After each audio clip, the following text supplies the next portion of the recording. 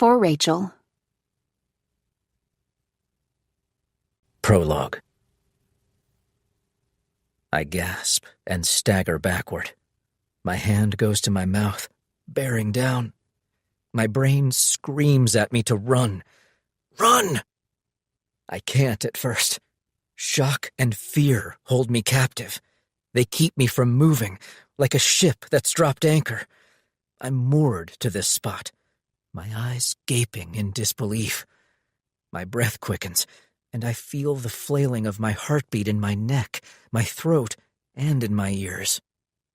Run! My brain screams at me. Go! Fucking run! There is movement on the ground before me.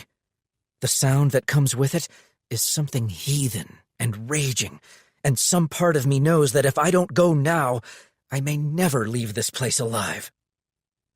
I turn away. It's instantaneous. 1 minute I'm unmoving, and the next I'm moving so fast that the world comes at me in vague shapes and colors, streaks of brown and blue and green. I barely feel the movement of my legs and my feet as I run. I don't feel the impact of my shoes colliding with the earth, moving quickly across it. I don't look back, though I want more than anything to steal a look, to know that I'm alone, that I'm not being followed. But I don't look. It's too risky. Looking back would cost precious seconds that I don't know that I have. If I do, those seconds could be my last. Sounds come, but I'm so disoriented that I don't know where they come from. Is it only my pulse, the rush of blood in my ears? Or is someone there? I feel something tangible against my hair, and then my spine. My back arches. I jerk away, pitching forward, landing hard on my hands and knees. The world stops moving. I have only two thoughts in that moment. Staying alive, and that this isn't the way it was supposed to happen. Christian. Lily is sitting on the leather chair in the family room when I come in. Her back is to me. I see her from behind, just her long brown hair spilling down the back of the chair. She stares toward the TV on the opposite wall, but the TV is off. It's just a black box, and in it, I see a murky reflection of Lily on the screen, though I can't tell if her eyes are open or shut. "Hey," I say, coming in through the garage door, closing it quietly, and stepping out of my shoes. I set my phone and keys on the counter, and then ask, "How was your day?" It's getting dark in the house. Out the window, the sun is about to set. Lily hasn't bothered with the lights, and so the inside of the house is colorless and gray. We face east. Any pretty sunset is the other way. You can't see it from here, if there even is one to see. Lily says nothing back. She must have fallen asleep, sitting upright in the chair. It wouldn't be the first time. She's been extremely tired lately. The pregnancy is getting the best of her, not to mention that she's on her feet teaching all day. These two things in combination exhaust her. It used to be that Lily would be in the kitchen, cooking dinner when I got home. But these last few weeks, she comes home from work, ready to drop. I don't mind that she's not cooking. I've never been the kind of person to need a home-cooked meal after work, but that's the way Lily was raised. Her mother did it for her father, and so she thinks she should do it for me. She's been apologetic that she hasn't had it in her to cook dinner. But she's been queasy, too, and the last thing she needs to be doing is cooking for me. I called from the car and ordered takeout already. It will be here any minute. I step quietly into the family room. I come around to the other side of Lily to face her. Lily isn't asleep like I thought. Her eyes are open, but her expression is blank. Her skin looks gray, washed out like the room, and I blame the poor lighting. Lily's head turns. She looks up at me as if in slow motion. "Hey," I say again, gently, smiling. "You okay?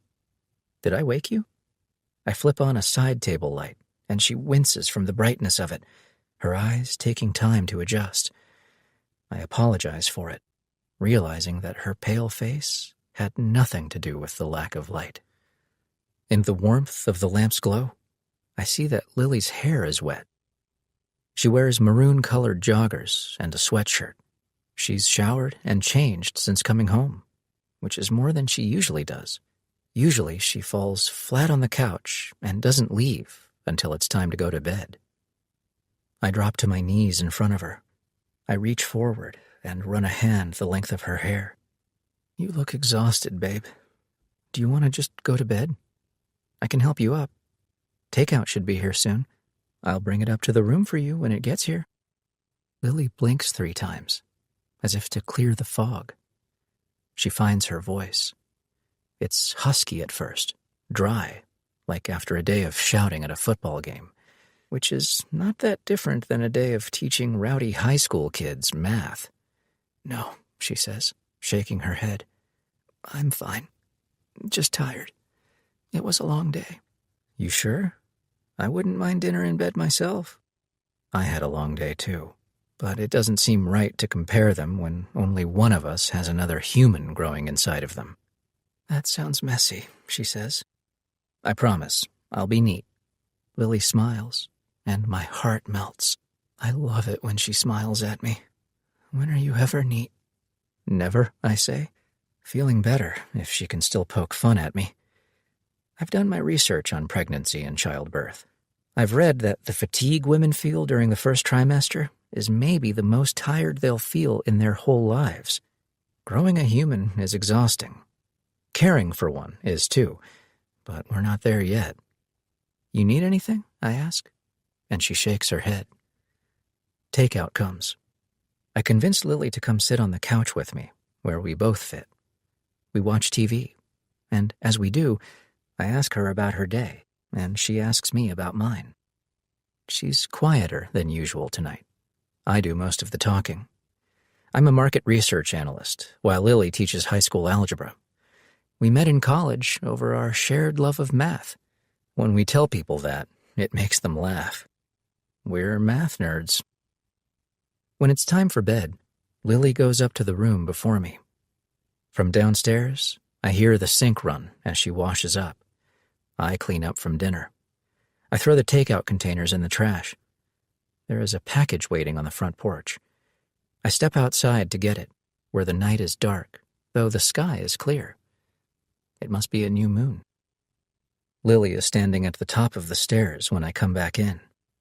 She's there in the upstairs hall, standing in the dark, backlit by the bedroom light. Gone are the maroon sweats she wore earlier. She has on my flannel shirt now. Her legs are bare, one foot balanced on the other. Her hair is pulled back, her face still wet from washing it. Don't forget to lock the door, she says down over the railing, patting her face dry with a towel. I wouldn't have forgotten to lock the door. I never do. It's not like Lily to remind me. I turn away from her, making sure the storm door is shut and locked, and then I push the front door closed and lock the deadbolt too. Our house sits on a large lot. It's old on the outside, but has a completely revamped, modern interior.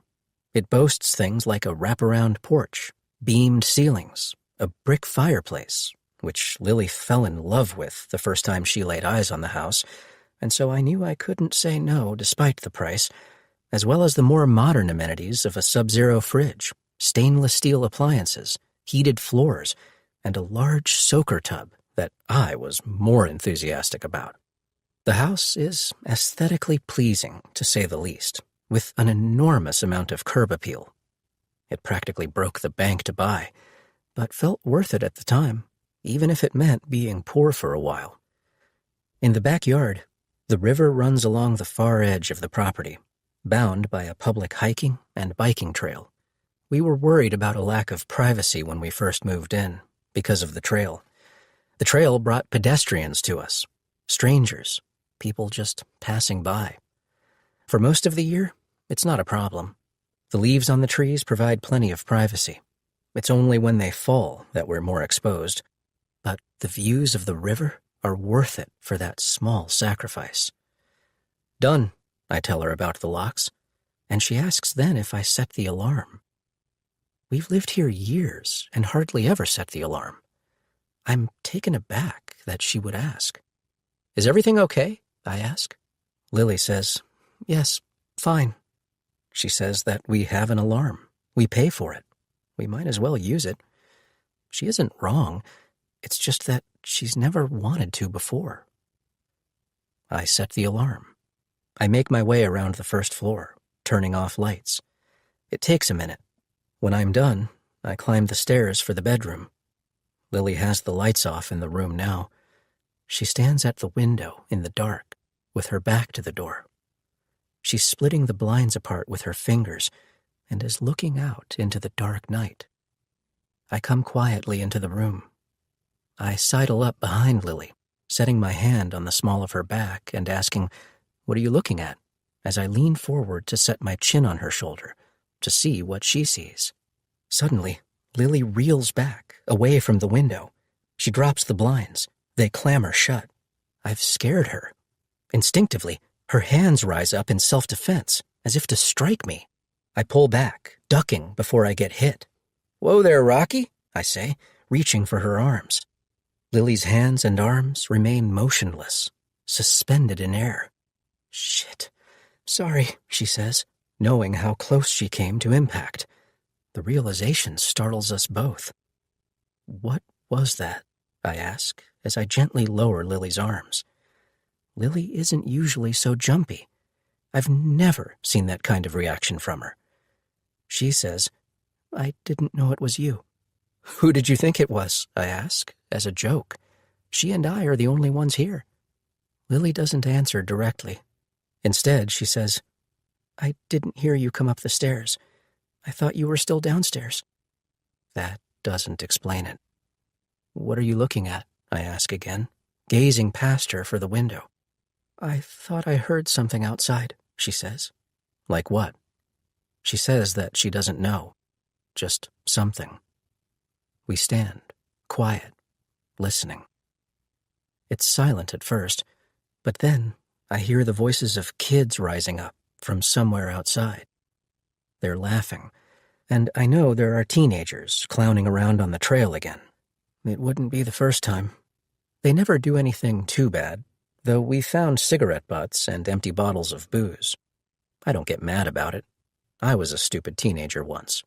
I did worse. I go to the bed. I pull the blankets back. "It's just dumb kids, Lily. There's nothing to be afraid of. Come to bed," I say. But even as she turns away from the window and slips under the sheets with me, I sense Lily's hesitation. She's not so sure. Nina. I must have fallen asleep with the TV on.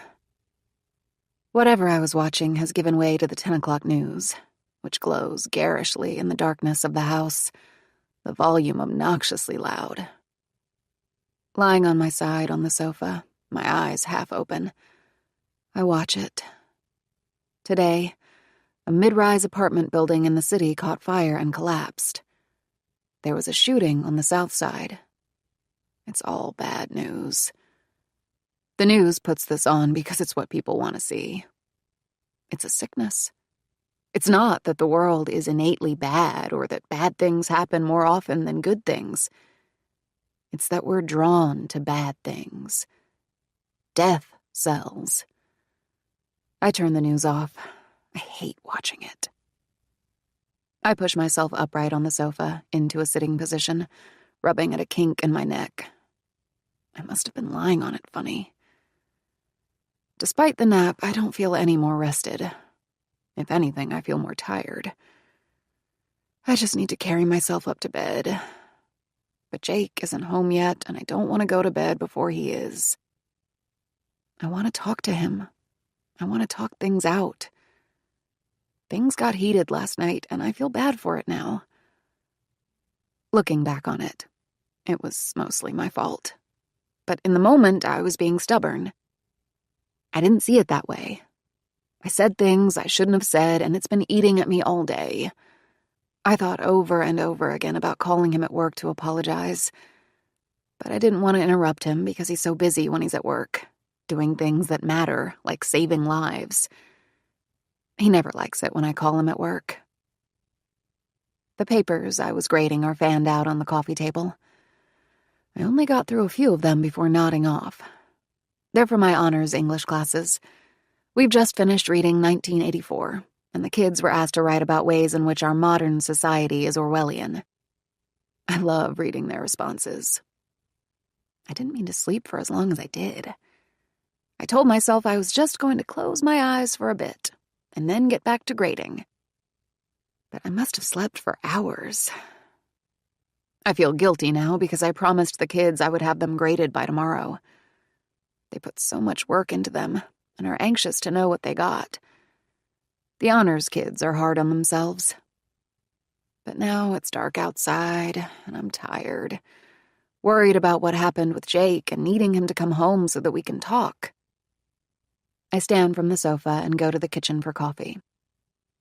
It's been a long time since I've pulled an all-nighter, but a good night's sleep is not in the cards for me. I fill the Keurig's water reservoir, replace it on the unit and let it warm, checking my phone to see if I missed a call or a text from Jake. It's 10:35 at night. I don't know why he isn't home. Jake saw patients in his office today. These days tend to be his shorter days because there's a predictability about them. Patients come in for consults or pre-op appointments. They have set appointment times, which may run over a few minutes if a patient is late or Jake gets behind, but never by more than a few minutes. The rest of the time, Jake spends these days catching up on paperwork. If anything, he said non-surgery days are boring. Jake prefers being in surgery because that's when he's at his best. Despite that, the days he performs surgeries are astonishingly long. He wakes up at 4:30 in the morning when the alarm goes off on his watch. The workday starts just after dawn with rounds, pre-checks, and discussing patients on his list with the rest of the surgical team. They end sometimes as late as 9 or 10 o'clock. Surgery days are the most unpredictable, too.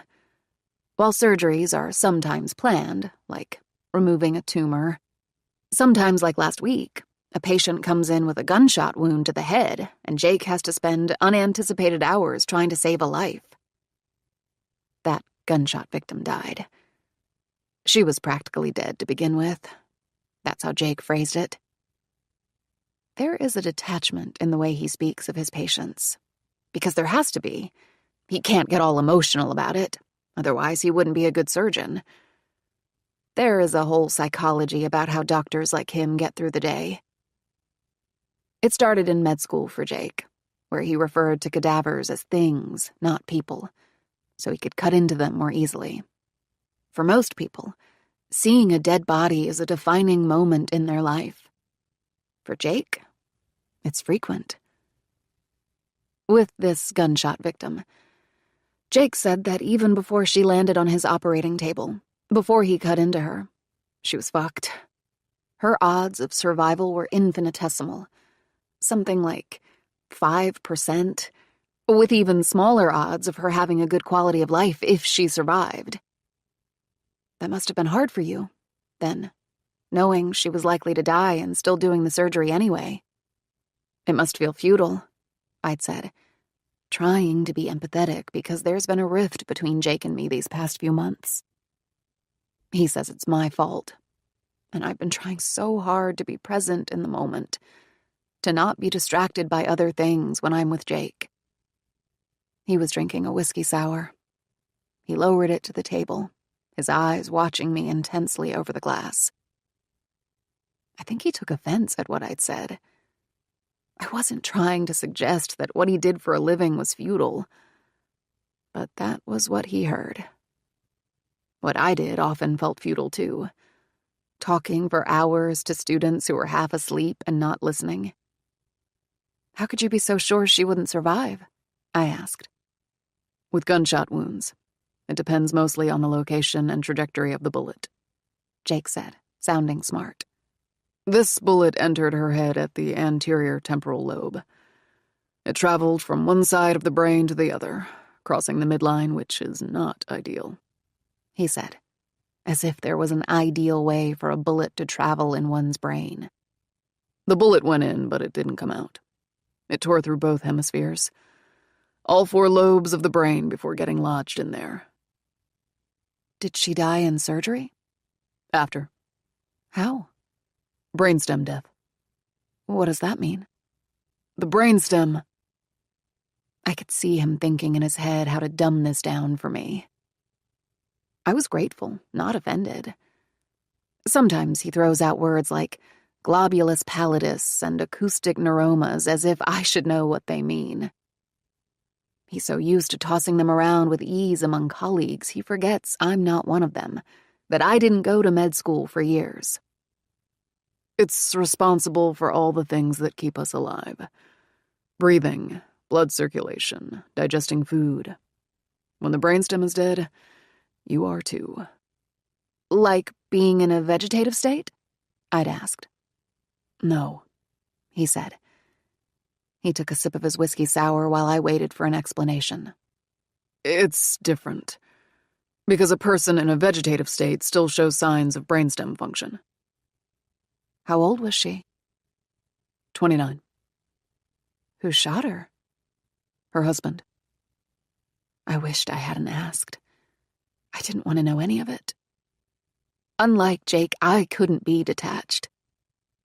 I thought about it for the next 24 hours at least, wondering what happened between them to precipitate her husband shooting her in the head. On surgery days, there is never any telling when Jake will be home.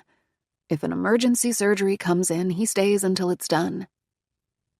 But today isn't a surgery day. He should have been home hours ago. I try calling him now, but Jake's phone is off or dead because it routes straight to voicemail. It's not like Jake to let his phone die. I leave a voicemail for when he has a chance to charge it, keeping it light, asking him to call me when he can. I don't say that I'm worried or that I'm wondering where he is, because maybe I've mixed up my days, and today was a surgery day after all. I've been distracted lately. My mother's health is failing. She's going blind, and then if that wasn't bad enough, the doctors recently found a mass in her left breast. We need to do a biopsy and see if it's malignant or benign. I'm a pessimist, and so in my head I've already decided. It's malignant. If that's the case, we will have to decide what to do. Keep the breast or get rid of it. My mother can't make a decision to save her life, which leaves all the decision-making to me. She's not that old to be going through all this, but both things, macular degeneration and breast cancer, are in her genes, which means they're in my genes too. The doctor's appointments are endless. The general practitioner, mammographer, ophthalmologist, and soon a surgical oncologist. I've had to take days off work for them. The appointments fill the hours when I'm not teaching, and when I'm not with my mother, I'm thinking about and worrying about her, obsessing over decisions like lumpectomy or mastectomy, knowing if I make the wrong choice when the time comes, my mother will die for it. Because of it, Jake and I have grown distant from each other. It was the impetus for last night's fight. How I care about everyone and everything but him. It's not true, but I can see why he would think it. Except that last night I'd turned it around on him. I devalued his feelings and made him feel bad for the way he felt. After screaming at each other, Jake took his pillow and slept on the sofa. He left this morning after hardly speaking to me and without really saying goodbye. Now he's not home, and he's not answering his phone, and I'm worried I know why. Christian. In the middle of the night, Lily is crying. "What is it, baby? What's wrong?" I ask, curling myself around her. Her crying is a quiet whimper that she tries to suppress, but I'm a light sleeper. It doesn't take much to wake me. I hear her cry, but more than that, I feel the vibration of her body against mine. Lily is turned away from me in bed. Her back is pressed into me. She doesn't tell me what's wrong. Bad dream? I ask, feeling the back of her head nod against my chest. Here, I say, let me get you some water, pushing against the weight of the quilt, which levels us in bed. No, Lily says, reaching for my hand. Please, just stay here, Christian. Just stay with me. I lower my head to the pillow. I sink back into bed and wrap my arm around her. If I didn't know any better, I'd think Lily was scared. In the morning, Lily is awake before me. She always is. She's showered and dressed, and she's downstairs, standing at the kitchen island in the dark, eating a piece of toast, while I just rolled out of bed. Will you tell me about it? I ask, coming to stand at the island opposite her, about the dream. Lily stares back, her brown eyes reluctant. I didn't have a dream, she confesses. I cock my head. What were you thinking about then? Why were you so upset last night? I ask. There's a long pause before Lily tells me. I went for a walk yesterday after work at Langley Woods, she says. Langley Woods is a large forest preserve. Lily and I have been there before. We've gone together to run or to take our dog for walks, when we had one. It's not far from our house. There is a waterfall, though it's small, more like a dam than anything, and over 10 miles of hiking trails. The doctor said walking would be good for me. Safe, she reminds me, as if defending something she hasn't yet said, asserting that what happened isn't her fault. Lily is a distance runner, but she's laid off running since she found out she was pregnant. There were 3 miscarriages before this, each pregnancy ending before the end of the first trimester. Lily blames herself for them, as if something she did or didn't do is what led to the miscarriage. That's good, I say. A little exercise, a little fresh air. That's good. My voice is calm, encouraging, supportive, but inside, my heart is beating a little faster than it was a minute ago, because I'm wondering if Lily is going to say that something happened to the baby, that she lost the baby yesterday. My palms are clammy now. They start to sweat. The last time it happened, she was 9 weeks along, like now. We'd already been to the doctor. We'd had an ultrasound and heard the baby's heartbeat. The doctor had told us that the risk of miscarriage went down after detecting a fetal heartbeat for the first time to something like a few %, 4 or 5, I can't remember. Still, the doctor was wrong. She filled us with false hope. We didn't think anything bad could happen at that point. Shame on us. Lily had a history with recurrent miscarriages by then. She wasn't like other women the doctor saw. That small 4 or 5% included Lily, because she lost that baby even after hearing a heartbeat. Lily was at work when it happened, sitting in on an IEP meeting when she felt the rush of blood between her legs. She sat there until the end of the meeting, until everyone else had cleared the room. When she stood up, she looked down and saw the blood on the chair. It came as no surprise, but was no less devastating. Now, Lily's hand shakes as she reaches for her water bottle. She unscrews the cap, brings it to her mouth, and takes a long swig. She lowers the water bottle slowly back to the countertop and replaces the cap. It's dragged out. She's searching for the words to tell me the baby is dead, that she lost it yesterday when she was at Langley Woods. She came home. She showered, washing the blood away. The baby's gone. That's why she was so upset last night. There will be a D&C to clean out what's left of it. It's old hat. We've done this before. This is nothing new for us. Lily's voice shakes when she speaks. Jake Hayes was there, she says. It's not what I expect to hear. It takes a second to regroup, to replace thoughts of miscarriage with Jake's face. "Oh yeah?" I ask, flooding with relief that this has nothing to do with the baby. I let out a breath. I feel my body sag. My shoulders droop forward. I didn't realize how much tension I was holding in until I release it. They say that emotional pain is far worse than any physical pain you can experience, which makes the relief from it all the more profound. The baby is fine. I'm still going to be a dad. Everything is okay. "Did you talk to him?" I ask, my tone turning optimistic. "How's he doing? We haven't seen him in what, 6 months?" Nina Hayes teaches at the high school with Lily. She and her husband, Jake, are mutual friends. Lily sees Nina almost every day, but it's been a while since either of us has seen Jake. He's a surgeon. He's too busy saving lives to hang out with us. What I realize is that Lily's whole body is now shaking. What started as a shakiness in her hands and her voice has spread. "You look like you're freezing," I say, coming around to her side of the island, reaching forward to run my hands along Lily's arms for friction. Up and down, up and down. It's not cold in the house, but I run warm. Even in December, I've been known to crack a window. But it's September still. It's too early to turn on the heat, not when the temperatures still reach 80 some days, even if they do drop to the upper 40s and 50s at night. "Are you feeling okay?" I ask, touching her forehead with the back of my hand.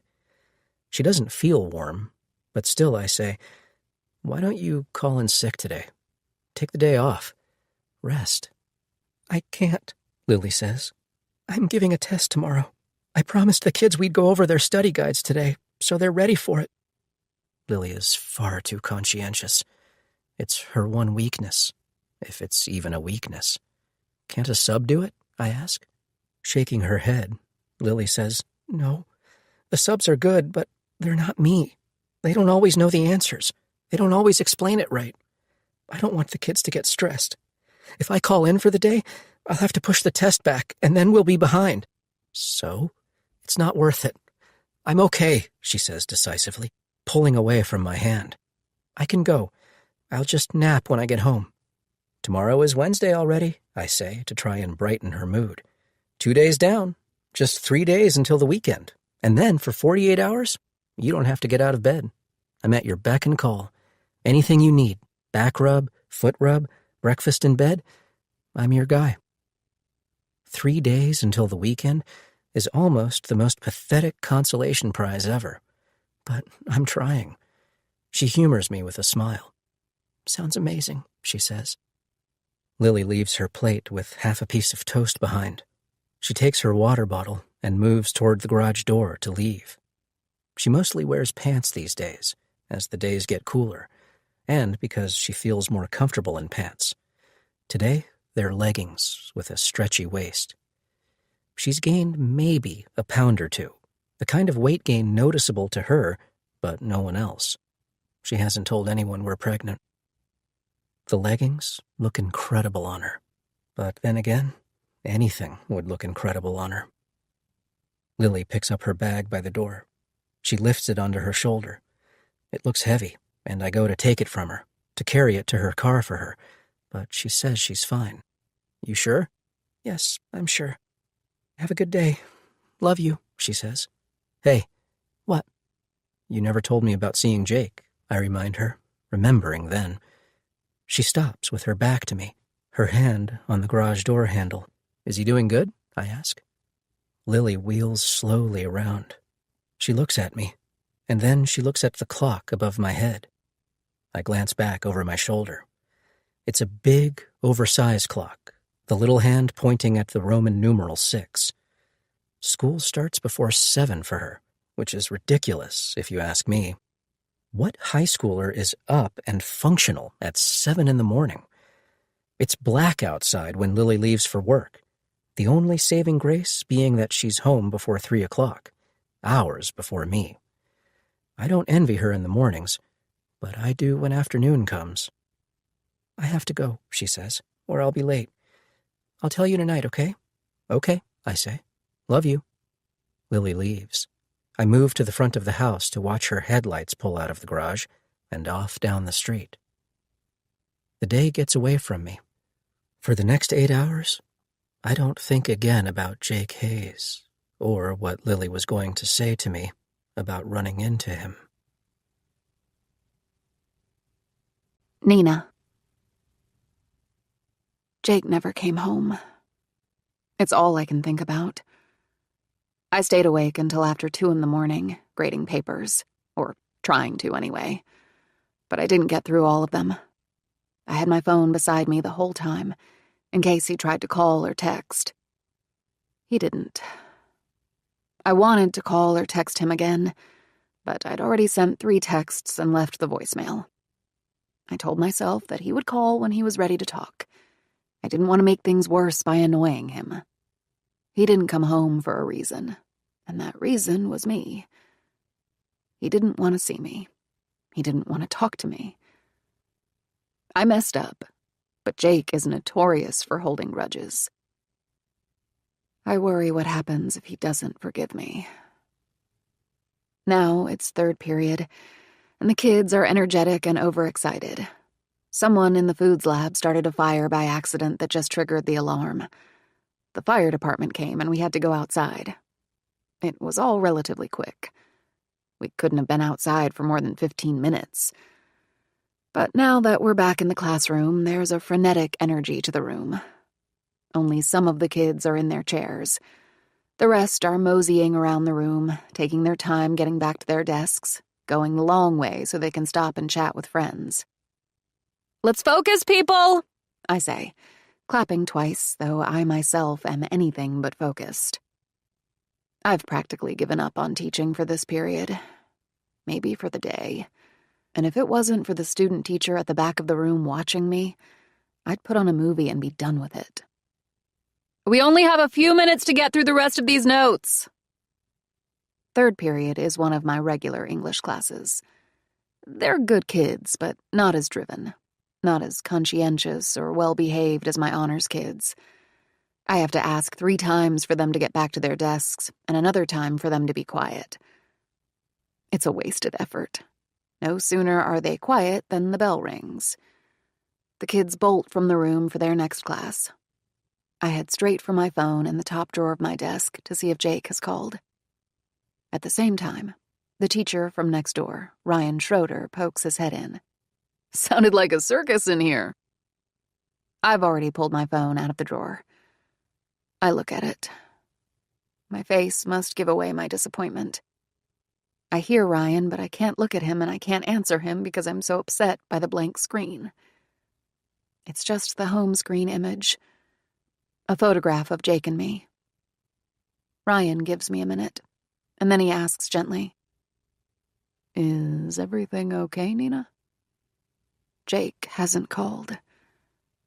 My heart sinks, and I fire off one more text, telling myself this is the last one I'll send until he calls me back.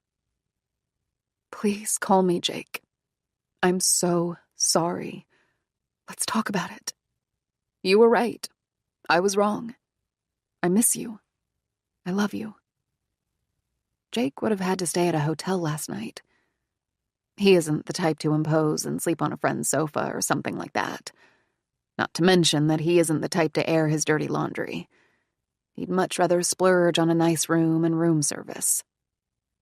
I think about him enjoying room service while I stayed up grading papers and worrying about him all night long. I'm practically dead on my feet now, just trying to get through this day, but already worrying about what happens if he doesn't come home again tonight. For how long will he freeze me out and refuse to acknowledge my calls and texts? I wonder, though, what he would have done for clean clothes. Would he have gone home this morning after I left for work to change? Would he have gone to the store and picked up something new? Or would he have just worn scrubs from the hospital? It's not only clothes, either. Jake would have needed toothpaste, deodorant. If I get home and they're not there, I'll know he's been by the house when I wasn't home. I said things the other night that I didn't mean. The worst one being, "If you hate it here so much, then why don't you just leave?" As they say, be careful what you wish for. "You'd like that, wouldn't you?" Jake had asked. We were in the bedroom, standing on either side of the bed, squared off. I should have said no, that I wouldn't like that at all, that I'd hate it, actually. But instead, I'd stayed silent, glaring. He took my silence as a yes. It wasn't the first time we ever fought, but it was the first time it escalated to that level. Fighting about the time I spend with my mother has become something common between Jake and me. It used to be that he didn't want me to spend any time with her. He wanted me all to himself. And I'd be lying if I said some part of me didn't find pleasure in this. But when her health began to fail, I couldn't exactly neglect her. Nor did I want to. She's my mother. "Nina?" I come to. I snap out of it. That mental image of my husband's angry face disappears and is replaced with Ryan's empathic face. He stepped into the classroom now, and he studies me with his dark eyes, his head cocked and curious. He asks again, "Is everything okay?" My student teacher still sits at the back of the room, scribbling away in a notebook, pretending not to listen. Despite being 21 or 22, legally an adult, he's a boy in a man's body, with close-cut blonde hair, dreamy green eyes, newly emergent facial hair, and a forgivable amount of acne. The kids like him, though he could just as easily be one of them. "I'm sorry, Ryan," I say, shaking my head. "I got distracted. What were you saying?" "The fire drill," he says. "I said it sounded like a circus in here." "I'm so sorry." I apologize again. The kids were so wound up. I didn't have it in me to fight them. Not when the period was so close to being done. "Hey," he says. "You don't have to be sorry. I was just checking that they didn't have you tied up somewhere." Ryan laughs. I force a smile, but I still feel embarrassed that he could hear the mayhem all the way next door, even though my door was closed. My student teacher must think I'm an idiot. I should have made more of an effort to quiet the kids, if not for me, then to set a better example of classroom discipline. I glance down at my phone again, in case I somehow missed a notification. It's not lost on Ryan. "Are you sure everything is okay?" "Yes, fine. I just need to run and see Lily, if you don't mind." "Of course not. Not at all." Ryan steps aside so that I can leave, brushing past him on the way through the door. I don't have a class fourth period. I tell my student teacher I'll be right back, and then I head to Lily's room, which is in the math hall. It's still passing periods, and the hallways during passing periods are mobbed with kids. They're elbow to elbow and practically impenetrable, even for a teacher. High schoolers are also adult-sized. Aside from the way I'm dressed, it's sometimes hard to tell us apart. Even at 5'7", I look just like any other student. They don't make room for me to pass in the hall. Once I get to Lily's room, I peek in the open door. Unlike me, Lily has a fourth period class. There is about a minute left of passing periods, and maybe only a third of the desks are filled. The kids are still out in the hall, chatting with friends. They like to cut it close. Lily stands at her desk. She's talking to Colin Minor, a student we share. Lily is teensy, and so he dwarfs her. She's also incredibly beautiful, wearing these plaid leggings that only someone like her could pull off. She wears a mock-neck sweater that's loose without being sack-like. She has the figure for it. The sweater hangs down to her upper thigh, her long brunette hair lying in waves down her back. She wears almost no makeup. Lily doesn't need makeup. I've overheard girls say things about how pretty Lily, Mrs. Scott, is, and how nice. She's a favorite among teenagers, which is a major triumph. since teenagers are notoriously hard to impress, especially as the math teacher. It's no secret that almost no one likes math. Almost no one likes English either. Teenagers like nothing but their phones and their friends, I've learned. But English, at least, tends to come easier than algebra for most students. Lily smiles when she sees me hovering just inside the door, waiting for her to finish up with Colin.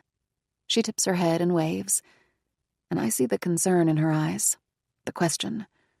She's wondering what I'm doing here. Our classrooms are in different halls, though they're on the same floor. Still, it's not that easy to get from one room to the other. Not in the 4 minutes the kids are allotted for passing periods. It's not that often that I stop by Lily's room during the day. "Nina, hi," she says, coming to me as Colin Minor returns to his seat. "Hey," up close. Lily doesn't look as perfect as she did from a distance. She looks beat, as if I'm one to talk. There are bags under her eyes, and she wears only one earring, the same small silver hoop with a drop pearl that she wears every day. "Can I talk to you for a quick sec? In private?" I ask. "Yeah, of course. Just give me a minute," she says. The bell rings, and the last few kids run into their seats, practically diving into them. Lily gets the kids started, and then she and I step into the hall, where she pulls the door to but not closed, so that it doesn't lock on her, and so that she can keep an eye on what's happening inside the classroom. "What's going on?" she asks. "You're missing an earring," I tell her. Her fingers go to her earlobes, touching them. "Oh," Lily says, her expression changing. She looks sad. Upset, I think, that she lost the earring. "Thanks," she says, frowning as she takes the other earring out, fastens the back, and folds it into her hand. "Is everything okay?" she asks, crossing her arms against the mock-neck sweater. "No," I say. "I don't think so. I don't mean for them to, but my eyes fill with tears. I'm not one to cry. But I'm so tired, and the lack of sleep, as well as what's happening with Jake, is a lethal combination." Lily is sympathetic, and crying is contagious. For a second, Lily looks like she could cry too. "Nina," she says. Lily unknots her arms and reaches for my hand, squeezing it. I squeeze back. "What is it?" she asks. "What's wrong?" I don't hold back because it's Lily. Lily and I have been friends for years, and not just work friends, but real friends. We tell each other practically everything. Lily isn't one to judge. It's not like she and Christian have the perfect marriage, because no one does. Everyone fights sometimes. Every marriage goes through hard times. Jake and I got into a stupid argument the other night. Stupid but nasty. I said some things I shouldn't have said. He did too. Really hurtful things. It's not like we haven't fought before. But this was different. Worse. "Why?" she asks, willing to talk despite having a classroom of teenagers waiting on her.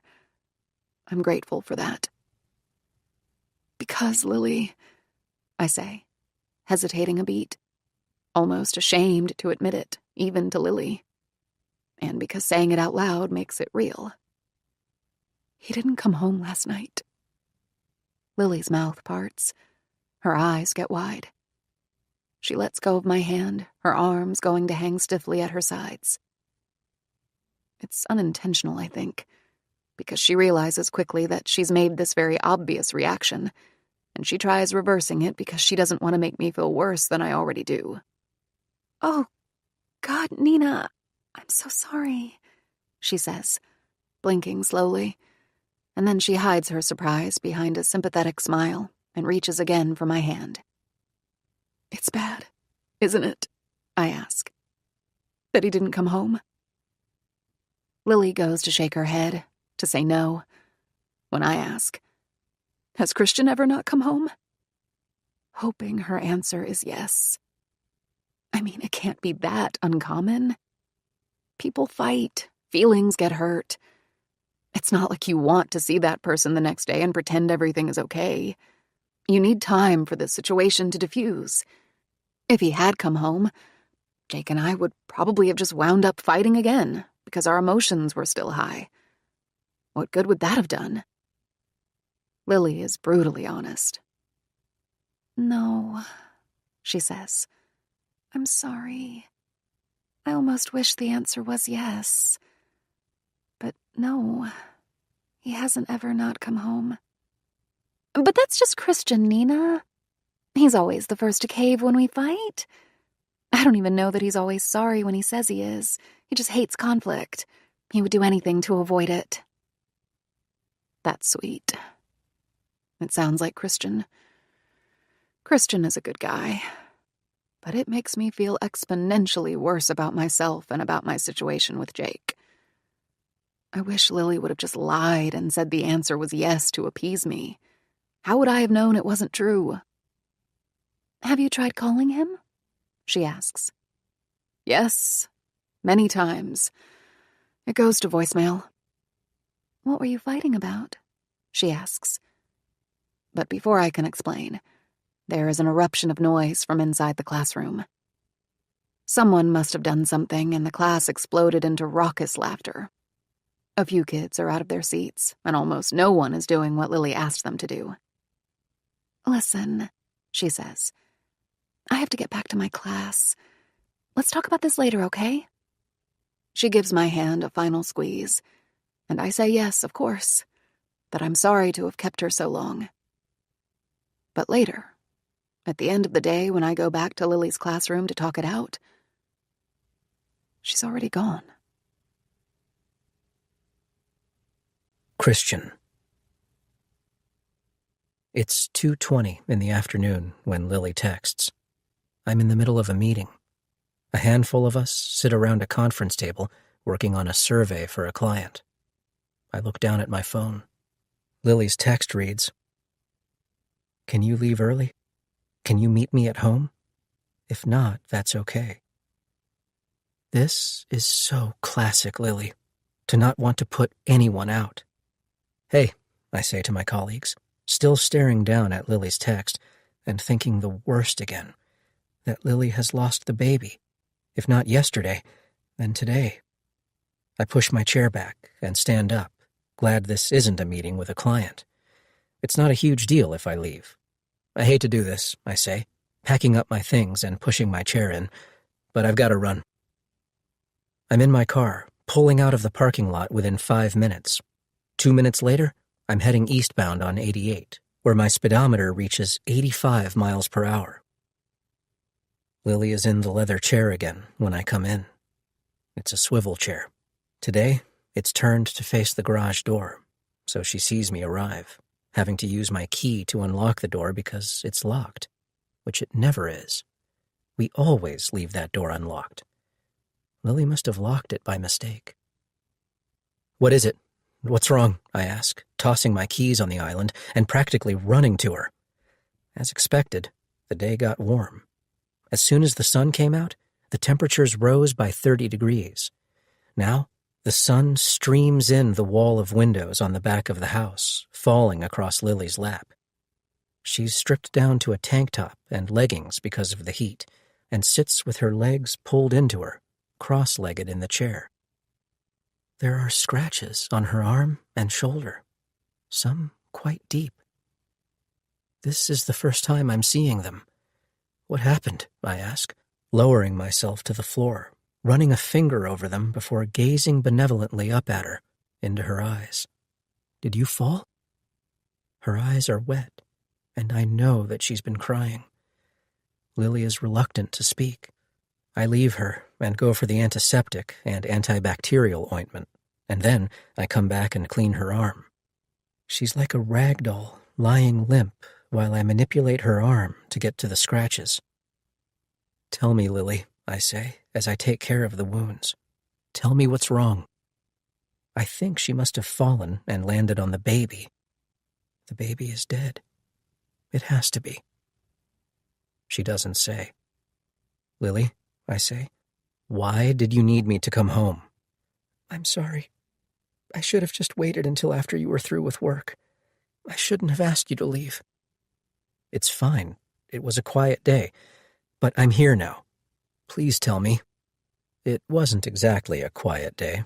Besides the meeting with colleagues this afternoon, I spent the morning liaising with clients, getting to know prospective clients, and updating existing ones on progress. I'm working on multiple projects right now, and need to make sure that at any given time, they all run smoothly. Mine is usually a 9-to-5 job, but there are things I didn't get done today, because I was in meetings all day, and because I left early, that I'll need to do tonight. It doesn't matter.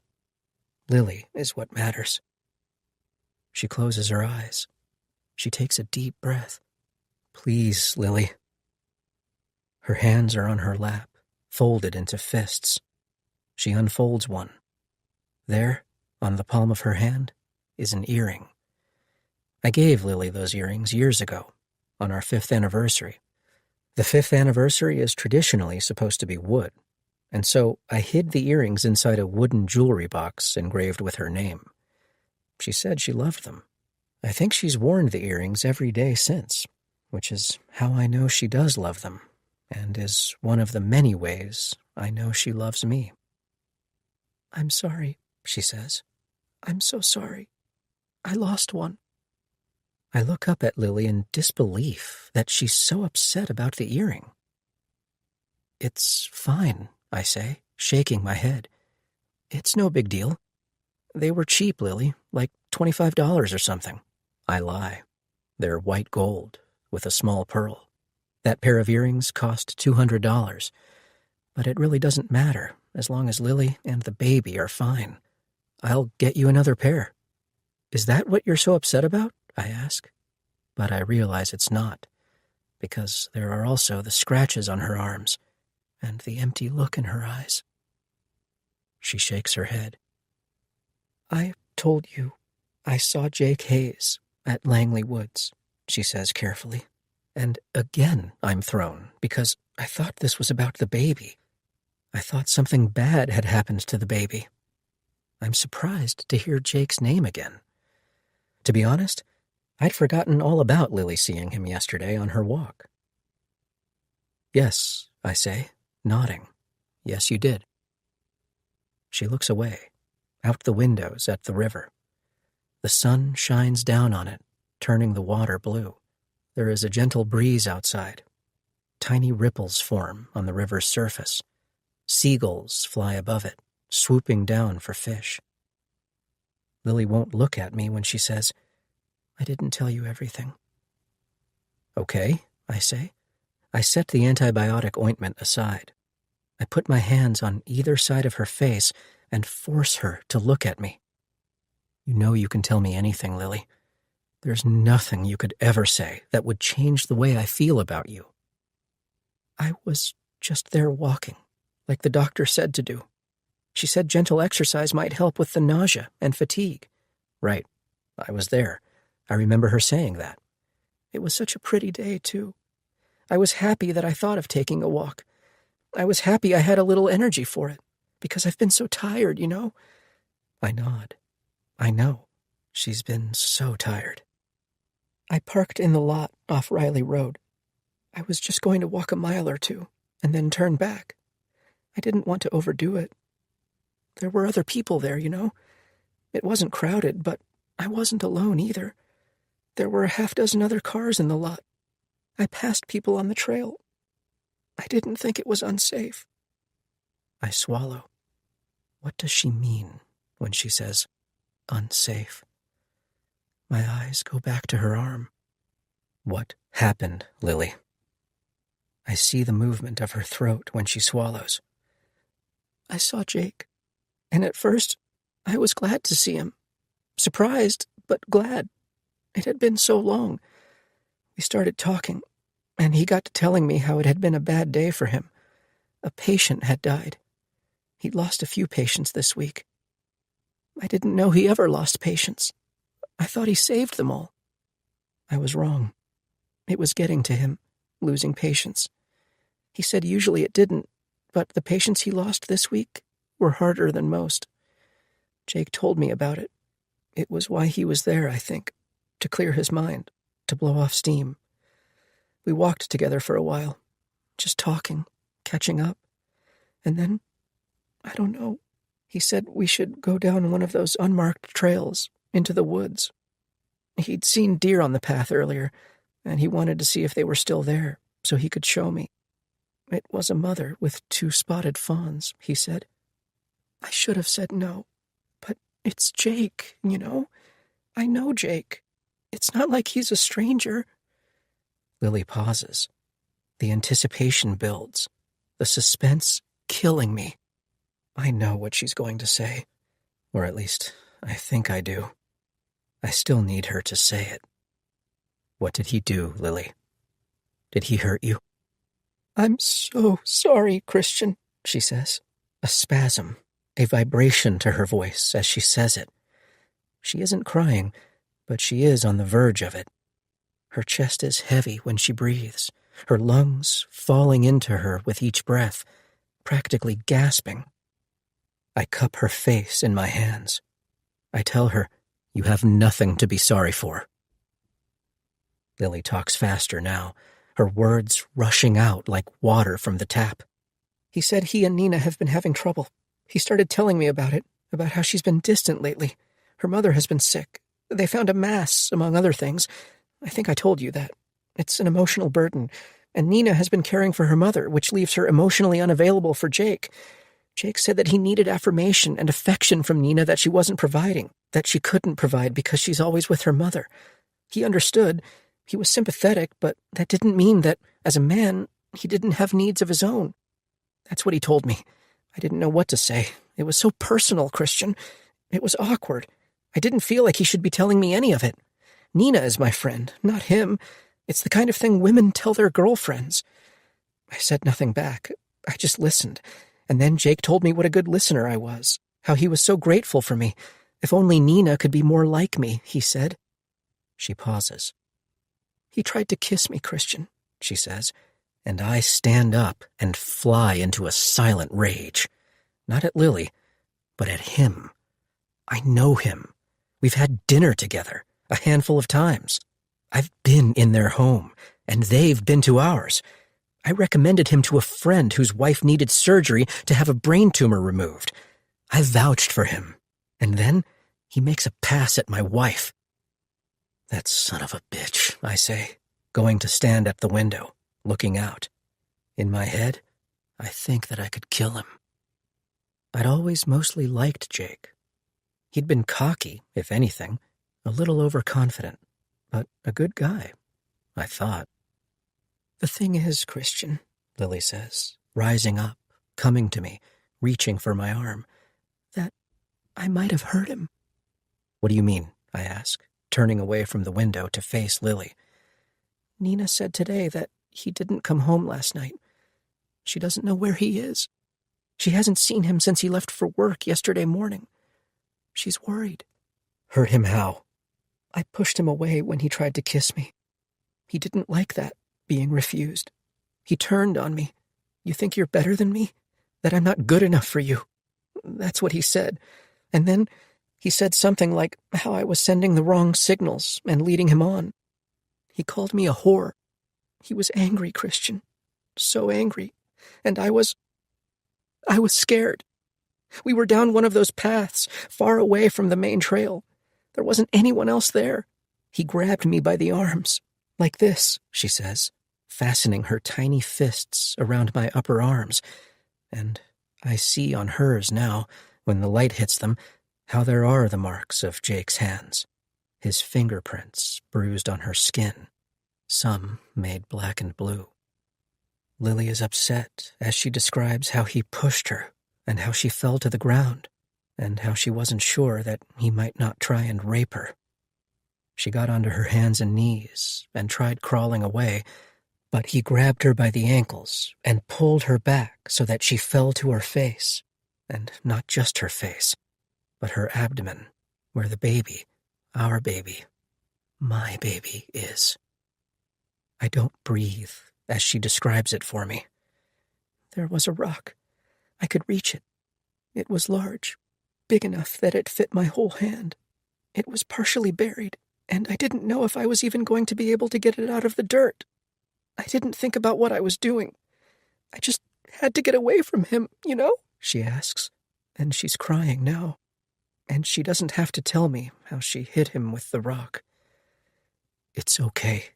It's fine, I say, running my hand the length of her hair, pulling her body into mine, comforting her. You did the right thing, babe. His eyes went wide, like this, she says, showing me with hers, like I'd surprised him. He staggered, and then fell away from me to the ground. There was blood coming from his head. How much blood? I ask. A decent amount. Was he conscious? Yes, I think so. His eyes were open. But he fell? She nods. Yes. How many times did you hit him? Just the once?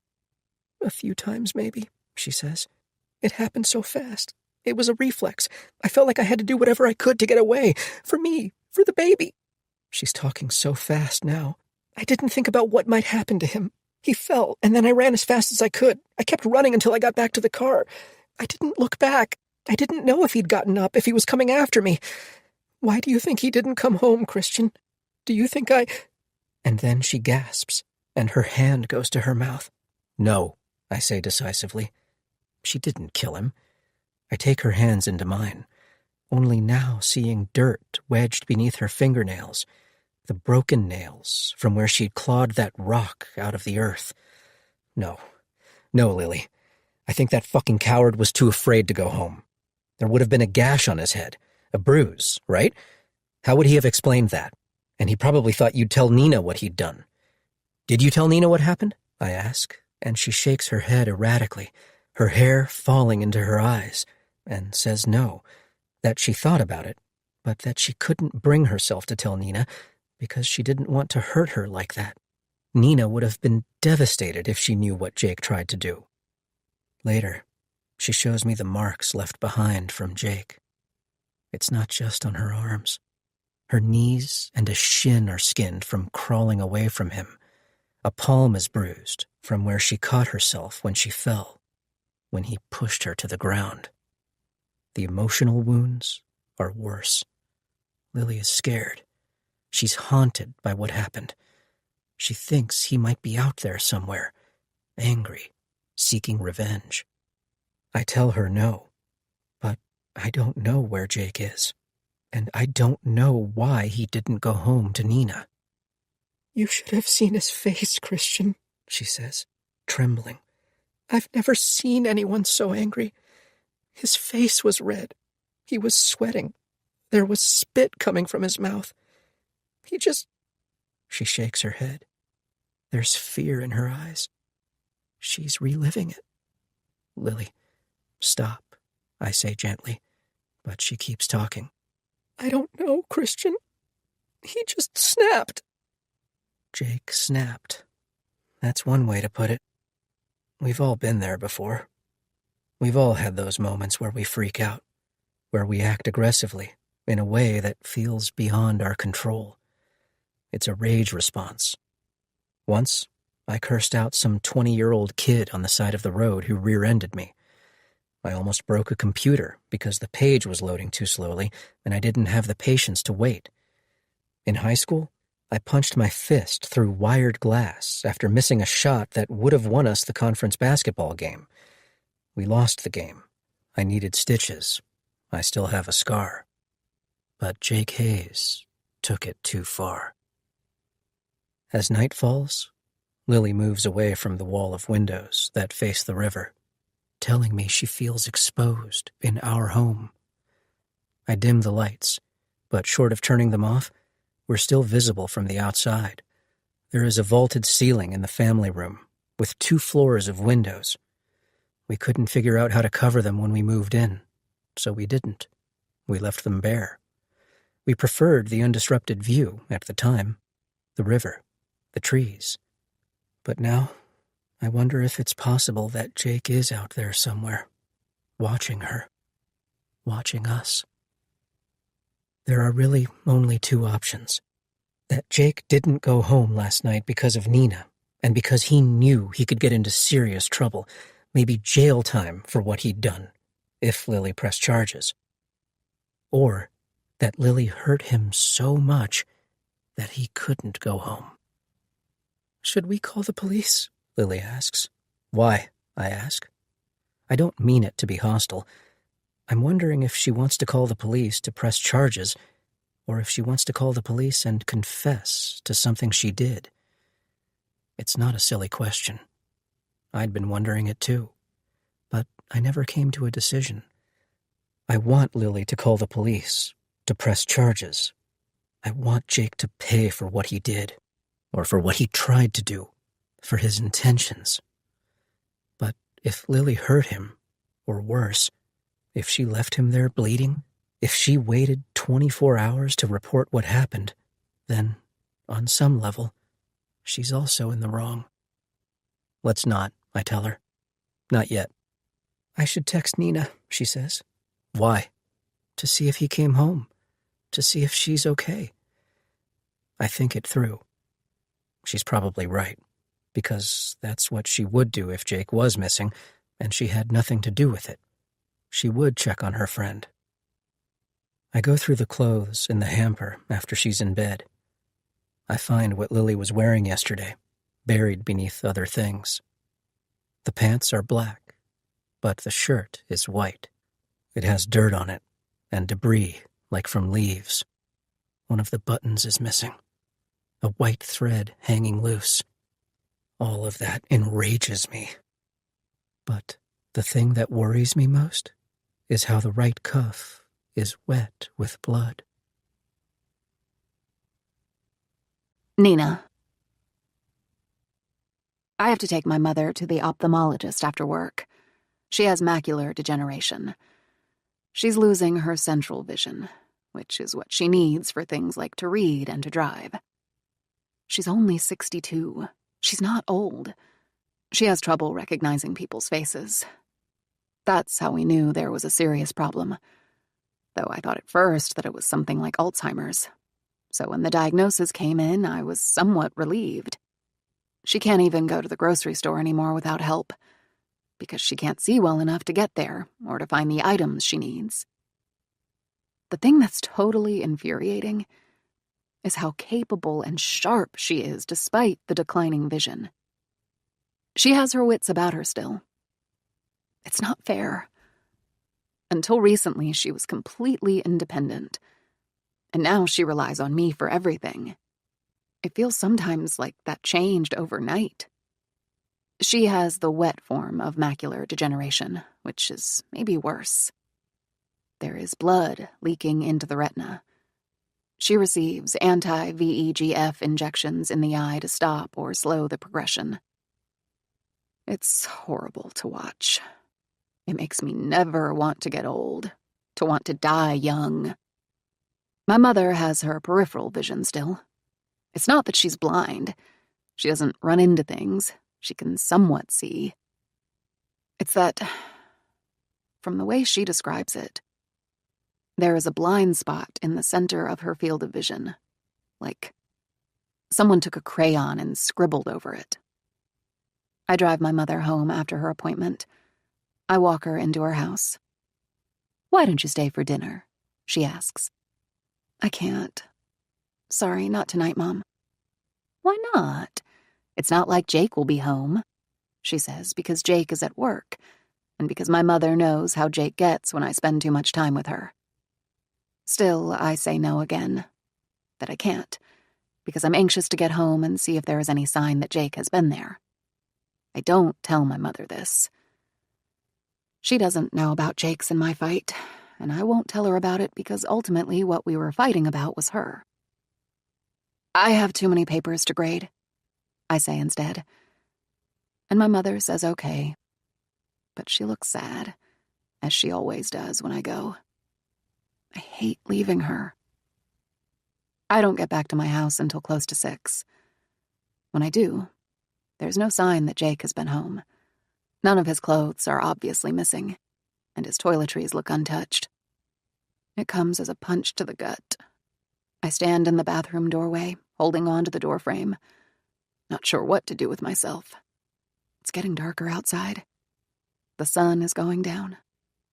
I can't stand the idea of another night in this house alone, and wonder how long Jake plans to be mad at me. I'm used to coming home and Jake not being here. This is nothing new. I'm used to being alone, knowing that eventually Jake always comes home. I've never minded being alone before, especially after work, because it's my me time, my time to decompress from the day. But now, standing in the empty house, knowing Jake might not come home all night, I feel more alone and lonely than ever. The house feels suddenly vacant. It's too large of a house for us because one day, Jake and I think we want kids, though I'm getting older and time is running out. We're not there yet because of Jake's work schedule. The last thing he wants, he said, is to be an absentee father like his had been. He wouldn't even entertain the idea of kids when he was doing his residency. But now that that's through, he's started to ponder it, or at least indulge me when I bring it up. We have 3 extra bedrooms in the house. I don't know that I need to fill them all with kids, but at least one would be nice. To experience being a mother once in my life. I turn on the TV to delude myself into thinking I'm not alone. The sound of voices brings comfort. I find my laptop. At some point during the day, I figured out that if I check the credit card statement online, I'll be able to see where Jake spent the night. I don't know what I'll do with this information. I don't think I would go to the hotel and make him talk to me. That might make things worse. Jake doesn't do anything Jake doesn't want to do. But it will be good to know where he is. I sit down at the kitchen table. I go to the bank's website and log in, scrolling through the most recent purchases. I'm expecting to see some upscale hotel, because Jake would die before sleeping at a Holiday Inn. But to my surprise, there are no recent hotel stays. I try telling myself there is only a delay in posting. But I don't think so, because I think what usually happens with hotels is that they post pending charges the minute you check in, and then later, refund that incidentals deposit if you don't spend it. Even more worrisome is that there are no charges in the last 36 hours at all, other than my own. There is a charge for a Starbucks near Jake's office from early Monday morning. But after that, it's as if Jake has gone off the grid, and I wonder if it's deliberate.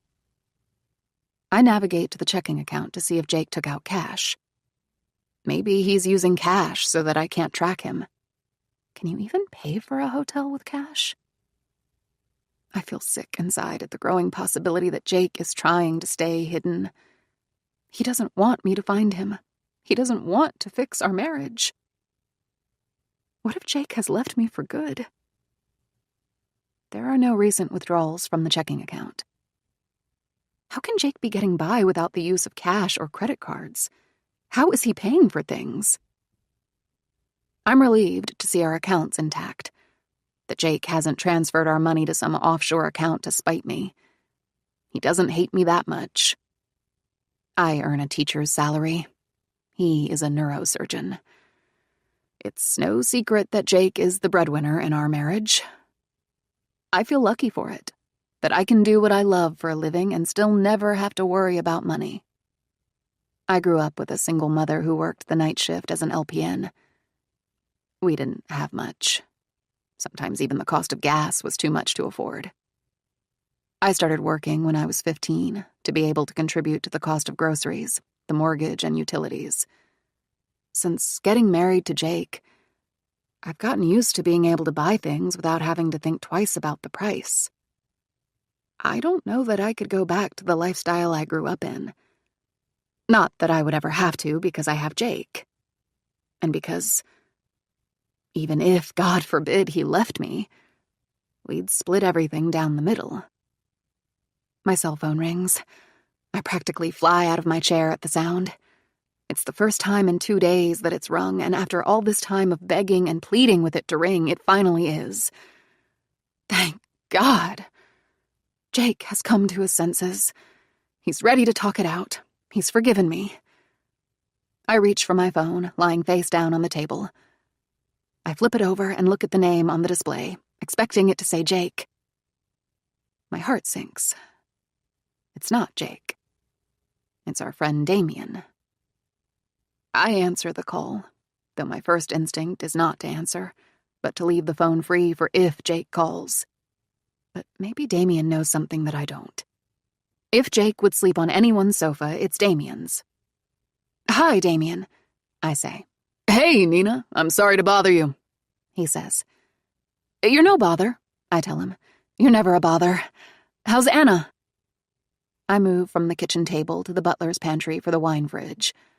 I pull out a chilled bottle of white and pour myself a generous glass, lifting it to my mouth without putting the bottle away. My nerves are frayed. I balance the phone on my shoulder, bringing both the open bottle and the glass back to the table with me. Damien's excitement is palpable. She's pregnant, he announces. And I'm so happy for Damien and Anna because they've been trying to get pregnant for years. It wasn't happening. It was one failed attempt after another. They went through fertility drugs and then artificial insemination. Damien and Anna were always very candid with Jake and me about the process and the struggle. Mainly, I think, because Jake is a doctor, and because we're their only friends without kids. It was easier to talk to us about it than with other friends. Jake and I are at that point in our lives where almost everyone we know has or is having kids, except us. The last I heard, Damien and Anna were trying in vitro, which is obscenely expensive. They don't have the income for it. The cost alone was almost enough to make them give up. They had agreed they would try one time, but that they didn't have the savings to go for it more than once. That's amazing, I say. I'm so happy for you both. I am happy for them. So happy. Though I have to force the enthusiasm into my voice because I'm not in a happy place myself. You want to hear the best news? What could be better than that? I ask. Twins. It's twins, Nina. I feel so happy for them. Anna is amazing. The kind of woman who radiates kindness and warmth. Anna will make the best mom, I tell him. She was born to be a mother. How far along is she? 13 weeks. It was mum's the word until after her first trimester, but now I'm stopping strangers on the street to tell them. I smile. I wouldn't put it past him. Listen, he says. Is everything okay with Jake? I have to catch my breath. Why? I ask. I've been trying to get a hold of him since Monday morning, but he hasn't returned my texts. It's not like him. Damien waits as if I should say something. But I'm at a loss for words. Anyway, he says in response to my silence. I'm just wondering if he's there, and if so, if you could put him on for me. It will only take a second. Jake isn't here, I say. Slightly stunned that Jake wouldn't answer Damien's texts either. No? He asks. No, he's not. He's at work, I say because I don't know what else to say. It's not a lie. It's 7 now. It's a surgery day. Jake is at work. It's crossed my mind to go to the hospital and make him talk to me, but I worried that would make things worse. When Jake is ready to talk, he'll come to me. Of course he is. Could you tell him I called? Could you ask him to call me back? Damien says that he wants to tell Jake the good news about his and Anna's babies. Damien and Jake are incredibly close. They went to college together. They were in the same fraternity. They've been friends for 2 decades. Damien was Jake's best man at our wedding, and Jake was the best man at theirs. He gave the most hilarious speech. He had people doubled over laughing. I still remember it. Though sometimes that feels like a lifetime ago. Like an entirely different Jake. One who was more happy and carefree. Still, I can't understand why Jake wouldn't answer Damien's calls or texts when it's me he's mad at. Yes, of course I will, I say, short of breath because of how fast my heart is beating.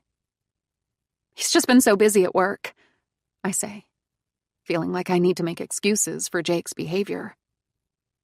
I reach for my glass and take another long sip, and then reach for the bottle and top off the glass. Damien and I say our goodbyes. I promise again to tell Jake to call him. Easier said than done. I can't tell Jake anything when he won't speak to me. Christian. In the middle of the night, I shake Lily awake. She asks, half conscious. What did you do with the rock?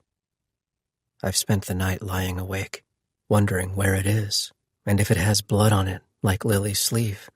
And if so, if it has Lily's fingerprints on it too. She rolls over onto her back. My question forces her eyes open. I see the whites of them in the darkness. She sleeps in my old shirts at night, ones she took out of a Goodwill bag and laid claim to. This one is flannel. It's soft beneath my hand.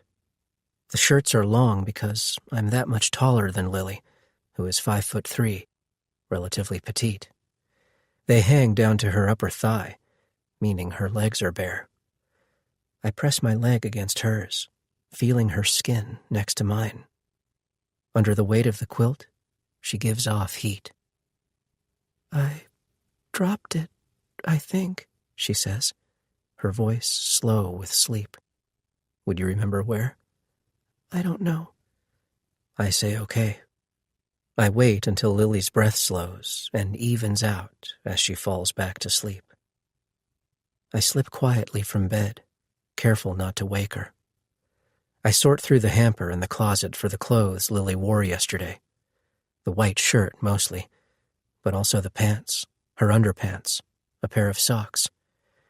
I carry the clothes downstairs and leave them in a plastic bag, knotted tightly by the garage door. I'll have to get rid of them. Early in the morning, I convince Lily to take the day off work. I've already called my own boss and told her I wouldn't be there. A sub can give Lily's math test. The kids can live without her for a day. I listen as she calls in sick, saying that she must have eaten something that didn't sit well.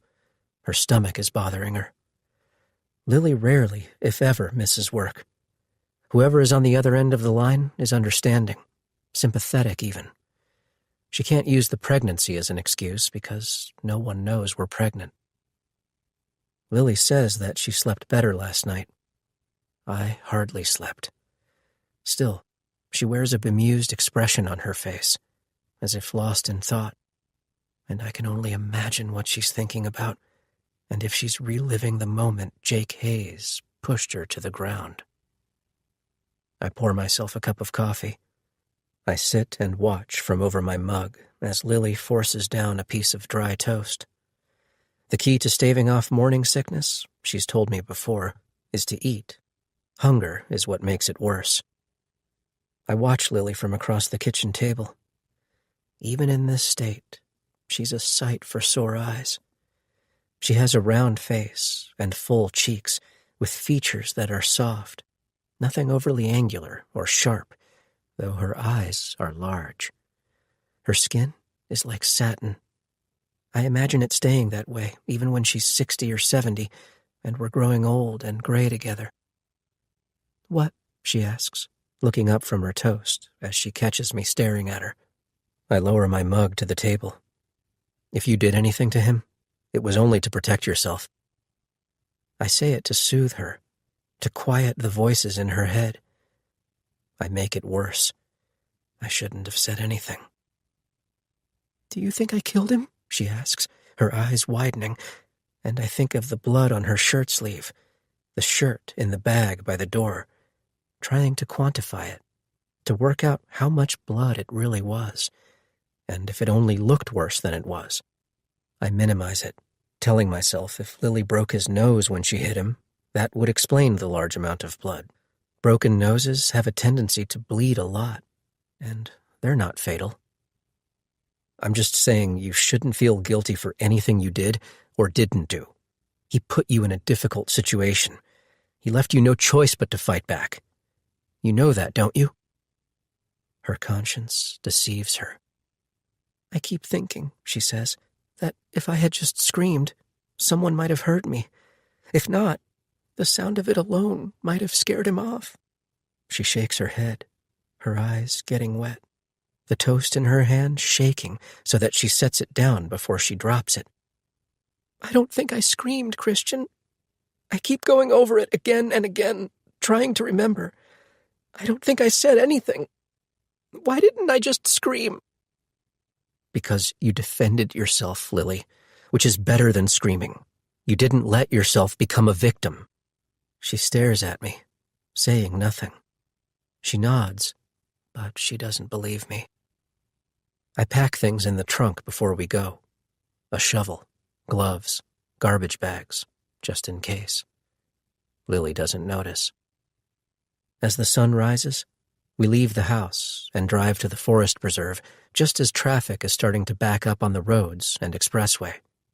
Why did you want to come here? Lily asks. I want you to show me where it happened. Why? She asks. I want to see it with my own eyes. What I don't tell Lily is that I need to find the bloody rock, the thing that puts her here. I also wouldn't mind finding her missing earring because I think it must have come out when she was trying to get away from Jake. I want to get rid of any evidence that she was here. What if he's here? She asks, scared. He won't be, I say. She doesn't buy it. We both know that I don't know. But if he is here, then he's not alive, or he's not in good condition, and then there is nothing he can do to hurt her. Either way, she's safe. I grab her by the hand and say, listen, that's a lie. I don't know if he will be here or not, but either way, we'll know, okay? Not knowing is the hardest part. Lily's eyes hold mine for a long time, trying to decide if I mean it this time. I park in the lot off Riley. We get out of the car, moving like prisoners on a death march. We don't say much. What we say is out of necessity. Things like, this way, and watch your step. We're not alone at the forest preserve. There are other people here, but it's 7 a.m., and the path is far from crowded. This early in the morning, the people here are runners and bikers. They're a different breed, almost aloof and detached as they slip on headphones and take off down the trail alone, lost in worlds of their own. Lily and I move down the path at our own pace. We hang back, letting everyone else go first. We're in no hurry. We don't want to be here. It's only of necessity that we are. We hold hands as we retrace Lily's steps from the other day. We kick up pebbles as we walk, moving to the right as a biker comes soaring by, passing us on the left. The man rises to stand on the bike pedals as he passes, his calves like steel. Lily is jumpy. She doesn't hear him approach. Only I do, because he gives no warning. Lily doesn't know he's there until he's directly beside her, and then she falls nervously back, her hand pulling from mine and going to her heart. It's okay, I say. It's just a bike. The biker doesn't notice Lily's reaction. He says nothing to us as he flies past, disappearing over a flat wooden bridge and around a bend in the trees. I take Lily by the hand, and we keep walking, watching the biker, until we can't see him anymore. Do you know where you were when you met up with Jake? I ask Lily, my voice low in volume, looking down at the soft sunlight on her face. The sun is low, still rising. It's beneath the treetops, so that the light it gives off is subdued and serene. The trees are pretty this time of year, their color just barely starting to turn. Everything about this is serene, except for the reason we're here. Lily looks around. She's quiet, contemplative, trying to decide. The problem is that everything looks the exact same. Lily knows this place well. If she can't pin down an exact spot, No one can. The last marathon she ran, she trained here.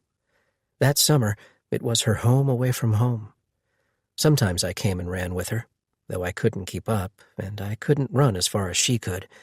Inevitably, we got separated, which is how I know it's almost impossible to get lost if you stay on the trail, which is a loop. Eventually, you come back to where you started. Lily knows this trail like the back of her hand. And yet, except for the obvious landmarks, where it crosses the street, the part of it that overlooks the creek, or where it runs parallel to train tracks, it's indistinguishable. You can't tell one tree from the next. Maybe up here somewhere. It looked something like that, Lily says. She points at an unmarked trail sitting just off the main trail, where the trees part ways and a small beaten path leads into the woods, disappearing. There are a vast number of unmarked trails that crisscross the forest preserve. I remember seeing them before. They're the kind of thing that don't get much, if any, foot traffic. They're not on the map, and they don't always connect to any of the main trails. I know with 100% certainty that if it wasn't for Jake, Lily would never have stepped foot on one. She's much more shrewd than that. She has good judgment. She would have stayed on the main trail, where there are people, and where she wouldn't get lost. But Jake is a friend, and she didn't have any reason to believe he couldn't be trusted. He led her to believe there was something worth seeing down the more remote path. He took advantage of this, of her trust in him. He led her away, somewhere he knew he wouldn't be seen. "Do you think this is the path you took?" I ask gently. "Maybe," she says. Lily takes a closer look, trying to decide. I know she's trying. She shakes her head, disappointed in herself. "It all looks the same, Christian," she says. I know. It all looks the same to me, too. "Would you remember if we walked a little ways in?" I ask. From here, the trail aggressively thins, so that only one person can pass through at a time.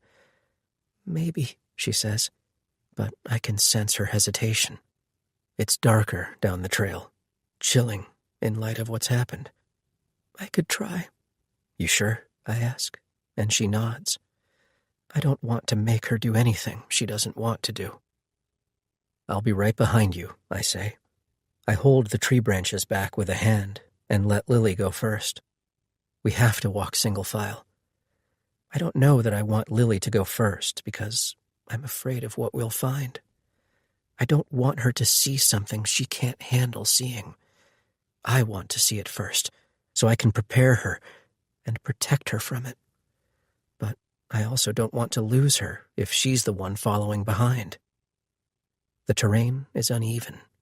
Lily has to use her hands to clear the brush as she walks. "I don't remember it being this wooded," she says. "Maybe this isn't the right path." "I don't know. Jake went first, and I followed. Maybe that's why I don't remember. He was blocking my view of it." Lily followed him blindly into the woods. Jake is a big guy, something like 6'1" and 210 pounds.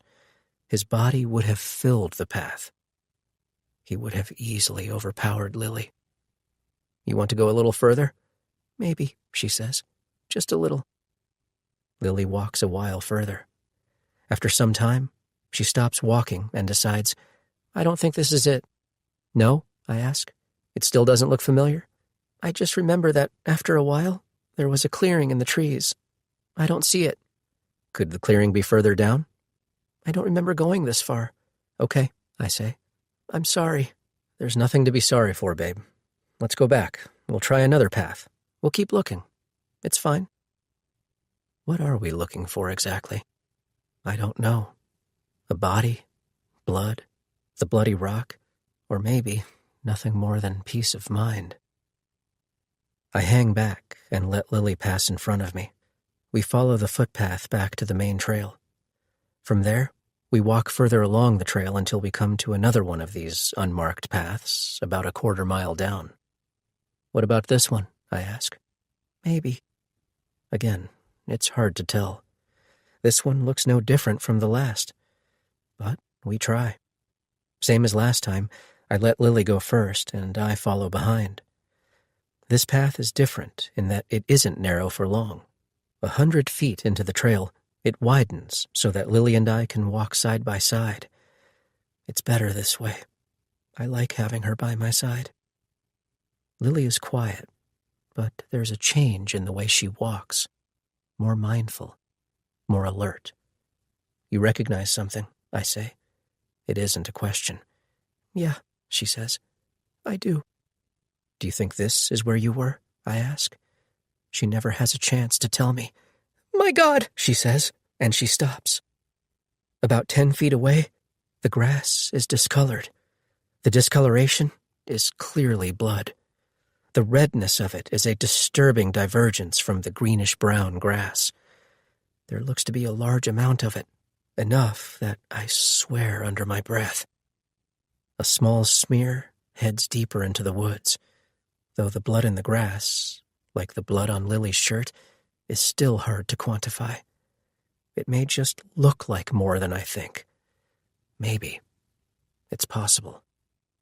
Lily and I see the blood at practically the same time.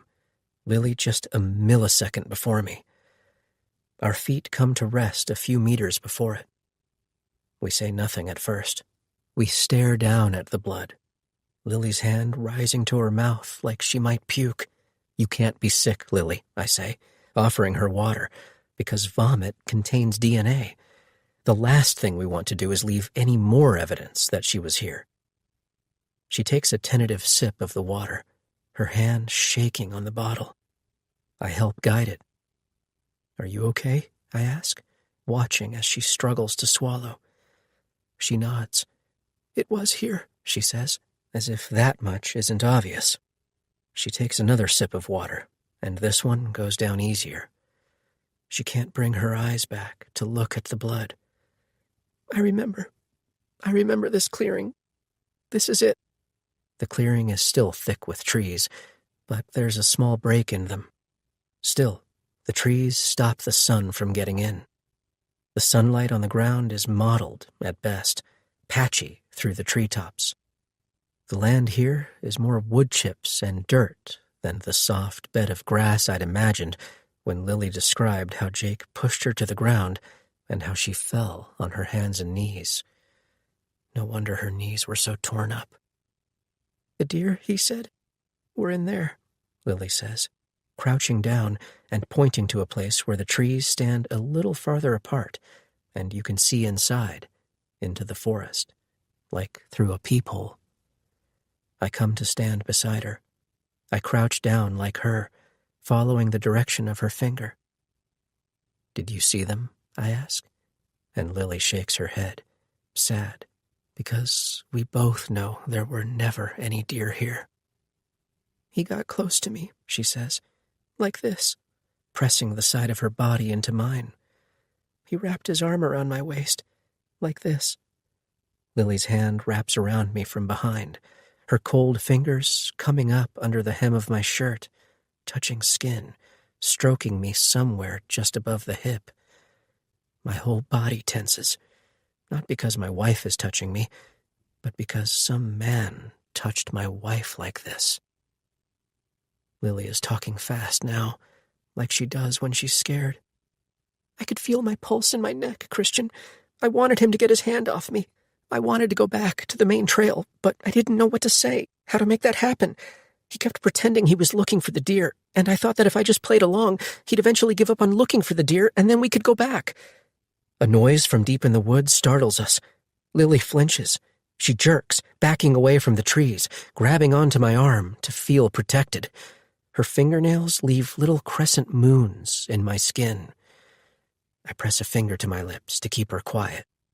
I wiggle my arm free, and then I step closer to the woods, gazing deeper inside, acutely aware that, though we found blood, we found no body. The trees are the kind with white trunks and bark that flakes off.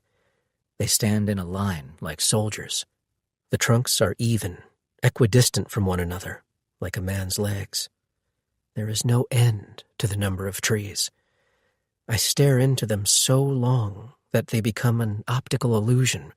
It becomes almost impossible to tell if the trees are moving, if they're coming closer, or if they're rooted to the earth. The noise, like the rustle of leaves, the crackle of footsteps, gets closer. Lily whimpers. The sound of it is a scared puppy. The leaves are still thick on the trees.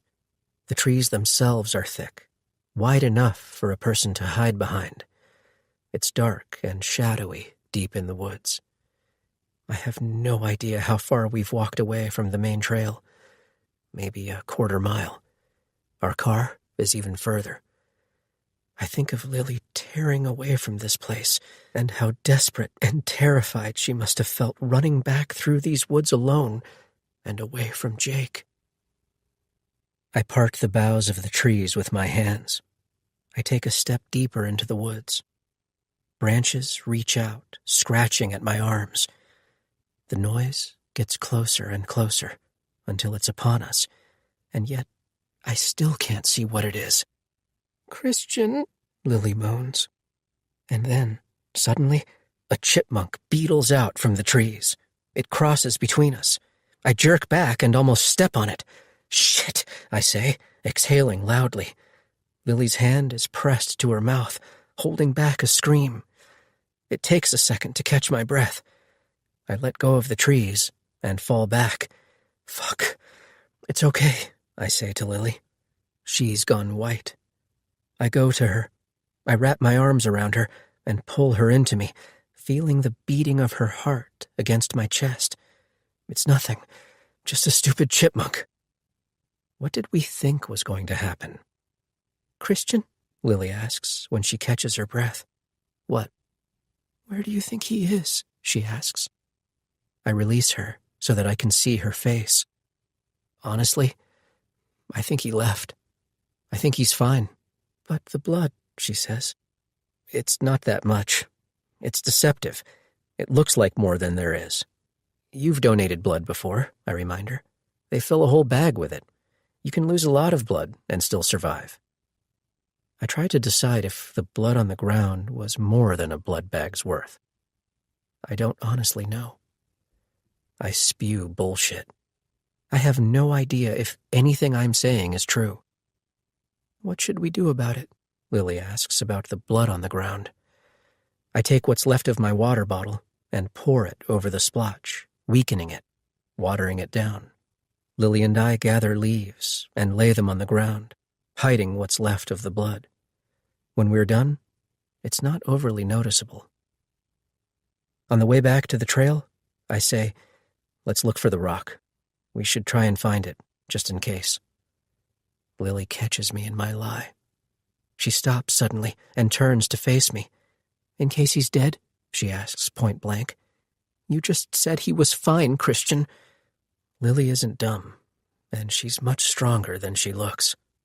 "In case I killed him?" The answer is yes. She might have killed him. Or he might have left. He might be fine, just like I said.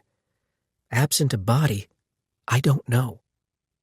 Let's be clear, I don't want to find a body here, but not knowing where he is so much worse. As it turns out, looking for a rock or an earring in a forest preserve is no different than a needle in a haystack. We never find either of them. "What do we do now?" Lily asks, as we walk empty-handed back to the car. "I was thinking that he would have had to drive here from his house, right? Did you see his car in the parking lot when we got here?" I ask, because if not, then we'll know he left. That despite Lily hitting him, he was well enough to drive. "I don't think so," Lily says, "but I wasn't looking for it." We backtrack to the parking lot to look for Jake's car. I take Lily by the hand as we walk. She's gone quiet, and I wonder if she's thinking of the blood in the grass, like I am, about how viscous it was, and about how there was more of it than I would have expected for a man who got up and walked away, despite what I said. Jake drives a BMW 7 Series. They start at close to $100,000. though some are more like $150,000. I know what kind of car he drives because the last time we met for dinner, months ago, the car was new, and he was totally stoked about it. It was all he could talk about, how quickly it accelerated and how well it handled. After we ate, Jake and I left the ladies at the restaurant, and he took me for a drive to show it off, to prove how fast it could go. Jake wanted me to envy his car, and by association, him. It hadn't bothered me at the time. Lily and I had laughed about it later, how he couldn't shut up about that damn car. Would you love me more if I was rich, like him? I remember asking Lily in jest. I didn't mean it. I knew Lily loved me regardless of how much money we had or didn't have in the bank. Lily and I have never been rich, but we do just fine. Our house was way out of our price range when we bought it, but we made the decision to buy it anyway because for the price and for the land it was on, with the size of the property and the river views, it felt absurd not to. We knew we'd grow into it. We both knew the next few years after buying the house would look different, and they have. But we felt okay with that because the house was an investment, and eventually our decision to buy it will prove fruitful. It just means that I drive a Honda for now, and unlike Jake, there are no BMWs in my immediate future. Only now, all these months later, in light of what's happened, does Jake rubbing his car in my face get under my skin. When we get back, there are maybe 10 cars in the parking lot, none of which is Jake's. I feel relieved, because it's better, of course, if his car isn't here. It means that Jake left on his own, that Jake is fine, that Lily didn't kill him. In which case, I might. He's not here, I say. He left. I look at Lily. I expect for her to look relieved, but she doesn't. She's quiet. Lily's holding something back. What is it? I ask. There is another lot, she says. Off Feeney. She knows this place better than me. Lily and I get back in my car. We say nothing as we take the frontage road to Feeney Avenue, where we look for the second parking lot just off Newcomb Road. The parking lot is round. Slowly, I make my way around it, not seeing Jake's car. He's not here either, Lily says, finally warming up to the idea that Jake Hayes is actually fine. His car isn't here. I gaze over at Lily in the passenger seat. No, I say, shaking my head, feeling a smile come on. It isn't. Thank God, she says, exhaling heavily, relaxing back into her seat. Where do you think he went if he didn't go home? I don't know. Maybe he's crashing on a friend's couch while his head and ego heal. What I said that first night is right. Jake couldn't have gone home with a gash on his head. How would he have explained that to Nina? He would have been worried, too, that Lily would have told Nina what he'd done, or tried to do. Lily's relief is palpable. The very real possibility that she might have killed him, no matter how justified it was, weighed heavily on her. Lily never would have been the same if she'd taken a man's life. She never would have forgiven herself. I leave the parking lot. I go to pull back out onto the street. It's as I'm about to accelerate onto Newcomb that I see it. Fuck, I exhale, seeing Jake's car before Lily does. It's parked on the street, which is for overflow parking. It's also for people who come to the forest preserve early, before it opens. When Langley Woods is closed, barricades stop people from pulling into the lot. But that doesn't deter them from using the trails. There's nothing that says you can't park in the street. What? Lily asks. It's there, I say. She leans forward, looking out the window, but she doesn't know what she's looking for. What's there? His car. I point at it. Jake's BMW isn't alone on the street. Far from it. There are at least 8 other cars there.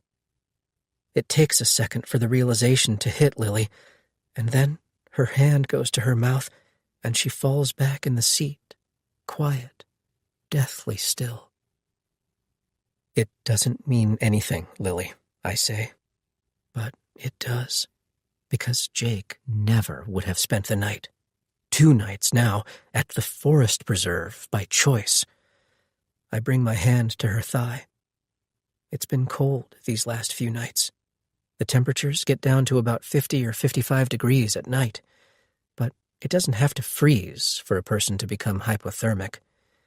If Jake was bleeding, if he'd lost a significant amount of blood, if he was wet, or if it was windy outside, it would have made him more susceptible to hypothermia. I pull out onto Newcomb and pass by Jake's car on the way back to the expressway. "What are you doing?" Lily asks. I tell her. "Going home." "Why?" "No." "What are we supposed to do here?" "We have to look for him," she says. "We can't just leave him here." Yes, I think. We can. It isn't that I don't want to help, but if Jake Hayes is here, then he's beyond helping. This place is huge, and he, or his body, could be anywhere. We already know he wasn't following the main trail. He'd gone off it, with Lily. There are plenty of places to hide, plenty of places to go to die. If he's here, we'll never find him.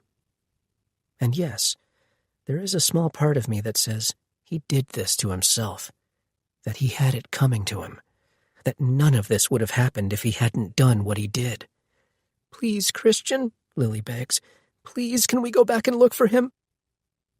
I do it for Lily, and maybe to assuage my own guilt. I make a U-turn, go back to the parking lot, and park. Together, Lily and I walk the 10 miles of trails. It takes hours. When we come to a bench, I make her sit down and catch her breath and rest. She shouldn't be exerting this much energy. And again, I worry about the baby. I worry that this will be the thing that makes her miscarry. If that happens, I will kill Jake Hayes myself, if he isn't already dead.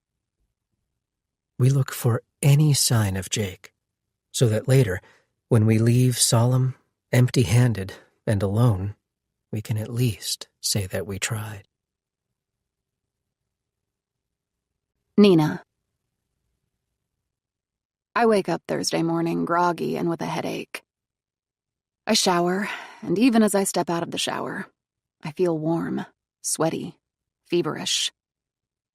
I'm not myself because I drank too much last night, and because despite a bottle of wine, despite being unconscious for 6 hours, it didn't translate to a good night's sleep.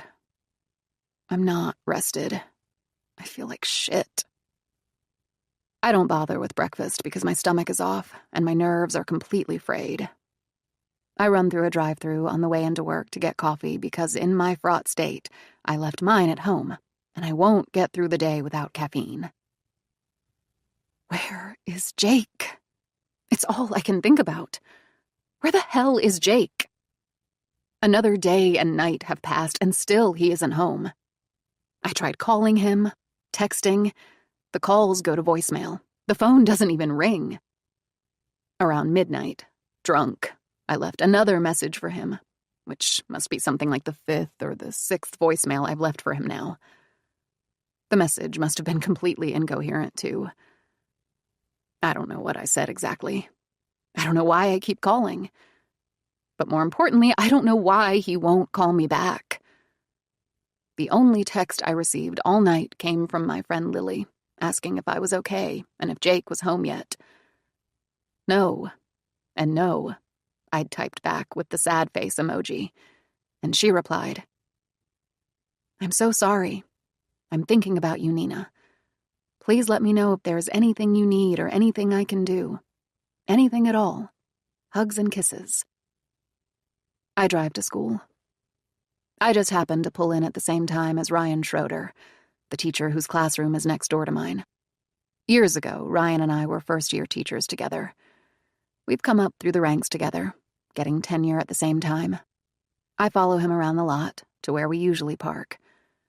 Ryan pulls in first, and I slide into the spot next to him. He steps out of his car, waiting on the curb for me to gather my things and get out. I wave, but he can't wave back because he's holding 2 coffees. "Good morning," he says as I slip out of the car. setting my coffee on top to reach into the back seat for my bag. I hoist my bag over my shoulder and slam the door. "Good morning," I reply. I grab my coffee from the top of the car, and together we turn and walk toward the building. The students have begun to arrive en masse. At this time of day, it's mostly the bus riders and the kids that get dropped off by their parents. The line of parents dropping off wraps around the building, spilling out onto the street, creating a bottleneck in traffic. I always feel badly for cars that get caught up in the traffic by mistake. It's mayhem, though after school is even worse. "Rough night?" I ask, because of his 2 coffees. Only one is mine. The other is for Pam," he says. Pam is the school secretary and a godsend. "Sucking up again, I see," I tease. But then I sober and say, "No, really, that's sweet of you, Ryan." "She does so much for me, it's the least I can do." "You look tired," he says, looking sideways at me. Ryan is tall and built like a basketball player. He coaches the boys' basketball team and is the kind of teacher that everyone likes and yet who commands respect. I am. I didn't sleep well, I say, longing for a caffeine drip. I don't know that this one cup of coffee is going to do the trick, and am envious of the 2 in Ryan's hands. And, I admit sheepishly, looking up at him, I may have drunk an entire bottle of wine before bed. My head kills. Ouch. A night? I've had better. Ryan gets serious. I've been meaning to ask. How has your mother been doing? I haven't heard you mention her in a while. The same. No worse, but no better either. We went to the ophthalmologist the other afternoon, and she has a biopsy coming up. On that mass the doctor found in her breast. She's so worried about it, I say, letting him think the bottle of wine was on account of my mother's health. I bet. That's understandable. You must be worried too. I am. Very. But once we know what we're dealing with, we can figure out how to treat it. She's lucky to have you, he says. But this is a lot for you to be dealing with on your own. You don't have siblings? Anyone to share the burden? No, it's just me. My dad left us when I was 6, and my mother raised me alone. Growing up, it was only the 2 of us. We're close as a result. Ryan and I approach the building. As we do, he stacks one coffee on top of the other to reach out and pull the door open for me. It's awkward, and I'm sure the coffee will spill. Let me, I start to say, reaching out for the door myself, but he says, Nope, I've got it. He beats me to it. Though, I don't know that I'd call taking care of my mother a burden, I say as he pulls open the door, and I make myself as small as possible to squeeze past. I'm happy to do this for her, but it is hard. It's time-consuming and emotionally draining. I just worry about her so much all the time. Thank you, I say, about him holding the door open for me, as a call comes through on my phone. The sound of my phone ringing sets me off again. My heart starts beating faster, and I think again that it could be Jake, that Jake has finally come to his senses and is ready to talk, to forgive me.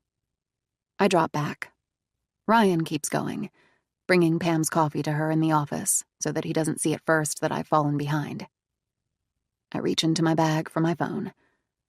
Ryan turns and notices he's alone, and he tries waiting up for me so we can finish our conversation. Go on without me, I call out. I'll catch up with you later. I find my phone. I look at the display and deflate. It's not Jake. It's not anyone I know. The air collapses out of my lungs like from a balloon. Before I even answer the call, though, I have a foreboding feeling, a sense of doom. Something bad is about to happen, but I don't know what. It's not 7 a.m. It's far too early for someone to be calling with anything other than bad news. Even robocalls and telemarketers don't call this early. I step back outside the building for privacy, scooting past kids in the door, going the opposite way of traffic like fish swimming upstream. I clear my throat and answer the call. A woman's voice comes at me through the speaker. "Hello?" she says. "Can I speak to Mrs. Hayes, please?" "This is she." "Mrs. Hayes," she says. She says that she is the chief surgeon at the hospital where Jake works, and my heart accelerates quickly. Why is the chief surgeon at Jake's hospital calling? "Dr. Hayes has you listed as an emergency contact," she says. And with that, my whole body goes numb. I lose feeling in my legs and hands. Emergency contact? Oh my God. He's dead, is all I can think. Jake is dead. I lean against the exterior brick of the building, letting it support me. A bus pulls up to the curb. Its engine is loud. I have to press a finger into my ear to hear this woman's voice over the noise. I watch as kids climb out of the bus, down the steps. Half-asleep students walk like zombies past me and into the building. "Are you there, Mrs. Hayes?" the woman asks. "Yes," I say, my voice weak. "Mrs. Hayes, we're concerned about Dr. Hayes. He hasn't shown up for his surgeries in a couple days, and his office staff reported that he didn't make it into the office for his afternoon appointments on Monday. His staff has tried to contact him but hasn't been successful. Is everything all right at home?" she asks. And for the first time, I realize that not only has Jake not been coming home to me at night, but he hasn't been going into work. He hasn't returned my calls, but he hasn't returned the hospital's calls either. Jake hasn't just left me. Something has happened to Jake. Jake hasn't been coming home either, I thought, I say. But then I let my voice drift off, because I don't want to say more than I need to say. This woman is a colleague of Jake's, but she's a stranger to me. I recognize her name, Dr. Morris. I recognize the names of most of the people Jake works with, because he talks about them at home. But that doesn't mean I know them. She doesn't need to know about the fight I had with Jake. Jake is missing. I breathe. And as I say it, it has such a different implication than that Jake left me, or that Jake didn't come home. Jake is missing. Oh my God. Jake is missing. As soon as I hang up with the chief surgeon, I go straight toward my car in the parking lot. I don't go back into the building. I call the school office from my car, and when Pam answers, I tell her an emergency has cropped up and that I'll be late. "Is everything okay, Nina?" she asks. And I say only that I don't know. I slip the car into reverse. I pull out of the parking spot and onto the street. Traffic is getting even heavier on the roads. It's starting to build. Not just school traffic, but morning rush hour, which backs up at intersections. Even worse, the police station is located on the other side of the metro station from here. The commuter train during rush hour comes by with some frequency. I have to wait for not one train, but 2 trains to pass. I get upset at a car in front of me that doesn't immediately go as the gate lifts. The driver is on her phone. If she waits too long, another train will come and we'll be forced to wait even longer. I honk my horn and the car goes. The police station is a squat brick building. I've driven by it 1,000 times, but I've never been inside, because I've never had a reason to be. The building is unremarkable and dated, reminding me of an old elementary school. My hands are shaking as I pull into a parking spot. I put the car into park and step from the vehicle. I try closing the door, but my seatbelt gets in the way, and I have to open the door and push it back in. "I need to report a missing person," I say with a shaking voice to the front desk officer once inside. The lobby is practically empty. Other than the front desk officer and me, there is only one other person here, a man who sits in a chair facing the windows, looking out. I'm worried about Jake, but I'm also feeling guilty and ashamed that I waited all this time to come to the police. It never crossed my mind that something might be wrong, that something might have happened to Jake. I only thought that he was upset with me, that he was avoiding me. "Who's missing?" she asks. "My husband," I say. "Jake Hayes, Dr. Jacob Hayes." Okay, ma'am. She pulls something up on the computer screen. When did you last see him? She asks. Monday, I say. I think back to Monday morning. Jake and I were both up and getting ready for work. That is the last time I saw Jake. Because it wasn't a surgery day, he didn't have to be in the office until 8, which meant we were getting ready at the same time. Usually, on mornings like that, Jake and I would talk, catch up. I looked forward to them. There was less of an urgency on non-surgery mornings. We would have breakfast together and talk about our plans for the day. But not this Monday, because this Monday we moved in silent circles, giving each other a wide berth because we were angry with each other and hurt. We didn't speak to one another at all. We didn't say a single word, not until Jake left, leaving me with 3 final words that got under my skin. It wasn't so much what he said, but the way he said it. What if those are the last words he ever speaks to me? Instead of talking that morning, chair legs scraped against the floor. Doors slammed. Drawers were flung noisily shut. Tension hung low and heavy in the air like fog. I'd spent Sunday with my mother. She needed things like groceries for the week and a new fall coat because the days are getting cool. I'd taken her to the mall and the grocery store, in that order. But first, we went to church, because that's another thing my mother can't do without me. And for the most part, she's a devout Christian and loves going to church. Later, when we got back to her house, my mother asked me to stay for dinner. She didn't say so, but I know she hates being alone. She gets so lonely.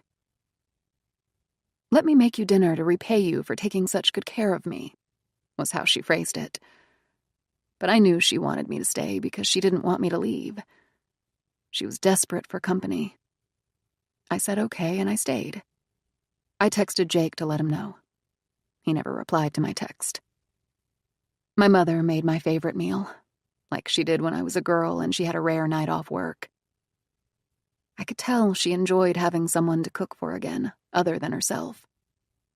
It was a struggle because of her vision, but she did it mostly by herself, cooking from a recipe she had memorized. Her mother, my grandmother, also had macular degeneration. It's hereditary. If someone in the family has it, then you're far more likely to get it too. It's hard, watching my mother struggle, and knowing this is very likely my own fate. The problem was that Jake doesn't work on Sundays, unless he's on call. He wanted me home with him. He didn't tell me that, I was just supposed to know, to use mental telepathy, I suppose, to read his mind. Though lately, even when we are both home, he likes to be alone and not with me. It seems like whenever I come into a room he's in, he finds a reason to leave it. When I came home after 7, he stared icily at me from across the room. He didn't speak. He was drinking a whiskey sour. At first, I felt threatened by the lowering look. For whatever reason, I thought of that patient of Jake's who died after surgery. The one he told me about. The young woman who was shot dead by her husband. The one with brainstem death. I don't know why I thought of her just then, but I thought again about why her husband might have shot her, and then wondered if she did something as innocuous as spend the day with her mother. Is your husband considered high risk? I come back to the present. Meaning? I ask. Do you have reason to suspect foul play? The front desk officer asks, inexpressive, staring at me from the other side of a large reception desk seated behind bulletproof glass. Such as? Such as evidence of a struggle, or a home or vehicle in disarray, blood, a weapon. I shake my head. No, nothing like that. But I don't know where his car is. Make and model of the car? I tell her. She nods. Okay, ma'am. Is your husband in need of medical attention that you know of? Or does he take prescription medicine that he doesn't have on him? Again, I shake my head. Jake doesn't take medicine, only his supplements, which he can live without. She breaks her gaze to type something into the computer, and then looks back at me to ask if Jake is mentally impaired. No, I say. I understand where she's going with this. High-risk persons and minors understandably get more care and attention than an almost 40-year-old able-bodied man like Jake. Is it possible your husband's absence is voluntary, Mrs. Hayes?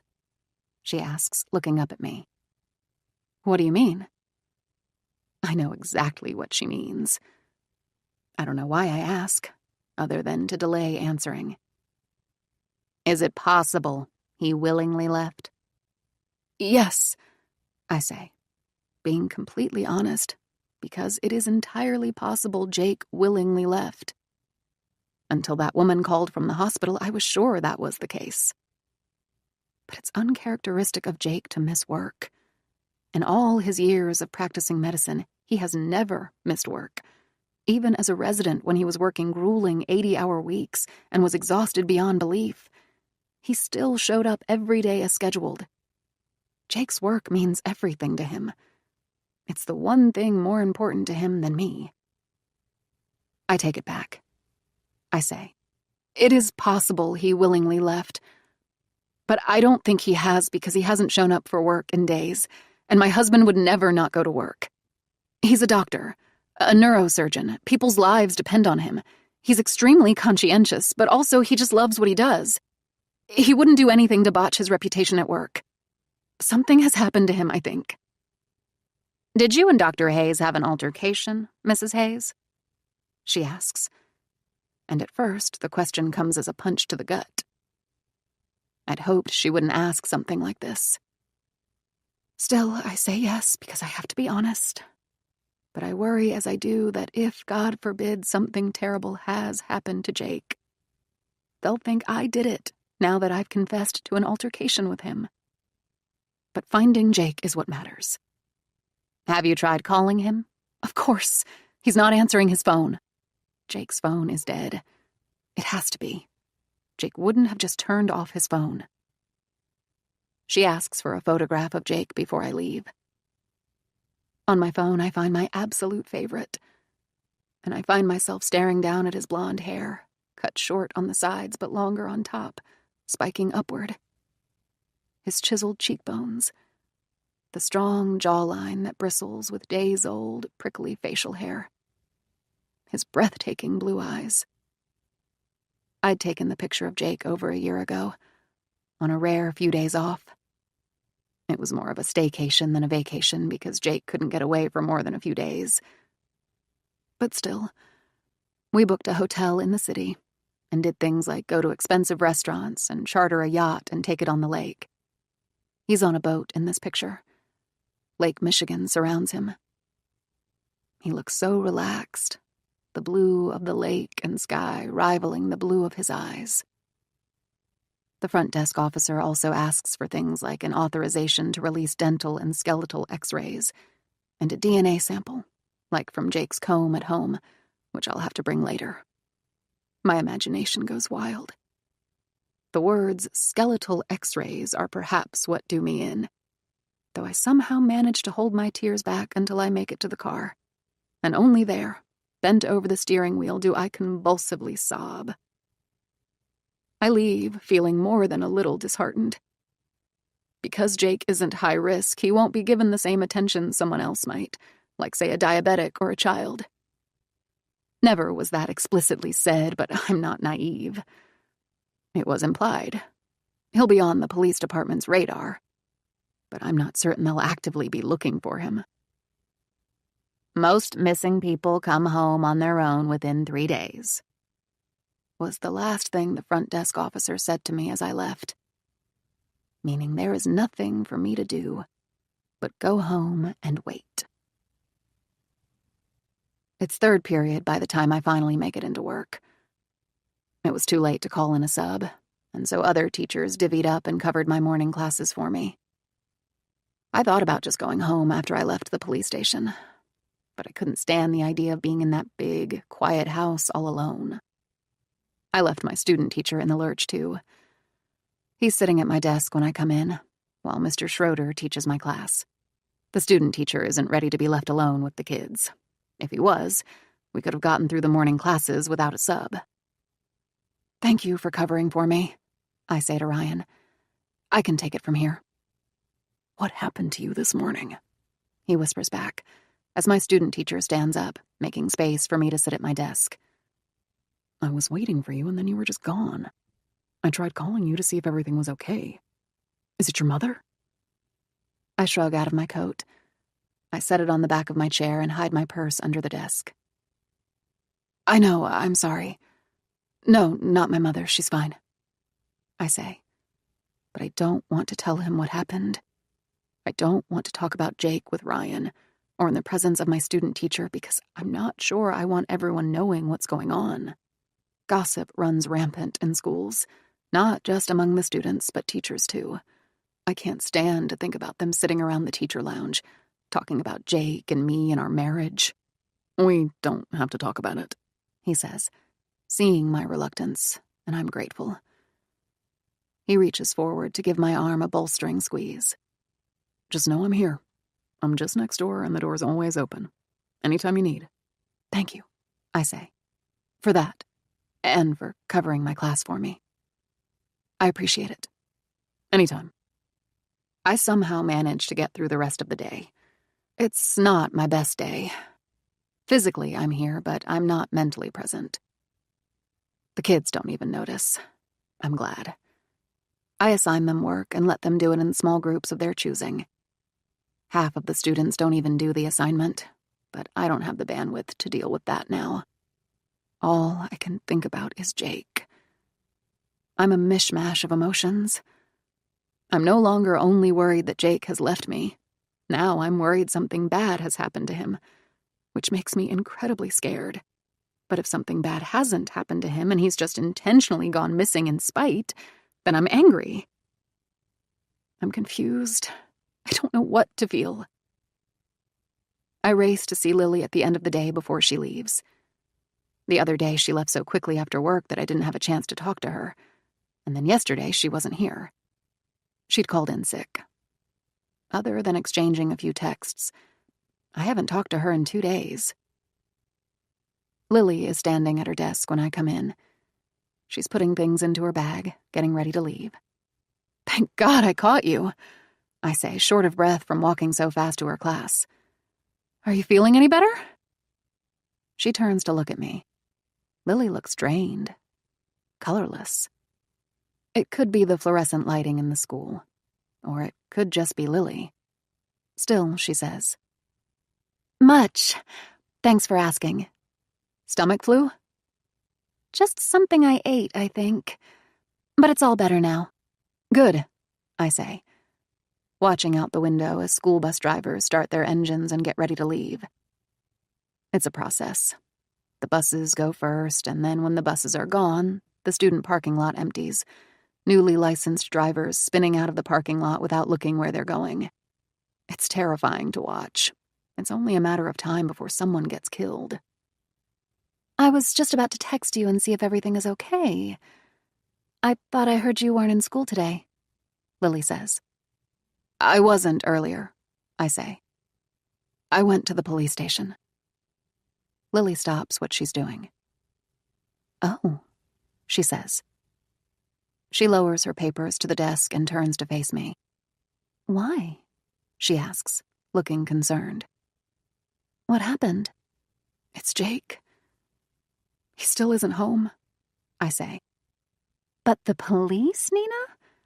Lily asks, as if suggesting it was a bit over the top to go to the police. You said you had a fight, right? I thought you were thinking he was just mad at you. Has something else happened?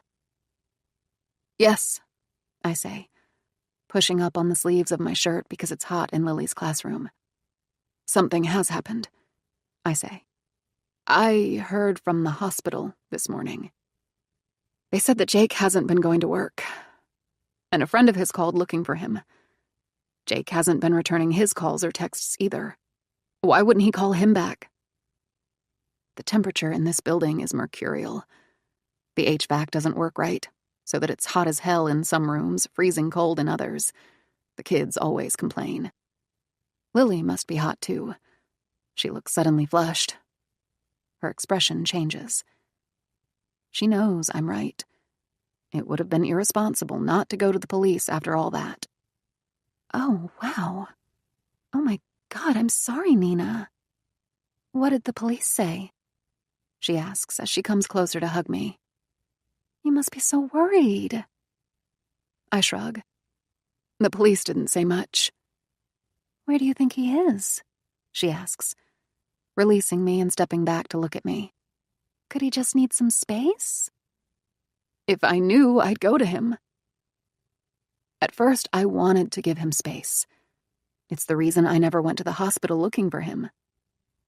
But now I want to see him with my own eyes, to know that he's okay.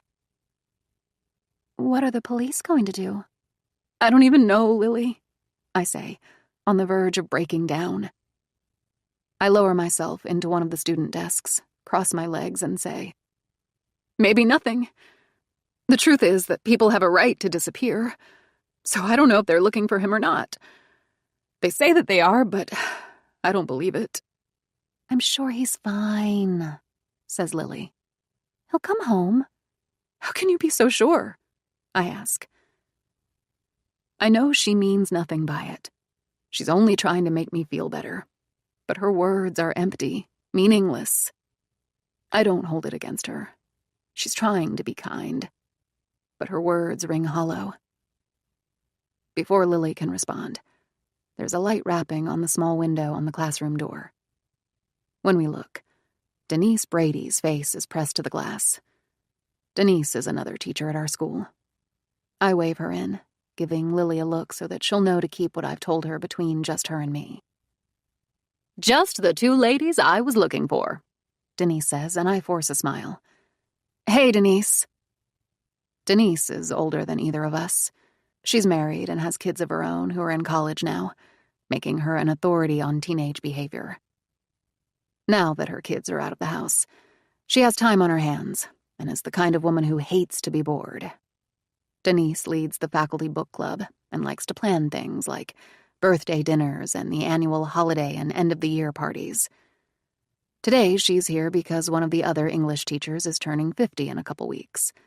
Denise wants to get a small group of us together for a dinner out to celebrate. It sounds nice, but my head is light years away from making dinner plans when all I can think about is Jake. Still, I go through the motions.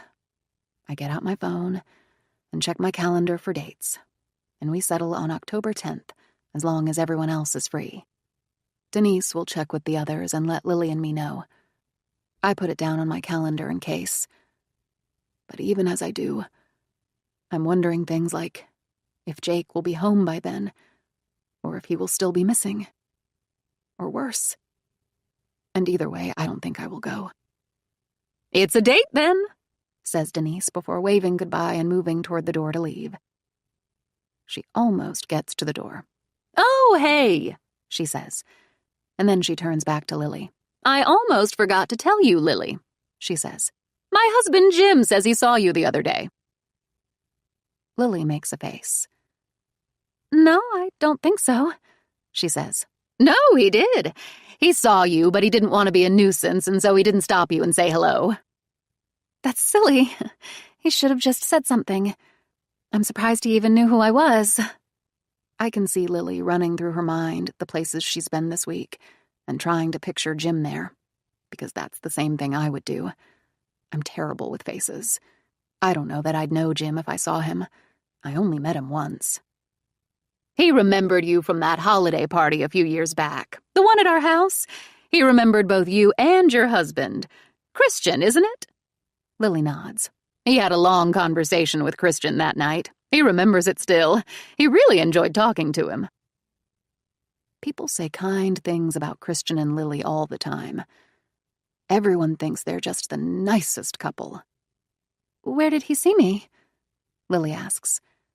And then she turns away from Denise, going back to packing up the rest of her things. Denise says, That forest preserve out near Lamont. I can't remember the name of it. It's just off Feeney, if I remember right. Gosh, she says. looking up toward the ceiling as if the answer is written there somewhere on the tiles. I haven't been there myself in years. Something Woods? She can't put her finger on it. Isn't that Langley Woods? I ask, despite having never been there myself. I've just heard of it. Yes, she exclaims. That's it, Langley Woods. She says how it's beautiful and peaceful, a great place to hike and clear the head. Lily looks over her shoulder at Denise, but I can see in her face that Lily's mind was momentarily somewhere else, that she wasn't listening. Where? She asks, blinking. Denise says it again. The Forest Preserve, in Lamont. Langley Woods. Oh, says Lily, trying, I think, to remember whether she was there or not. I did go there, she decides.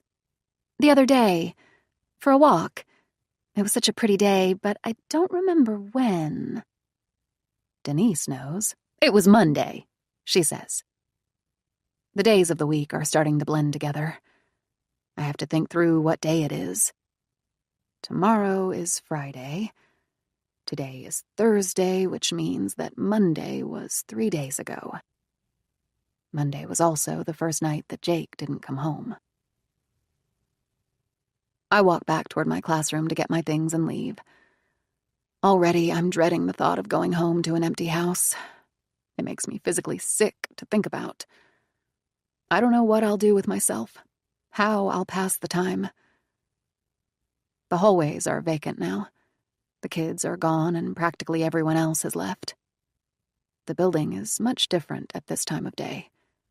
It's almost unrecognizable without kids. The halls are hollow and the classrooms are empty. The only sound, the tapping of my heels against the terrazzo floors. The emptiness overwhelms me. I feel so lonely I could cry. Before coming to my own classroom, I stop by Ryan's. I've changed my mind. If he's there, I think that I'd like to talk to him about Jake after all, because I feel so alone and confused, and wouldn't mind a man's take on what's happening with Jake. I go to the door, which is shut, though the classroom light is on. I don't bother trying the handle. The classroom doors are always locked from the outside. It's a safety precaution. It makes sense, but it also makes it difficult when students need to use the restroom and have to be let back in. I press my face to the glass, looking for Ryan. But he's not inside the room. I must have missed him. Disappointed, I turn and go to my own classroom. My door is also closed. I have to use my key to get in. My student teacher closed the door before he left. I'm grateful because my purse is still in the classroom under the desk. I only brought my keys with me. I'm wondering if the janitors have already been through to clean. But when I come inside, I see that they haven't. Everything is almost exactly the way I left it. Except that on my desk now is a vase of flowers. They're wrapped in cellophane with a bow, as if from a florist. I physically stop in the open doorway, taken aback by the flowers. What have I done to deserve them? It's not anywhere close to my birthday. And I wonder where they came from. Who gave them to me? Jake isn't the type to give flowers. It's not that he never has, it's just that he hasn't in years. I remember him giving roses to me when we were first dating, leaving them in unexpected places like beside my coffee in the morning or flattened inside a book I was reading, which was always a nice surprise, to turn the page and find a rose waiting for me inside. It's just that he hasn't given flowers to me more recently. He thinks they're impractical because they die. Jake doesn't have a romantic bone in his body. He's far too pragmatic for that. Though I've told him before that everything dies, it's just a matter of time. But Jake thinks flowers are uninspired. These days, he prefers something unexpected and longer-lasting, like jewelry or my Tesla, which came on my birthday, also wrapped with a bow. I go to the flowers, thinking, hoping that maybe they're from Jake. For a second, my heart feels lighter. I cut the cellophane off with a pair of scissors, looking for a card. The flowers are gorgeous, an arrangement of roses, carnations, and eucalyptus in a glass vase. I sink my nose in to smell them. They're divine. They make me smile. I read the card, hoping for answers, to see Jake's name on the card and a simple but sweet message. Love you always, or something like that. But instead, I find myself at a complete loss. My smile disappears. I turn the card over to see what, if anything, is on the back, and then stand pouting at the vase. Pam, the school secretary, is still in the main office when I go to check. She's alone, pecking away on the keyboard. "I wasn't sure you'd still be here," I say, coming into the empty office. She looks up at me over the computer and smiles. "Hi, Nina," she says over the noise of the printer, which springs to life at the same time, spitting out pieces of paper. "You work too hard, Pam. You should go home. Look who's talking," she says. I smile. "The flowers in my classroom, do you know where they came from?" "Some florist," she says offhand, shrugging. "He delivered them today during 7th period. I didn't want to bother you when you were in class, so I walked them down after school," she says, rising from her chair to go to the printer. "You weren't there, so I left them. I hope that was okay." "Yes, of course, that's fine. Thank you for bringing them down." "No problem," she says. She takes the document from the printer. She looks at it to be sure it printed correctly, and then, satisfied, she goes back to her chair to sit. "That sweet husband of yours," Pam says with a wink from behind the large desk. "Lucky you. Hell will freeze over before my husband ever sends me flowers at work. Is it a special day, or did he do something he needs to make up for?" I do a double take. Why does Pam think the flowers are from Jake? I ask her, "How do you know the flowers are from Jake?" Pam doesn't, I realize. She's just speculating. She giggles. "How many men do you have sending you roses at work, Nina?" She's right. None. But Jake never has either. A look on my face must give me away. Pam realizes that I don't actually know who the flowers are from. "Well, what did the card say?" she asks, her eyes narrowing. "Nothing," I tell her. "Nothing at all? It was blank?" "No, it wasn't blank. There was a message," I say. But the message didn't help. If anything, the message was so cryptic it made it worse. It said something like, "I hope these make you smile because I love to see your smile." But the card wasn't signed. "It wasn't?" Pam's face practically lights up. She says, "It sounds like either the florist forgot to include the sender's name or you have a secret admirer, my dear." I leave the flowers on my desk when I go. I have too much to carry, and I don't know that I want them going home with me anyway, because what Pam said got under my skin. A secret admirer? It's not that much different than a stalker. I walk across the parking lot. I stayed so long after school that the teacher parking lot has cleared almost completely out. It's close to 4:30 now. School ended over 2 hours ago. I walk quickly. I pay attention to my surroundings, but the solitude and the vastness of the parking lot suddenly overwhelm me, and I feel anxious to get to my car. I think again about the flowers. I should feel flattered by them. That was the sender's intent. But I don't feel flattered because I don't know who they're from. Someone knows something I don't. Whether it was Jake or not, I don't like that. And if it was Jake, then I don't like this game he's playing with me. The content of the note was bothersome too. "I love to see your smile," it said, which tells me someone is watching me. Christian. Lily is standing in the family room when I come home. I'm later than usual because Thursday nights I meet some guys at the gym to shoot hoops, and then we go and get a drink. Tonight, I considered not going with them, but coming home to Lily instead. Though ultimately I decided to go because, after thinking about it, It seemed like the best thing for me to do, for both Lily and me to do, is to not break from routine. Now, Lily stands at the windows, looking away from me, out into the yard. Her arms are crossed, her brown hair hanging long and wavy down her back. I can tell from the way she stands that Lily is anxious about something, and I feel guilty for sticking around for a second beer. I come up from behind.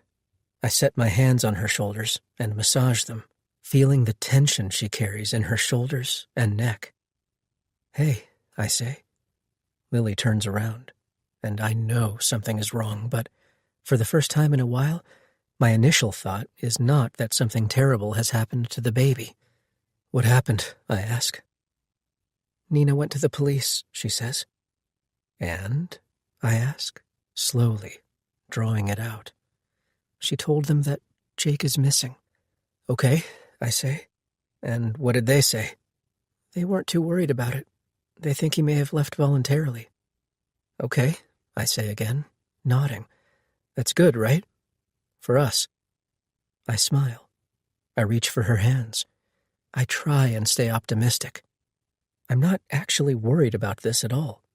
I can see that Lily is upset, but I think I knew that, inevitably, Nina would one day go to the police. She had to. She couldn't let her husband be gone forever and not say anything. It would be cruel, if not suspicious. Lily nods, but I can tell she's not so sure this is a good thing. "It's okay, babe. Don't worry about it. It's a formality." "There's more," Lily says.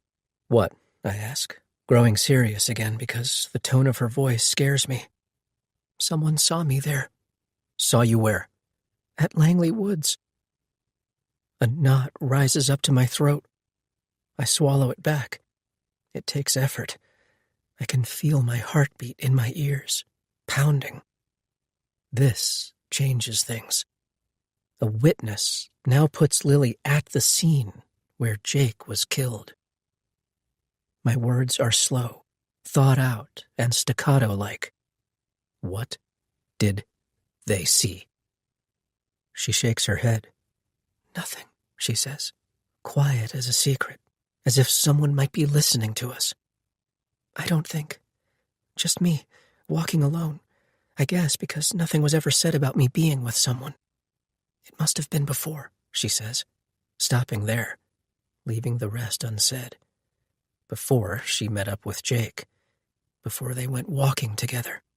Before he coaxed her down that isolated trail. Before he assaulted her. Before she fought back. Before she killed him. Before she ran. "Who?" I ask. "The husband of one of my coworkers, Jim Brady. You met him once at a faculty holiday party." I shrug. If I did, I don't remember.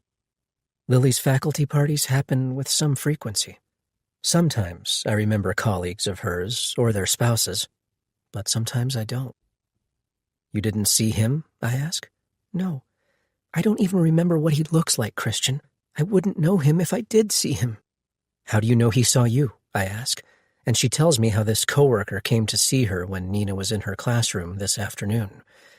What makes it worse is that Nina now knows, too, that Lily was at Langley Woods. Later, I decide that we need to find a way to move Jake's car from the street.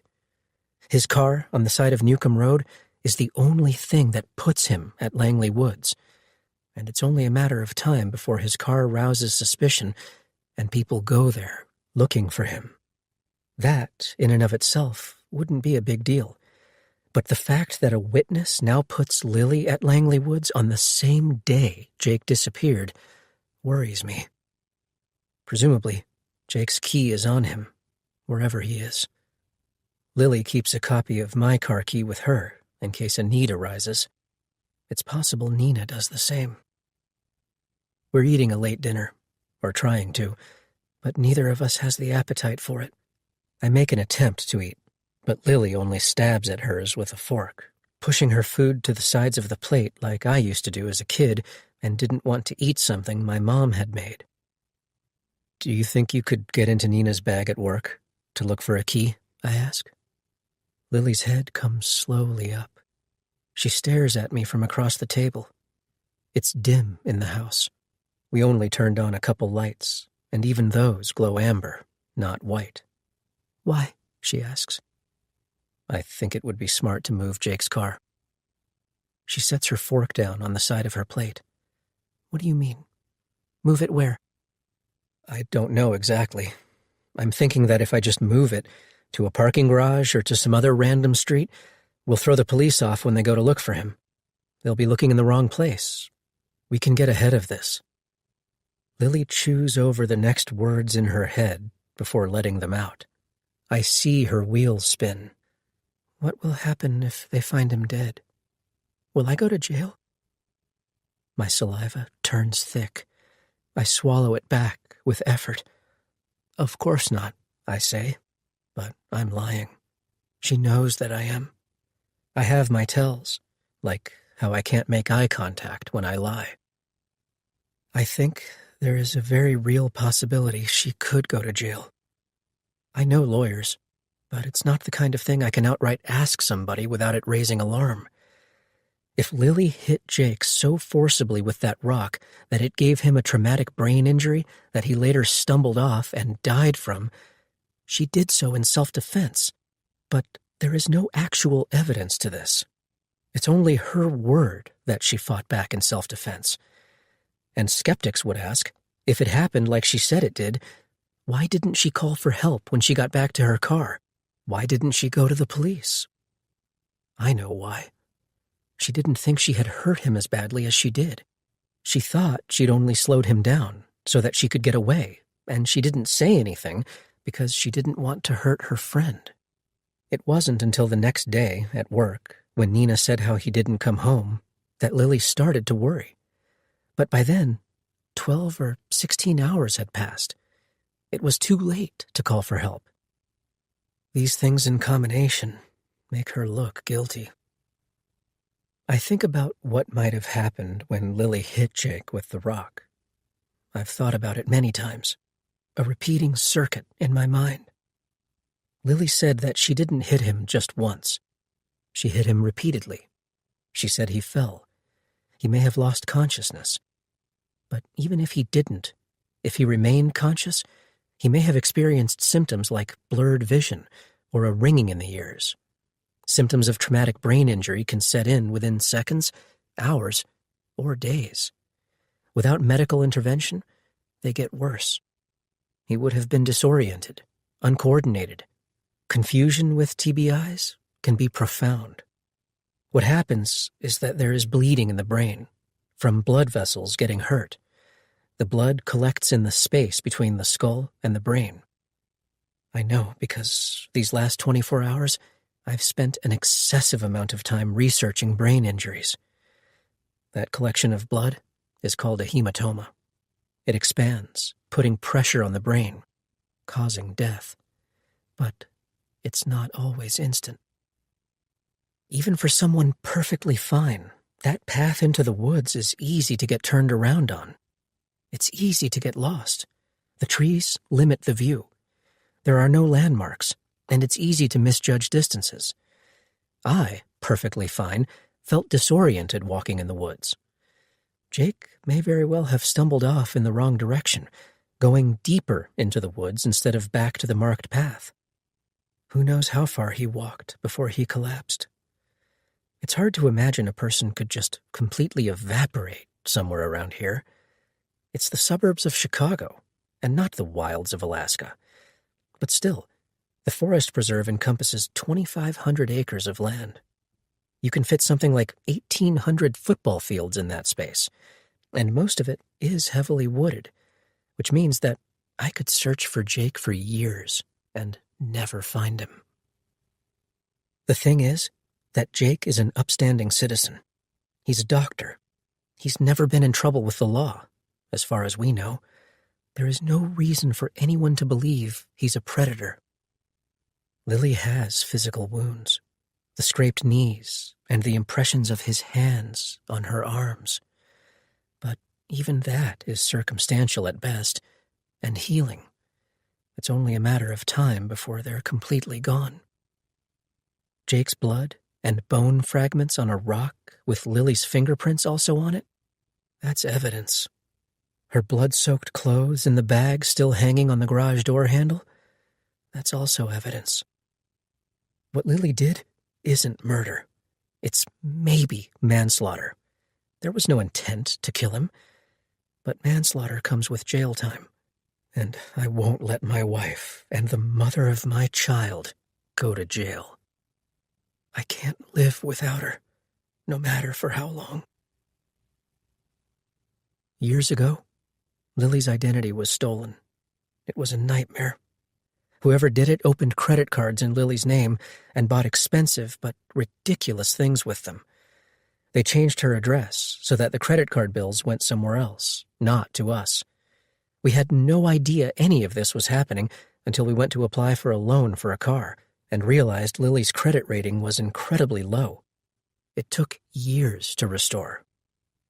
I got smart and locked down our internet and accounts.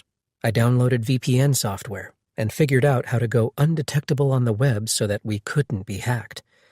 What that means for me now is that my search history can't be monitored.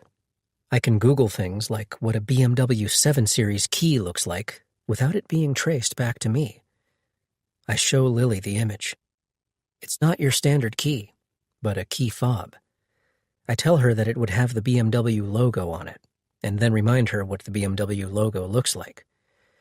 Our best bet at moving the car comes down to Lily finding this thing.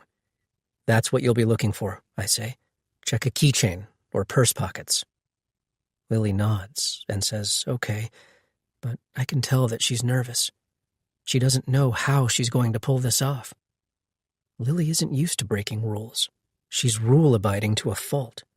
She doesn't speed. She always wears her seatbelt. She won't look at her phone when driving, even at red lights. When a lane is about to end and she has to merge, Lily is the first to do so, no matter how many times I tell her that the laws of physics say it's better if she waits until the last second to merge, like me. She doesn't, because it pisses other drivers off. Lily doesn't like to piss people off. If a restaurant menu says no substitutions, she won't even ask, no matter how much she wants or doesn't want something. Later that night, lying together in bed in the dark, we talk through ways for Lily to search Nina's purse for Jake's key. Where does she keep her purse? I ask. Lily faces away from me in bed. I spoon her from behind, my hand under her shirt, across her abdomen, where our baby is. Outside, it's raining. The rain like fingernails tapping against the glass, and I think of that rain washing any last remnants of blood from the rocks and grass. I want more than anything for it to be a downpour. I've seen it in her classroom, under her desk, Lily says, about the purse. She closes the door when she leaves the room. They lock automatically. Is there any way you can get into the classroom if the door is locked? Yes, she says. My classroom key unlocks all of the classroom doors. That doesn't seem safe, I say, surprised but also relieved, because it makes things easier on us. I didn't expect it to be that easy. Teachers have complained. I would too. So you'll go when she's not in the room. Does she take her purse with her to lunch? I ask. I don't know, Lily says. She might just bring a lunch and eat in the classroom like me. But eventually she'd have to leave? I ask, hopeful. Lily says yes. I ask her when she personally leaves her classroom, leaving her purse behind. When she goes to the bathroom, the copy room, or for things like department and team meetings, she says. My hope for that key hinges on Lily's ability to pull this off. And that worries me, because it's not in Lily's nature to break into places and steal things. You just have to be confident and calm and quick. Do you think you can do this? I don't know, Christian, she says. She's scared of getting caught. She's scared of being seen. What happens if I can't? Then we'll find another way, I say, because the last thing I want to do is make her uncomfortable and scared. Just do your best. If you can't, you can't. Lily turns around in bed to face me. Christian? What? Why are you being so nice? Why are you helping me like this when I did a terrible thing? She asks. I made a vow to Lily once, for better or worse. I never imagined that the worse would look anything like this, but life is unpredictable at times, and there is nothing I wouldn't do for her. In the dark, I just barely make out the outline of Lily's face. I run my fingers along her hairline, her cheek, seeing her with my hands. I lean forward into her, close. She does too. For a minute, we breathe each other's air. I feel her breath on me. Her hands slip around me, pulling me toward her so that we're flush. One continuous being. Lily brings her face somehow even closer to mine. She hesitates, and then she kisses me. It's sedate, slow, deep. I feel that kiss everywhere. I've been too afraid to touch Lily. I've wanted to. God, how I've wanted to. But I've been walking on eggshells around her, not wanting to do anything she didn't want to do, not wanting to do anything that would be uncomfortable for her after what she's been through, both with Jake and the baby. I pull gently back from her kiss, though our faces still touch.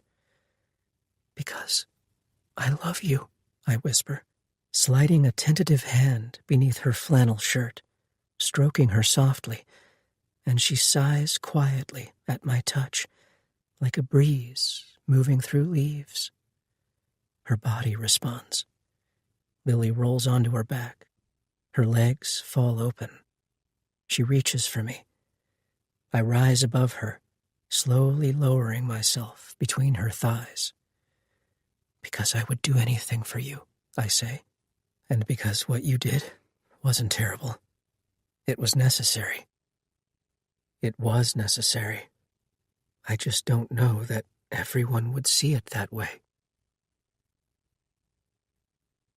Nina. I drive to Jake's office, which is the last place anyone saw him before he went missing. His office is located about 30 minutes from the high school where I teach, on the third floor of a 4-story medical building. I leave straight from work, driving to it, not getting there until close to 5 o'clock. I circle the lot first. I do so slowly, lean forward in my seat, searching through the window for Jake's car. His car isn't here, and though I'm not surprised, I am disappointed. There was a part of me still holding out hope that it would be. I park in the lot and walk into the modern glass building, taking a wide open staircase up to the 3rd floor where Jake's office is. I follow the signs on the walls, moving down the hall and into the neurology office at the end of it, the one with Jake's name on the door along with 2 other physicians' names. The receptionist looks briefly up from her computer when I come in. She smiles and asks for my name, as if to find my appointment on the schedule. I say, I don't have an appointment. I'm Nina Hayes, Dr. Hayes' wife. I was hoping to speak with someone about him. Her face changes. She straightens her back, sitting more upright. Mrs. Hayes, yes, of course. Just a minute, please. She gets up from her desk. She excuses herself and disappears somewhere that I can't see behind a partition. A minute later, another woman, a doctor in a white coat and low heels, peeks her head out from behind the same partition. Are you Mrs. Hayes? She asks, coming closer, clutching a tablet to her chest, a stethoscope wrapped around the back of her neck. Of course you are, she goes on to say. I recognize you from the picture in Jake's office. Her hair falls over her shoulders and down the front lapels of the coat. Her hair is long and ginger, and I'm taken aback, though it's silly that I am. But for all the times I've thought of Jake at work, I've pictured middle-aged colleagues, all of them in my imagination inexplicably male, and not a woman this attractive. When Jake mentions colleagues by name, they're almost always Dr. Winter and Dr. Cadell. And it's my fault that I never thought to ask more about these people he works with. Nina, I say, extending a hand as she shifts the tablet to one arm to reach out and shake my hand. I'm here about Jake.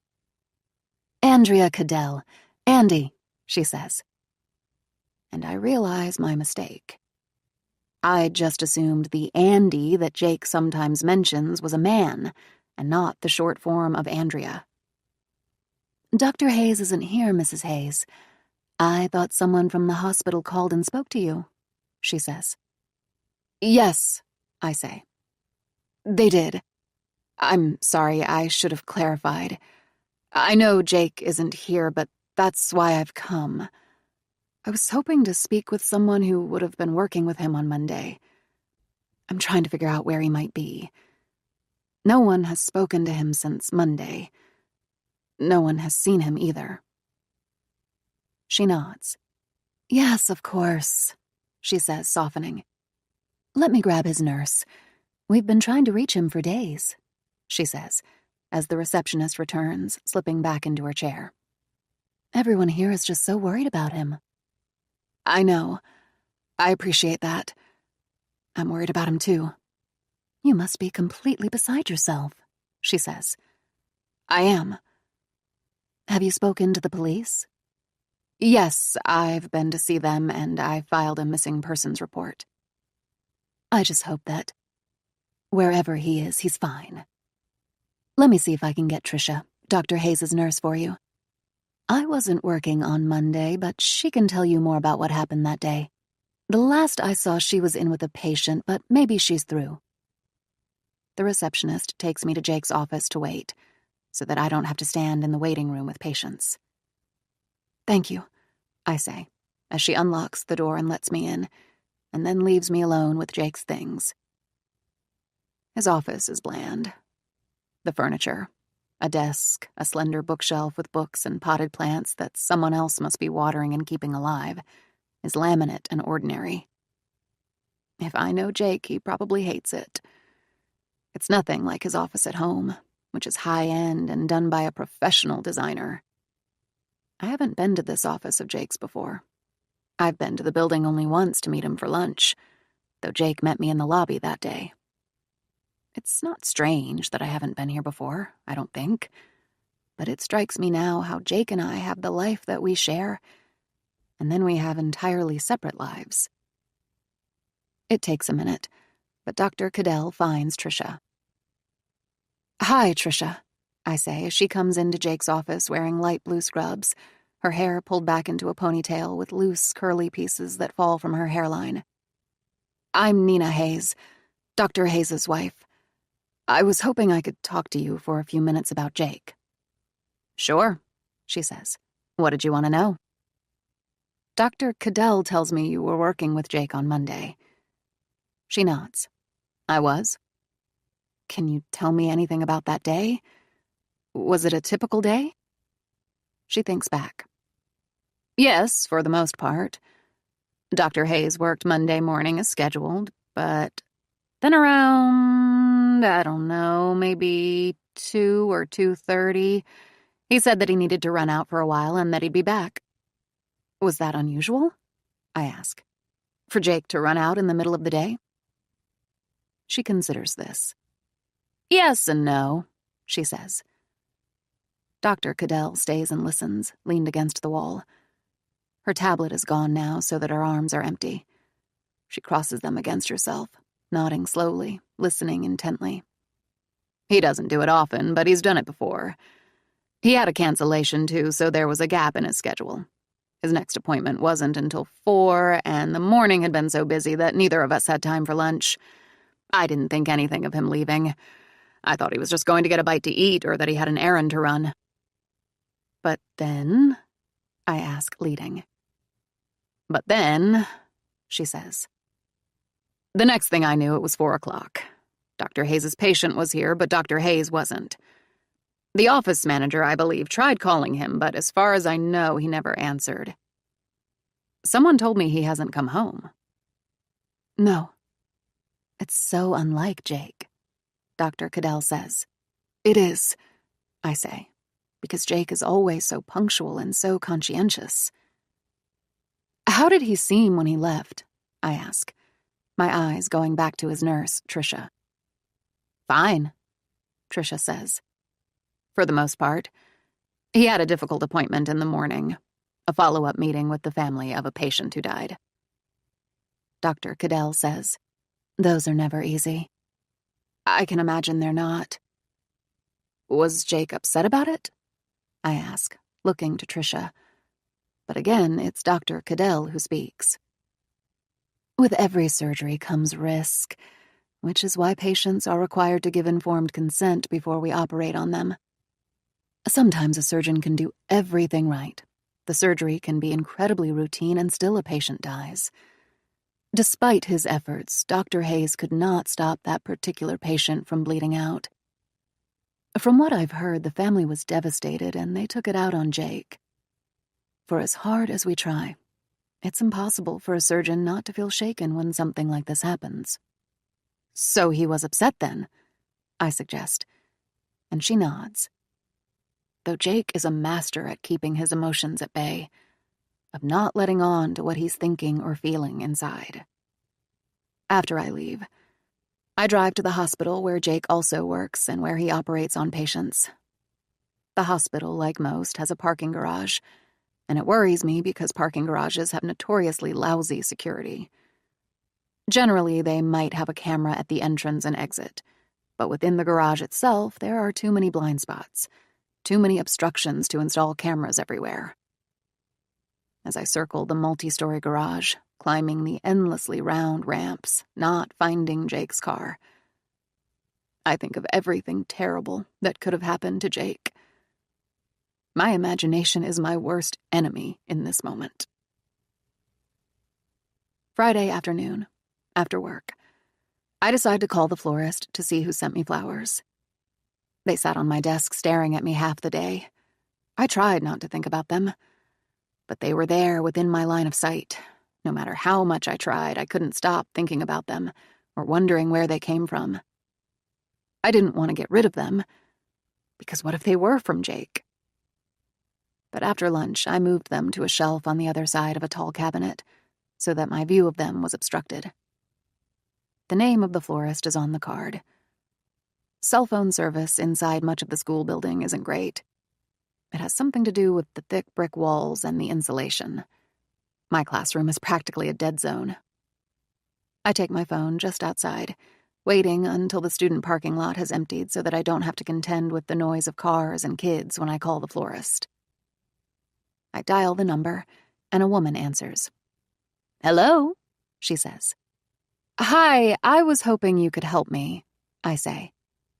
I received a flower delivery yesterday afternoon, but the card didn't include the sender's name. I'm wondering if you can tell me who purchased the flowers? I'd like to be able to say thanks. The woman is at first quiet. "There was no name on the card?" she asks, and I tell her no. "There was a greeting with the card," I explain. "But either the sender's name was inadvertently left off the card or the flowers were sent anonymously. Would you be able to tell me who purchased the flowers?" "I'm so sorry, ma'am," she says, "but I can't give that information to you." "Excuse me?" I ask, pulling a face, finding it odd that she wouldn't be able to tell me the sender's name. She must have it there on the order form, or if nothing else, a credit card receipt. "If there is no name on the card," she says, "then the sender chose to remain anonymous. The information you're asking for is personal. We have a strict privacy policy when it comes to giving out our customers' personal information. We can only give out as much information as is written on the card." "But surely you must have his name on the order form or the credit card receipt." "Even if we did, that information is private, ma'am," she says again.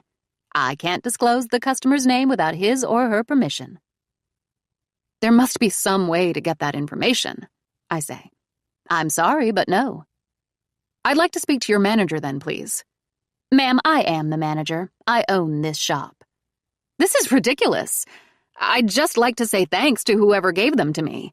It's not like I'm trying to steal someone's identity. How do you expect me to do that if I don't know who the flowers are from?"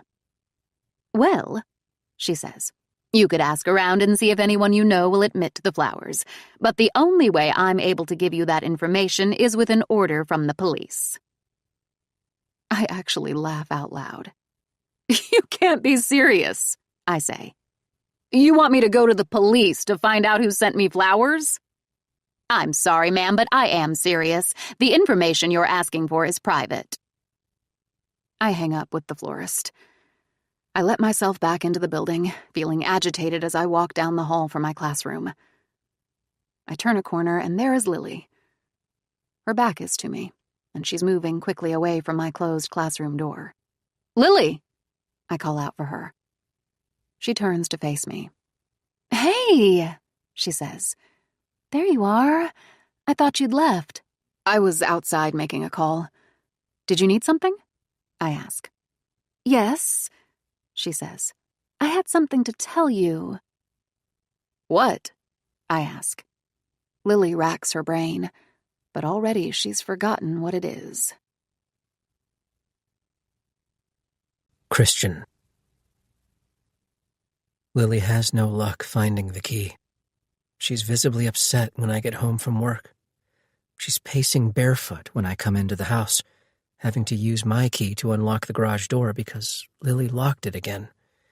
"It wasn't there," she says, bringing her pacing to an abrupt stop as she turns to face me. "I looked on her keychain and in the pockets of her purse, like you said, but it wasn't there. I'm so sorry, Christian." Lily's face is red, and she's on the verge of tears.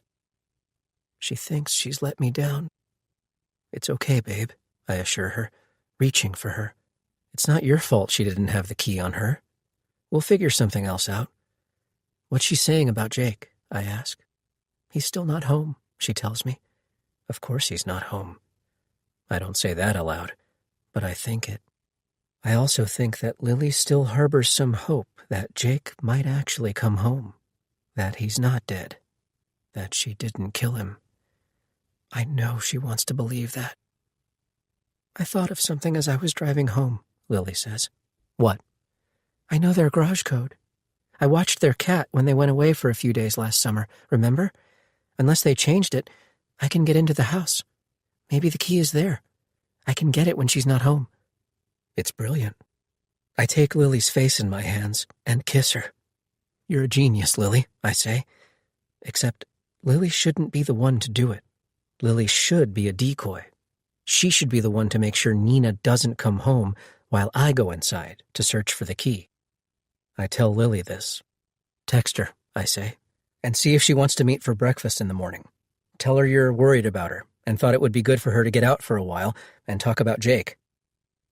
It serves two purposes: getting Nina out of the house, but also making Lily look like the good friend that she is. Nina had already been working at the high school when Lily got her job. Nina and Jake are older than Lily and me by a few years. Nina was assigned as Lily's mentor that first year. The school always assigns mentors for first-year teachers, for guidance and support. It was how Lily and Nina became such good friends. That was years ago. Now, Lily has been teaching long enough that she has tenure, and last year got the Educator of the Year award for her district. The year that they met, they spent the last few days of summer together at a new teacher orientation, Nina running it, Lily attending. I remember how, when Lily would come home at night, all she could talk about was Nina, how nice she was, how funny and easy to talk to. Lily's first year of teaching was rough.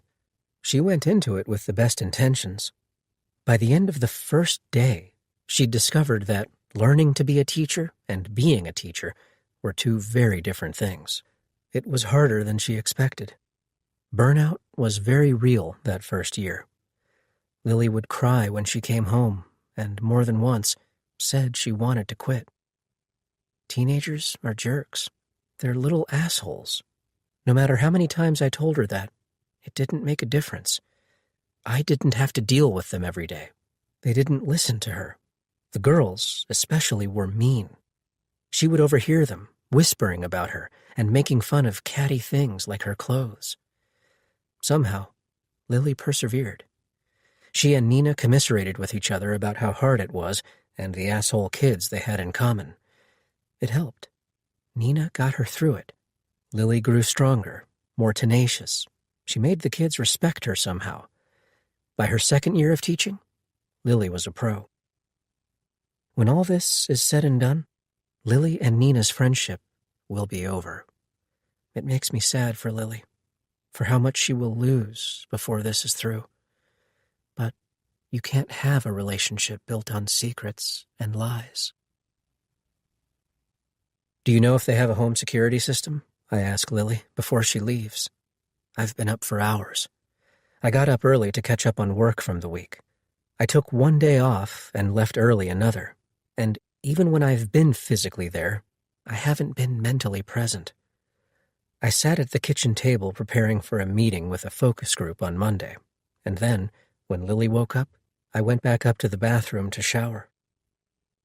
Lily has plans to meet Nina for breakfast at 10. I'll leave after she does. I'll drive to Jake and Nina's house, and then wait a couple blocks from it until she texts to let me know that Nina has made it to the restaurant to go in. It's foolproof. No, they don't. Or they didn't last summer when I watched the cat. What about a video doorbell? Lily shakes her head. I don't know. I went in through the garage. I never used the front door. Okay. What are you going to do? Don't worry about me. I'll figure it out. It will be fine. Please, Christian, just don't get caught, she says. Moving Jake's car feels like the finish line at the end of a marathon. If we can just get there. Once his car is far away from Langley Woods, no one will know he was ever there. No one will know he and Lily ever ran into each other that day.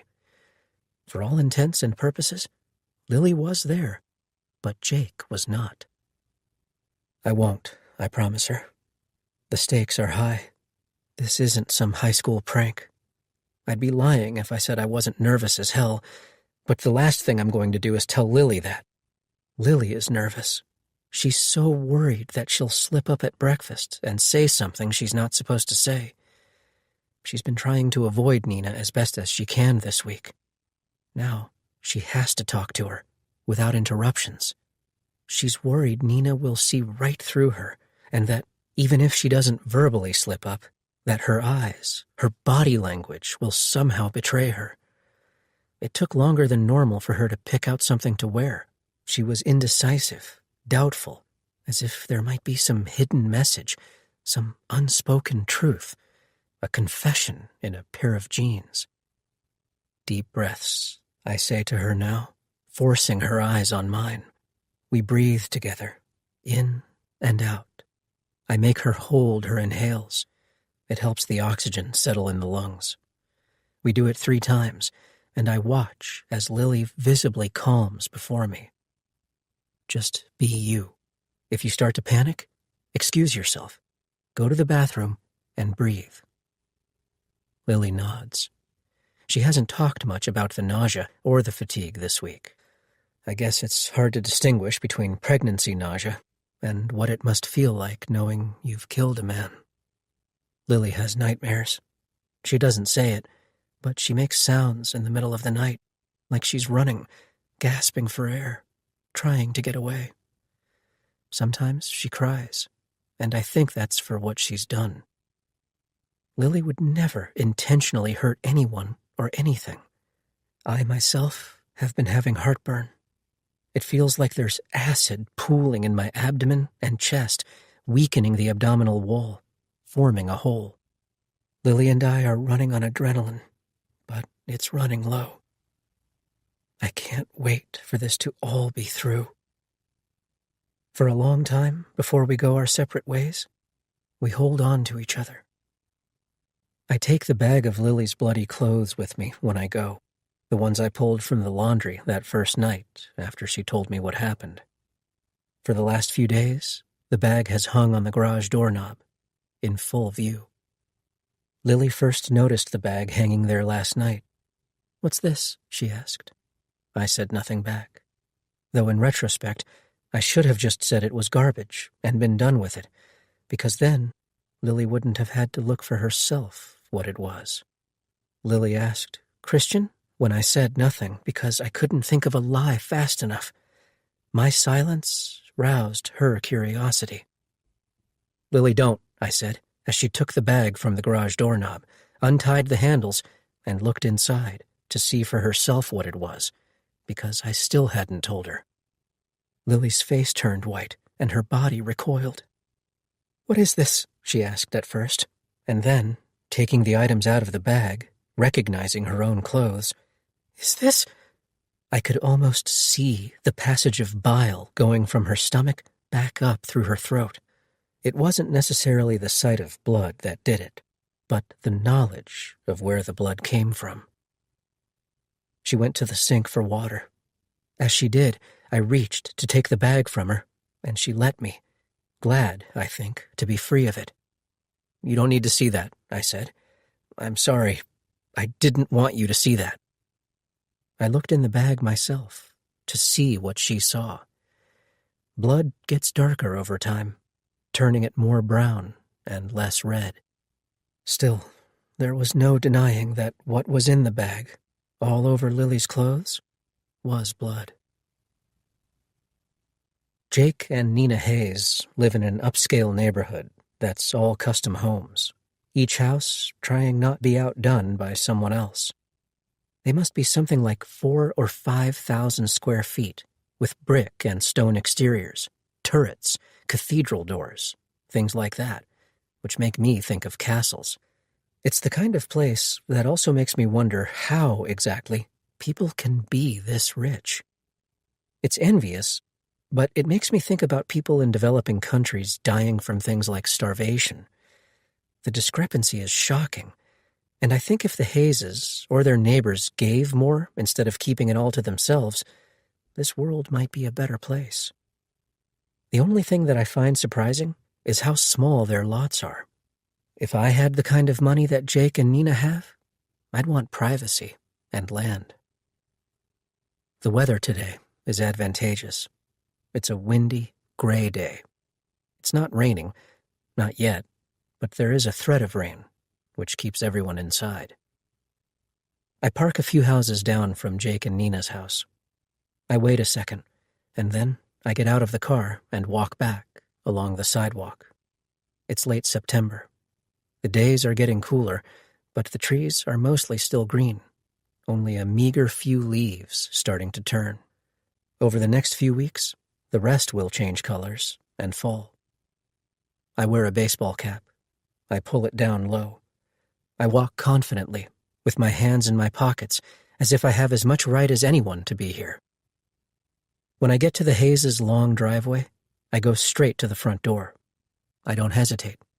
I've been thinking about the very real possibility of a video doorbell and need to know what I'm up against. When I get to the door, I make like I'm going to press the doorbell, but I don't press anything.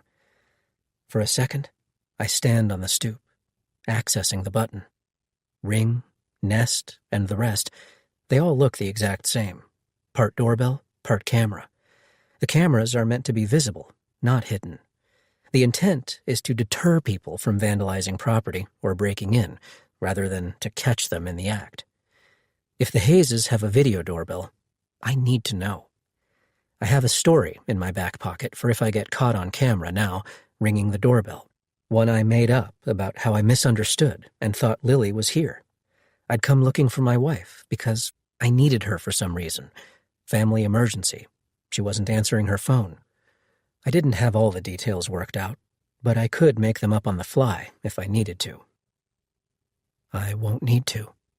The Hayeses have a traditional doorbell. There is no camera attached. It's just the button. I relax. I make my way back along the front walkway for the garage. I enter the PIN number into the keypad. The garage door lifts open, and as soon as I can, I duck under the overhead door and watch it close behind me. When it reaches the ground, I turn the door handle and let myself into their home. I find myself standing in a modern mudroom. I hold my breath, counting, waiting for an alarm to go off, because maybe Lily was wrong. Maybe Jake and Nina got a home security system after last summer when Lily watched their cat. Or maybe they had it all along, but didn't ask Lily to set it. Lily and I have a home security system. I never felt we needed one. It was a luxury and just another bill to pay. We didn't have one in our previous house, but this alarm came with our house, and until this week, we almost never used it. I set it off by accident once, and the sound was enough to bring me to my knees. You don't make that mistake twice. I practically had to offer up my firstborn child to make the security company believe that Lily and I were safe, that no one had broken in and was holding me at gunpoint. Now, every night for the last 5 days, Lily has asked me to set the alarm. Neither of us has put into words how, though we know Jake is dead, absent a body, there is nothing concrete to say that he's dead. I'm a numbers guy. As a market research analyst, my life's work is all about qualitative and quantitative research. Data. I like proof. In the absence of proof, my imagination goes wild. Lily's does too. She has fears that she hasn't much articulated to me, but I know she feels them.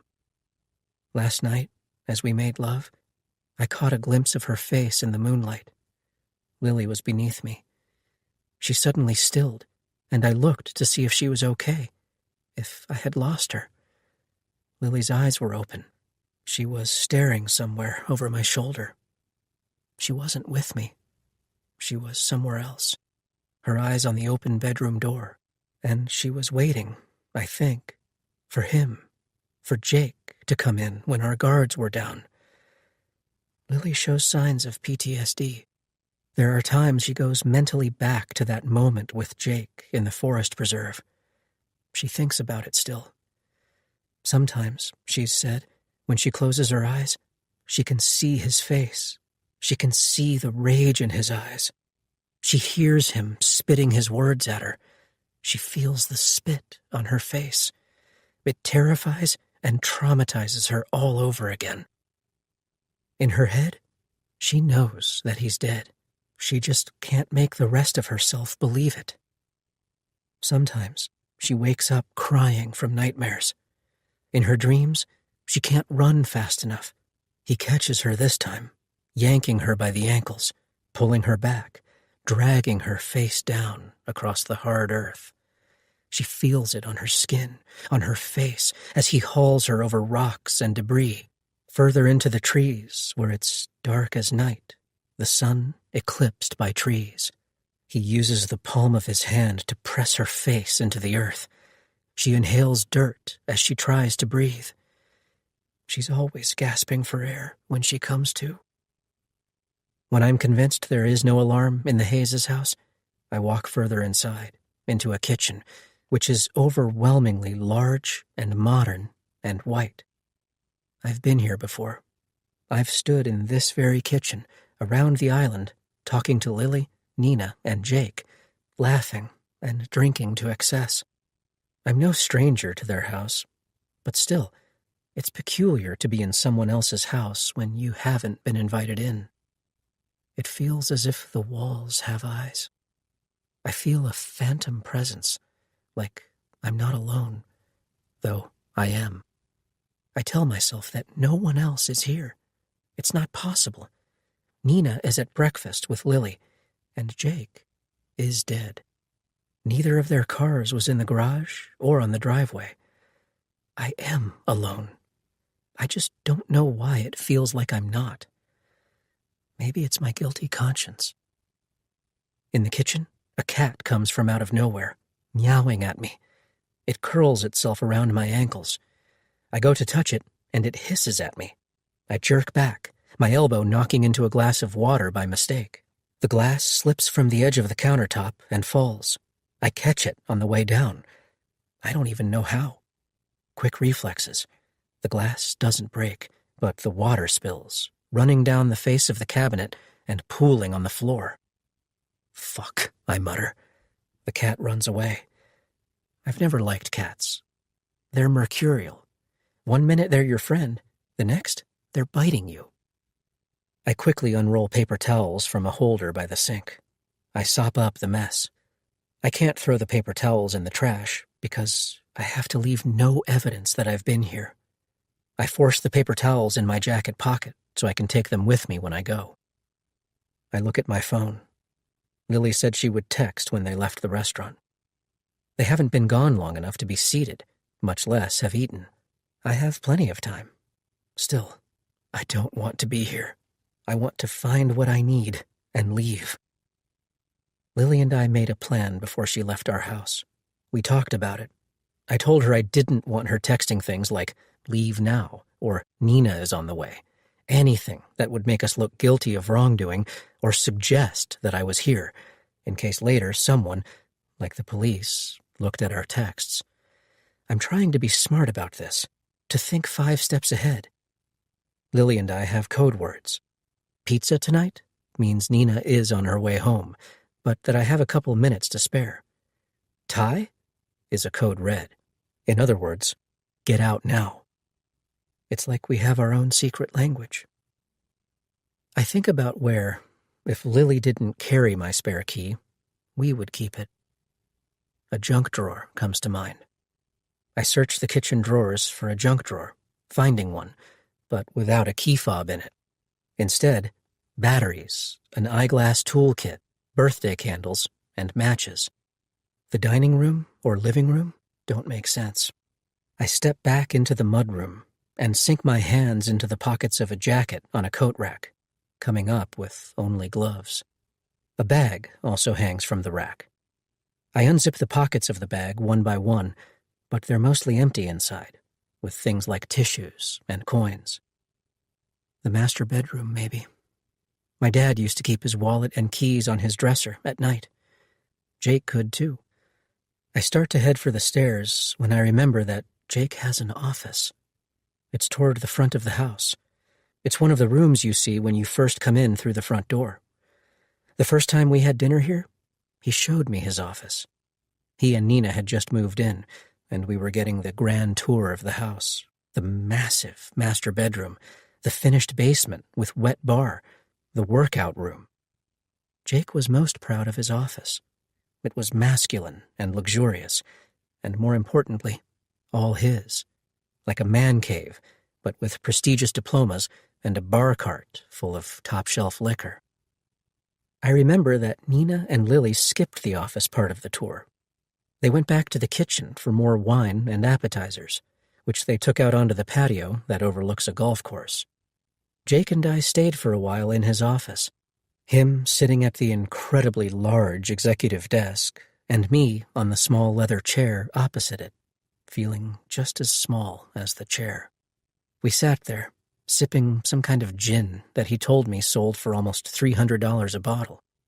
"Good, isn't it?" he'd asked, gloating from behind his lowball glass. I wasn't impressed. I didn't tell him, because that's not me. Instead, I said it was good, the best gin I'd ever had. I leave the kitchen for the office now, cutting through the foyer. I let myself in through the frosted glass door, which is closed, but not locked. I leave the door open behind me. At first, I carefully float around the room. I run my fingers over things. I want to know Jake Hayes. Not the Jake Hayes who was arrogant but funny and fun to be around, like a rich frat boy, but the one Lily bumped into this week. That's a man neither of us knew. Jake was a man who was hard to get a read on. Lily and I talked about that and agreed. For a doctor, he wasn't compassionate or empathetic. After a few drinks, he had a tendency to make light of things that happened on the operating table. Maybe it was his way to cope with the stress of it all, or maybe he was just cold. I've read his reviews online, mostly because I was curious, and they were there, public and easily accessible. Patients complained about things like appointments being rushed or feeling not listened to, but they said that he was highly competent, that they trusted his decisions. I've also read that people with a higher IQ have a lower emotional intelligence than people with a lower IQ. Jake is the classic example of this. Smart, but emotionless. The red flags are more obvious now. in light of what's happened. They're less easy to dismiss. From the things Nina has told Lily, smart but emotionless is not an unfair assessment of him. It's practically spot on. Even in their marriage, he could be cold. But now, moving around his office, I want to know the side of him I never knew. This other side of him that thought it might be okay to try and come on to my wife, to exploit her trusting nature, to force her to her knees on the dirt and attempt to do things to her that I can't stand to imagine. Jake isn't just arrogant and cold. Now, I know that there's this violent, brute side of him that keeps me up at night, wishing I had been the one to bash his head in with a rock. Although maybe it's better that it was Lily, because sweet, little 110-pound Lily would have been less forceful about it than me, dragging it out, killing him slowly. I like to think he died slowly, that it was painful, that he suffered.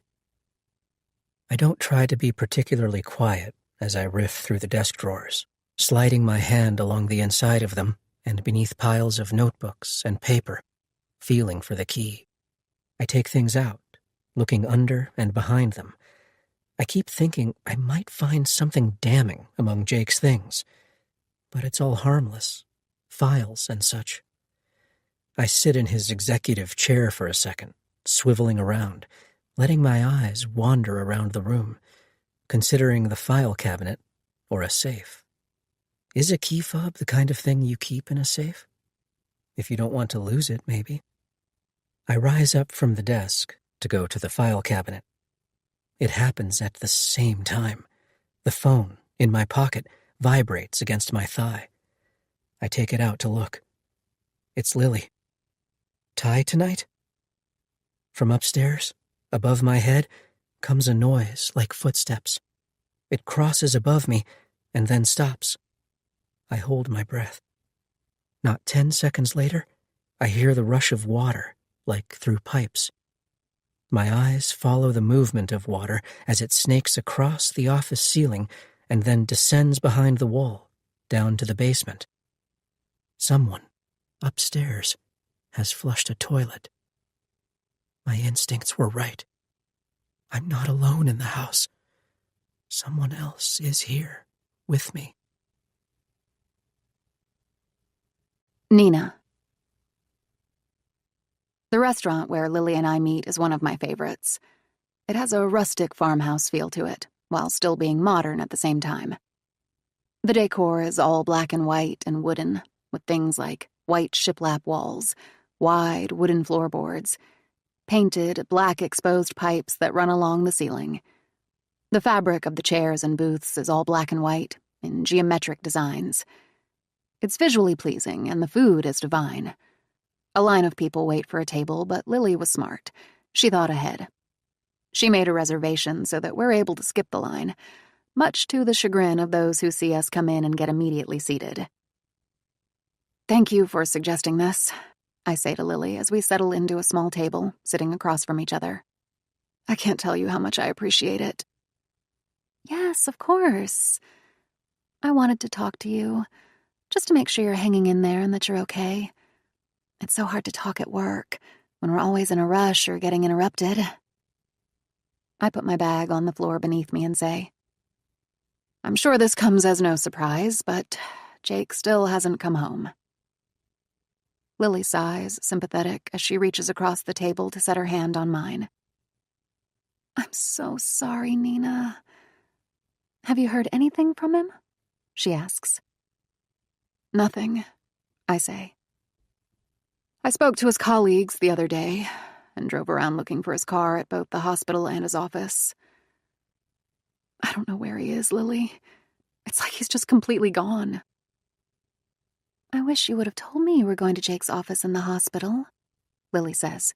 "I would have gone with you, to keep you company at least, or to help you look for him."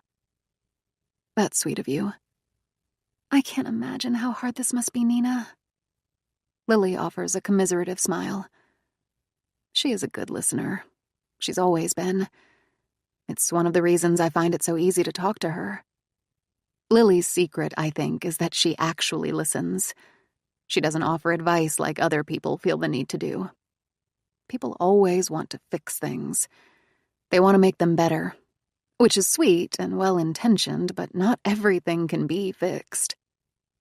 Sometimes a person just wants to find an outlet for their feelings. It is. You don't even know. I can't sleep. I can't think.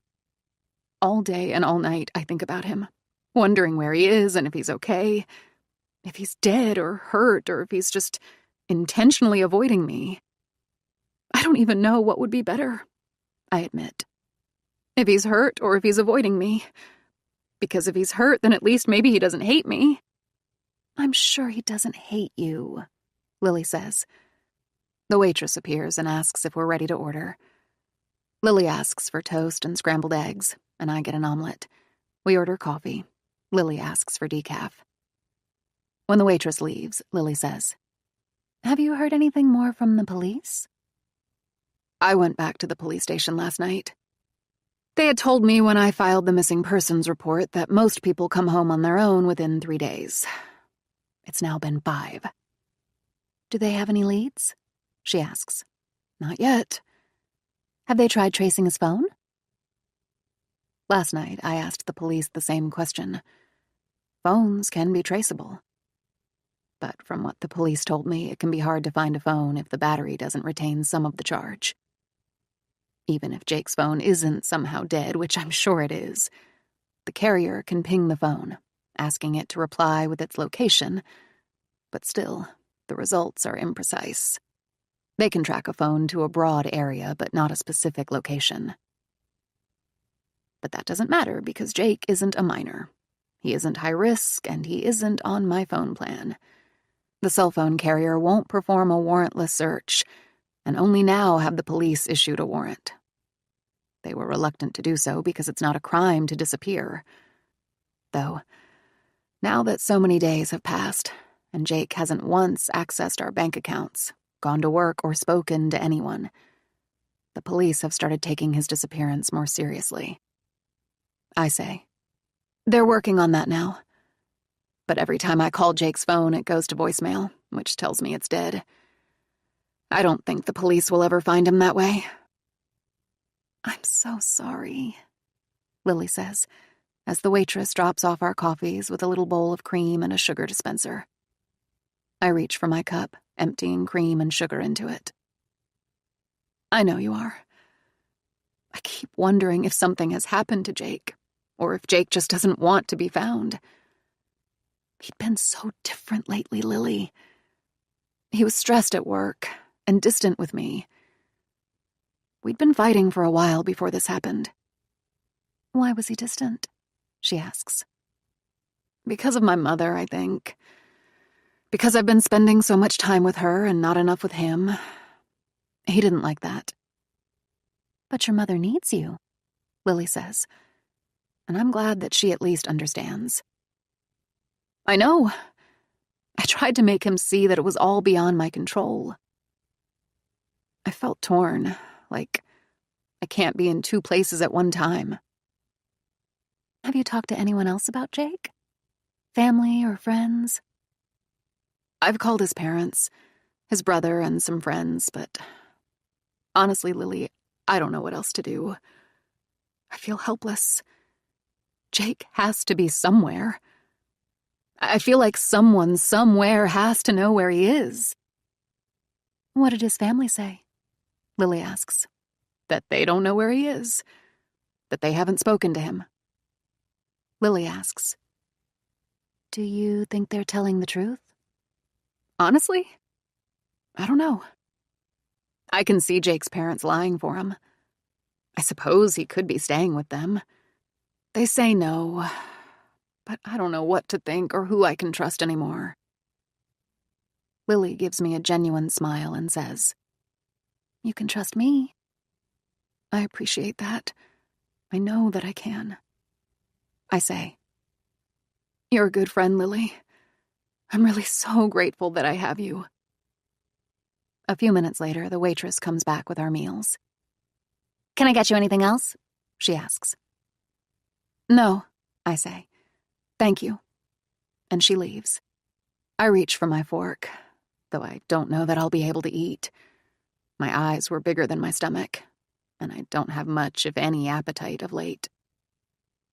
My mother is staying with me now, I say to Lily, apropos of nothing other than that I want to talk about something other than Jake for a change. These days, he's monopolizing all of my thoughts, my conversations, and my dreams. I can't breathe without thinking of Jake. Lily looks up from her plate. Oh? She asks, visibly surprised. You didn't say. Well, not for good. I just couldn't stand to be alone in the house. I needed the company, and my mother probably shouldn't be alone either. It's just until Jake comes home, I say, trying to stay optimistic about him coming home. The thing that I find the most worrisome of all is how he hasn't gone to work. To me, that's more alarming than him not returning my calls or taking money out of the bank. Jake has spent 20 years of his life training to become a surgeon, from college to med school to his residency. He's living his dream, following in the footsteps of his own father, who was also a neurosurgeon, close to retiring now. Jake wouldn't risk losing all that. There must be something physically preventing him from going to work. How long has she been staying with you? Lily asks. It was just yesterday that I invited my mother to come stay with me. I hadn't told her until last night what was happening with Jake. I tried keeping it from her because she isn't wild about him. It didn't help that before she got sick, Jake gave me an ultimatum. Him or her. If I didn't stop spending so much of my free time with my mother, he said, he would leave. He was jealous. And also, I don't think he's ever been a huge fan of her. My mother can be outspoken at times, and Jake didn't like her putting ideas in my head. When we were both home, he wanted me all to himself, which meant on the weekends I could never visit her. It was okay. We made it work. I told her what Jake said, what he wanted, about his stipulation that weekends were reserved for spending time with him. And my mother and I made more of an effort to see each other during the week, in the evenings, after school, but when he was still at work. Except that the evenings were never long enough. And after work, I was sometimes too tired to visit. But then her vision started to go, and it was all beyond Jake's and my control. When she needed me, I had to go to her. I had to be with her. When Jake didn't come home Monday, I didn't want to give my mother another reason not to like him. I thought this would all blow over in a couple days, and that she wouldn't have to know that he was ever gone. My own father left us when I was 6. He and my mother had a tumultuous marriage, to say the least. I remember falling asleep every night listening to them fight. It wasn't ever physical, but it was hurtful. They would scream at each other and call one another names.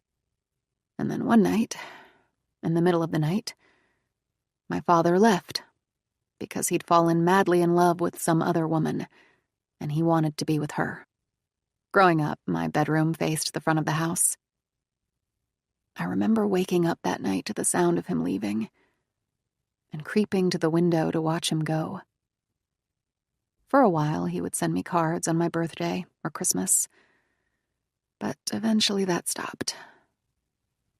I haven't spoken to him in 20 years. My mother never dated seriously again, and she never remarried. She doesn't trust men in general, which means by default, she doesn't trust Jake. It's not Jake's fault. It's not because of anything Jake did.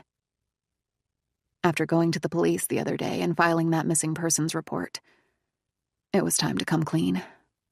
I didn't want my mother to hear about Jake from someone else before she heard it from me. I also didn't want to spend another night in that house alone. Just one night so far, I say to Lily. I picked her up yesterday. She'll stay with me until Jake is back. Lily reaches for her water. You should have invited her along for breakfast, she says, taking a sip from her glass. It's fine, I say. I wanted you all to myself. I can never get through a whole conversation with you anymore without us getting interrupted. So she's at your house now? Lily asks. Yes.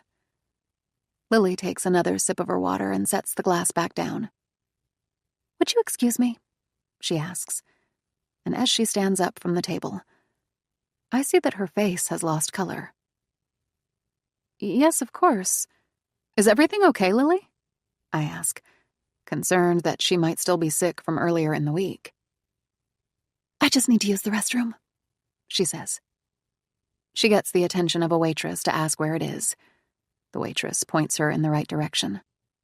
I'll be right back, she says to me. Sorry, she says, though there's no reason for her to be sorry. I'm just worried about her. Lily reaches for her purse before she leaves, and I watch as she disappears to the bathroom, weaving between tables. I wait for her to come back. I don't want to eat without her. I keep an eye on the bathroom door. But when I'm not watching the door, I people watch, running my eyes over the vast number of happy people, friends and husbands and wives with kids who fill the crowded restaurant. Everyone seems so happy. Everyone but me. Eventually, Lily comes back. She was gone so long that I was just starting to think I should check on her. What were we talking about? She asks as she lowers herself into the seat across from me, avoiding my eye. She reaches again for her glass of water. I say, My mother. Oh, right, she says. And I can see Lily trying to remember what we were even saying about my mother. I say, How she's staying with me. I reach for my fork and take a bite of my omelet. Lily isn't eating. I ask, Are you feeling okay, Lily? Fine. Why? She asks. But her face is pale, and I can see that she's not fine. You don't seem fine. I am fine, I promise. She sips again from her water. You're not eating. I'm just not hungry. I'm sorry, Christian made breakfast this morning. He forgot about me meeting you. You were in the bathroom a long time. Are you sure you're really okay? Yes, she says. I'm sure. I don't know that I believe her. It seems like she's holding something back. I stare at her, worried about her, as she tries to force a bite of scrambled eggs into her mouth to prove a point. It doesn't go well. She winds up chewing the eggs a long time until eventually she swallows. But even then, she has to take another sip of her water to force the bite down. She scoops more eggs onto her fork, sizes them up, but then gives up. Her shoulders go suddenly slack. She drops her fork and confesses, I'm pregnant, Nina. And everything that's been happening this week with Lily makes perfect sense. The way she disappeared so quickly the other day after school, to a doctor appointment maybe. Lily's forgetfulness and her absent-mindedness, the color of her skin, the extended time she spent in the bathroom, being sick probably. The fact that she's only pushing the food around her plate and not eating, though breakfast was her idea. Lily has always been disposed to morning sickness, and I can see in her face, now that I know, that she feels sick. Her left hand is on her abdomen, and she keeps sipping from that glass of water, as if trying to squelch a bout of nausea. Congratulations, I say. But it's less than enthusiastic, because Lily and Christian have had rotten luck when it comes to getting pregnant. Actually, getting pregnant hasn't been difficult for them. It's keeping the baby alive that has been. It's not my place to say, but I don't know why she and Christian keep trying, why they keep setting themselves up for heartbreak. Why didn't you tell me? I ask, my voice softening. You know why, she says, and I do. Because the odds that she will lose this baby are high. Besides, you have so much going on right now, with your mother and Jake. I didn't want to burden you. I reach my hand across the table for hers. Hers is wet and icy cold from holding on to the water glass. I've been a shitty friend. I've been going through something hard, but Lily has too. You're never a burden, Lily. You can always tell me anything. How far along are you? 9 weeks. I breathe in deeply. Lily has never made it to the second trimester. This is a precarious time for her, Christian, and the baby.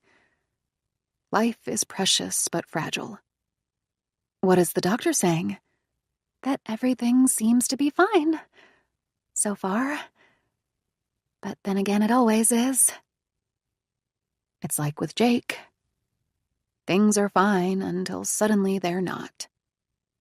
In an instant, your world can turn upside down when you're least expecting it. Christian. I go rigid. I hold my breath. I don't breathe. Above me, things go silent. The water stops running down to the septic tank in the basement. The pipes become quiet and still. I expect to hear the sound of footsteps or a sink running. I prepare myself for it, waiting, but there's nothing, only silence. So that then I start to second-guess what I heard. Maybe it wasn't a toilet flush. Maybe it was something else, like air in the water pipes. Maybe it wasn't caused by something human. I'd believe it if it weren't for Lily's text. Ty tonight? Someone is here. I slide an open drawer closed without hurrying. It takes everything in me not to slam it shut. I push the chair that I was sitting in back under the desk. I won't make it to the file cabinet or have a chance to look for a safe. I find my exits. I could use the front door. It's closer, but visible, and I wouldn't be able to lock the door behind myself if I went that way. The office sits less than 10 feet from the base of the stairs. I see the wrought iron balusters through the open office doors. There is a window in the office, but to go out that way, I'd have to remove the screen. I couldn't replace it from outside either, meaning it would be impossible to go that way without leaving evidence that I was here. I have no choice but to go back out through the garage door, the same way I came. I drag myself across the room. The floors are wood. I wear shoes. It's practically futile to try to be silent. My shoes are anything but light on the wooden floors. I step hesitantly from the office into the foyer. It's the kind of space that's 2 stories tall with a coffered ceiling and a giant chandelier. A quarter-turn staircase leads down into the foyer. There's a loft-like space with a railing at the top of the stairs so that the second floor overlooks the first. From just outside the open office door, I see a wall-mounted mail holder by the front door. It feels like just the thing I was looking for. The problem is that the mail holder is in direct view of the stairs and the loft. I hesitate, calculating the risk. It's high, but the mail holder is the perfect place for the key. That's exactly where Lily and I would leave it, and I've already come this far. I can't go home empty-handed, because without this key, there is no way to move the car. And if we don't move Jake's car, it puts him and Lily together at the same place, on the same day he died. It makes Lily look guilty. I let my gaze go up the stairs and to the loft. It's still quiet, for now. If I didn't know better, I'd think no one was upstairs. I pull my way across the foyer floor, feeling completely and utterly exposed. I've done my fair share of disorderly things in my life. I was an insubordinate teenager. I had more groundings, detentions, and suspensions than I can count. My mother used to tell me that my behavior was taking years off her life and was going to be the death of her.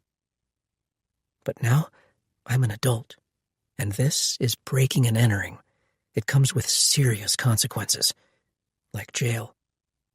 There are slots for mail and bills on the mail holder, but also hooks for keys. I slip my hand into one of the slots, striking gold. The key fob. I pinch the key fob between my fingertips and pull it out. Something else comes too, slipping from my hand, and this time, my reaction time isn't fast enough to catch whatever it is. The object falls to the floor, making noise. A door upstairs rasps open. "Nina? Is that you?" The voice belongs to a woman. I spin around. I don't risk looking up the stairs. I leave whatever fell on the floor. I make my way back toward the garage as footsteps pad across the hall and a silhouette appears in my range of view. "Nina?" she calls again. Footsteps descend the stairs. I head into the kitchen. I cross the kitchen for the garage door. I set my hand down on the garage door lever, and as deliberately as I can, I pull the door open. I step into the garage and guide the door closed behind me, holding down on the lever, releasing it by degrees so that it doesn't snap back into place. What I want to do is slam the door and run. I have no choice but to open the overhead door. It will make noise, but that's inevitable because there is no other way out of the garage other than through that door. I have 0 options. I press the button. The door lifts. It's as loud as a leaf or a snowblower on a Sunday morning. There is the very real possibility that I've fucked this all up, that I'm fucked, that the police are already on their way, and I won't get to my car before they arrive. As I walk to my car, I risk a glance back and see it. From one of the front windows, a face is pressed to the glass, looking back at me. I speed home in such a state of shock that I forget all about the bag of Lily's bloody clothes sitting in the back seat of my car. It was her mother, Lily tells me later, when we're both back home. I was home before she got here. She came in to find me pacing, practically running the house from end to end, just waiting for the axe to fall, for the police to show up at the door with a warrant for my arrest. Her mother is losing her vision, Christian. It's fine. She doesn't see very well. How close were you to her? Maybe 10 or 20 feet. The thing is, Lily, even if she couldn't see me, she heard me. She knew someone was there. She spoke to me. What did she say? She called me Nina. See? Lily says. There you go. It's fine. She thought you were Nina. Except Nina would have spoken to her. Nina wouldn't have run. And it gets worse. Why? Because as I was leaving, she got a clear view of my face. Not clear, Christian. She doesn't see very well, she says again. She wouldn't have known it was you. She doesn't even know you. She couldn't identify you. I'm sure it's fine. The more times Lily says that it's fine, the less I believe it's true. As the day goes on and the police don't come, I find my anxiety tapering. If they knew it was me, they would have come already, wouldn't they? And then, later in the day, just as I finally start to feel safe, the doorbell rings. Nina. I know that something is different the second I come home. The garage door is open. In the kitchen, there is a smell in the air. A woodsy scent like cologne. I set my bag on the kitchen island and step out of my shoes. I take a sweeping glance of the room, calling for my mother. When she doesn't answer, I take long strides toward the foyer to go check on her. Just into the foyer, I see that Jake's office door is open. It stops me dead. I draw in a breath. The door is not just slightly open, but entirely open. The frosted glass door flush against the wall. That door hasn't been open in days. I've been keeping it intentionally closed because I kept finding myself looking in this week, expecting him to be there. He never was, but all it took was a lampshade in my peripheral vision, for example, to make me think that he was. My heart couldn't take any more false alarms. But now the door is open. Someone has opened it. And my first thought is that Jake is home, that he's finally come back home to me. I edge toward it. From the foyer. I don't have a clear view of the inside yet, but there is a part of me expecting Jake to be sitting behind his desk, as if nothing is wrong, as if he hasn't been gone all this time. I take a breath and step into the room. But it's completely empty. Jake isn't here. I sag against the doorframe to catch my breath, feeling let down by the empty desk chair. After a minute, I turn away from the office. There is something on the floor by the front door. I go to see what it is, and find that it's the extra key card to my Tesla, sitting by the floor register. It must have fallen from the mail sorter, which is where Jake and I keep it. I pick it up and put it back in the pocket of the mail sorter, wondering how it got on the floor, and if my mother was looking for something while I was gone. I reach for the banister. I pull myself toward the stairs. I climb the steps for the guest room where my mother has been staying. The guest room doesn't get much use because Jake's family and mine live relatively close. When they come to visit, they come for the day, not for the night. Still, I went out of my way to decorate the space. It was wishful thinking, hoping that a beautiful room would bring guests. And it has brought some.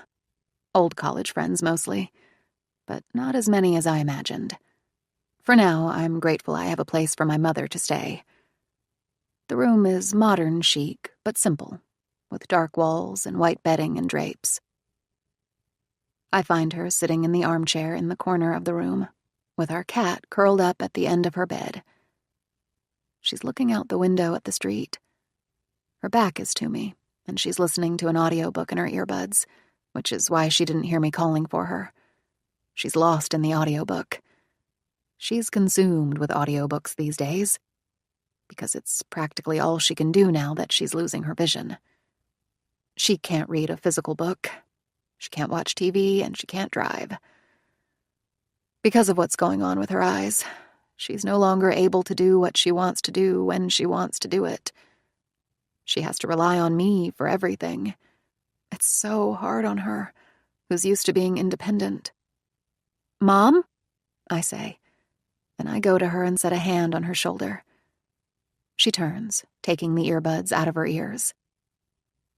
My mother is only 62. She's relatively young, and it shows. Physically, she's fit. She's thin. She used to be a hiker and a backpacker when she was in her 20s. She met my father backpacking through Europe, long before they got married and had me. I forget sometimes that she had an entire life before I was born. When she was once young, adventurous, and completely self-sufficient. She's no longer self-sufficient. But even now, she could walk for miles and easily keep up with me. Her age is just starting to show in her face and neck, but her skin is mostly still free of lines, just some around the mouth and between the eyes. I'm envious. I hope that I look half as good as she does when I'm her age. "Hi," I say, smiling down. "How was breakfast?" she asks. "Good," I say. "Did you get along okay while I was gone?" "Yes," she says. "Did you nap?" "A little." "What else did you do?" I ask. She shrugs. "I took a shower," she says. "That's all?" I wasn't gone long, less than 2 hours. "Did you eat anything? Did you go downstairs?" "Yes," she says. "I made myself some oatmeal for breakfast." "Good," I say, glad that she wasn't shy about helping herself to breakfast. But that's not really what I want to know. "Did you go for a walk?" I ask. "The garage door was open." My mother shakes her head, quiet. I don't think I left the garage door open by mistake. But maybe. "Did you go into Jake's office while I was gone, Mom?" "That door was open, too. I've been keeping it closed." My mother hesitates. She knows something, but she's reluctant to tell me. I tell her, "It's okay if you did. It's not like it's off limits. You can go anywhere in the house that you'd like. You know that. What's ours is yours, Mom. I'm just curious because the door was open and I'd left it closed. I didn't go into his office, she says. I frown. She had to have gone into his office while I was gone. But I don't understand why she would lie to me about it. Are you sure, Mom? I ask. The office door was definitely open. I know for sure it was closed before I left. Fully closed. A person would have had to turn the handle to get in, so I can't even blame the cat for it. Of course I'm sure, my mother says. But again, she hesitates, and I can tell she's holding something back. What aren't you telling me, Mom? She stands up from the chair. When she does, she rivals my height. I didn't want to tell you. I didn't want to worry you. But when you were gone, Nina, she says, reaching for my hand, Jake came home. My jaw goes slack. It takes a second for her words to sink in. Jake came home? Jake is here? My first instinct was right. Someone was here in the house when I wasn't home. It was Jake. My hand slips from hers. I back away from her, moving in reverse toward the door. Where is he? I ask, breathless. Is Jake in our bedroom? Our bedroom is on the opposite side of the upstairs hall. At the top of the stairs, I would have had to turn the other way to get to it, which means I didn't walk past it. I didn't see Jake's car outside. It wasn't in the garage or on the driveway, but if it was on the street, I could have missed it. Is he in our room? I don't know what to feel. That Jake could return home just like that. That he could be gone all these days and then slip back into my life as if nothing has happened.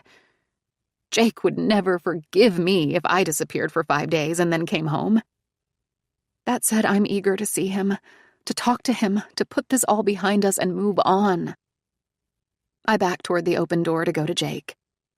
No, Nina, my mother says, her voice stopping me. He's not in the bedroom. He left. He's not here anymore. He left? I ask, aghast. When? Why?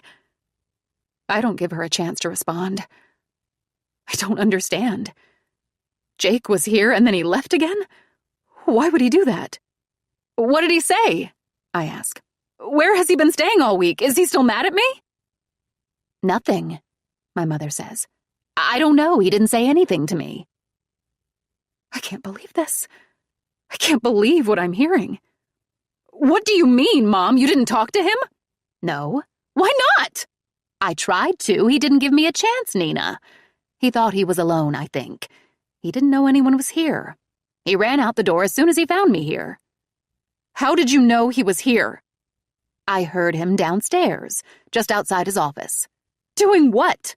I ask. I don't know, she says. Looking for something, it seemed, from the sound of it.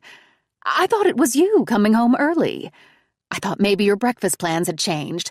I went to the top of the stairs. I called down for you. I must have startled him. What did he say when you saw him? I already told you, she says. He said nothing, Nina. When he heard me, he turned and ran. He ran? I ask. It upsets me, thinking of Jake running away from the home we share, hiding from me. It's even worse than if he hadn't come home at all. Yes, she says. I'm sorry. I didn't want to tell you because I knew it would upset you. You should have called me, I say. I would have come home. But it wouldn't have mattered, because it would have been too late. Jake would have already been gone before I could get home. I'm sorry, Nina. It's not your fault, Mom. What happened then? I ask. After you saw him in the foyer and he ran. She says, he went out through the garage, and then I saw him on the driveway. There, she says, turning to point out the window, which faces onto the street. I go to stand at the window beside her, looking out. The day is ugly, windy and gray. Despite the weather, the street we live on is stunning. It's affluent and much sought after. Jake and I bought a $500,000 home only to knock it down because it wasn't the house we wanted, but the land. Land is growing scarce, and this is prime real estate. The previous home was dated. It was never our intention to keep it, despite the exorbitant price tag. We knocked it down, and then hired builders to put in the home of our dreams. The street is residential with parks and walking paths and such. The schools, should Jake and I ever have kids, though I'm losing hope of that, are top-notch. Most of the neighbors are rich. It's an ostentatious wealth, though not as ostentatious as Jake's parents, who live in a house with a name, Garrison House, for some Mr. Garrison who lived there 100 years ago and was designed by one of the most renowned architects of the time. But something slightly more subtle than that. Why did Jake come? What did he want? If not me, then what? What is this game he's playing with me? Later, I search Jake's office. I don't know what I'm looking for, just for something amiss. I find nothing. Whatever he took from the office, or whatever he was doing in the office, isn't obvious to me. Our neighborhood has a Facebook page. People are always bemoaning cars driving past too fast, as if none of them has ever once in their life pressed down too hard on the gas pedal. They catch clips of speeders on their video doorbells and post them to the Facebook page for a public shaming. Once the car was mine. Jake and I don't have a video doorbell ourselves. I asked him once if we should consider getting one, but he said he didn't want to be notified every time a squirrel walked past our front door. He said that the video wasn't safe either, that it's being uploaded to the cloud for anyone to see. Maybe it is, and maybe it isn't. I don't honestly know. Though I teased him at the time, asking if he had girlfriends coming over when I wasn't home that he didn't want me to know about. Video doorbells don't only keep watch on strangers. They monitor the people who live inside the home. As far as I know, these video doorbells store footage indefinitely. If I ask, I'm wondering if my neighbors with cameras will let me see this morning's feed. I'm sure someone caught something, even just a fragment of Jake's face or the back of his head as he let himself into the house. I want to see him. I need to see Jake. Because then maybe I'll know why he was here. Christian. My reaction is delayed because I can't believe what I'm seeing when I open the door. I expected to see the police when the doorbell rang. This is no worse, but no better.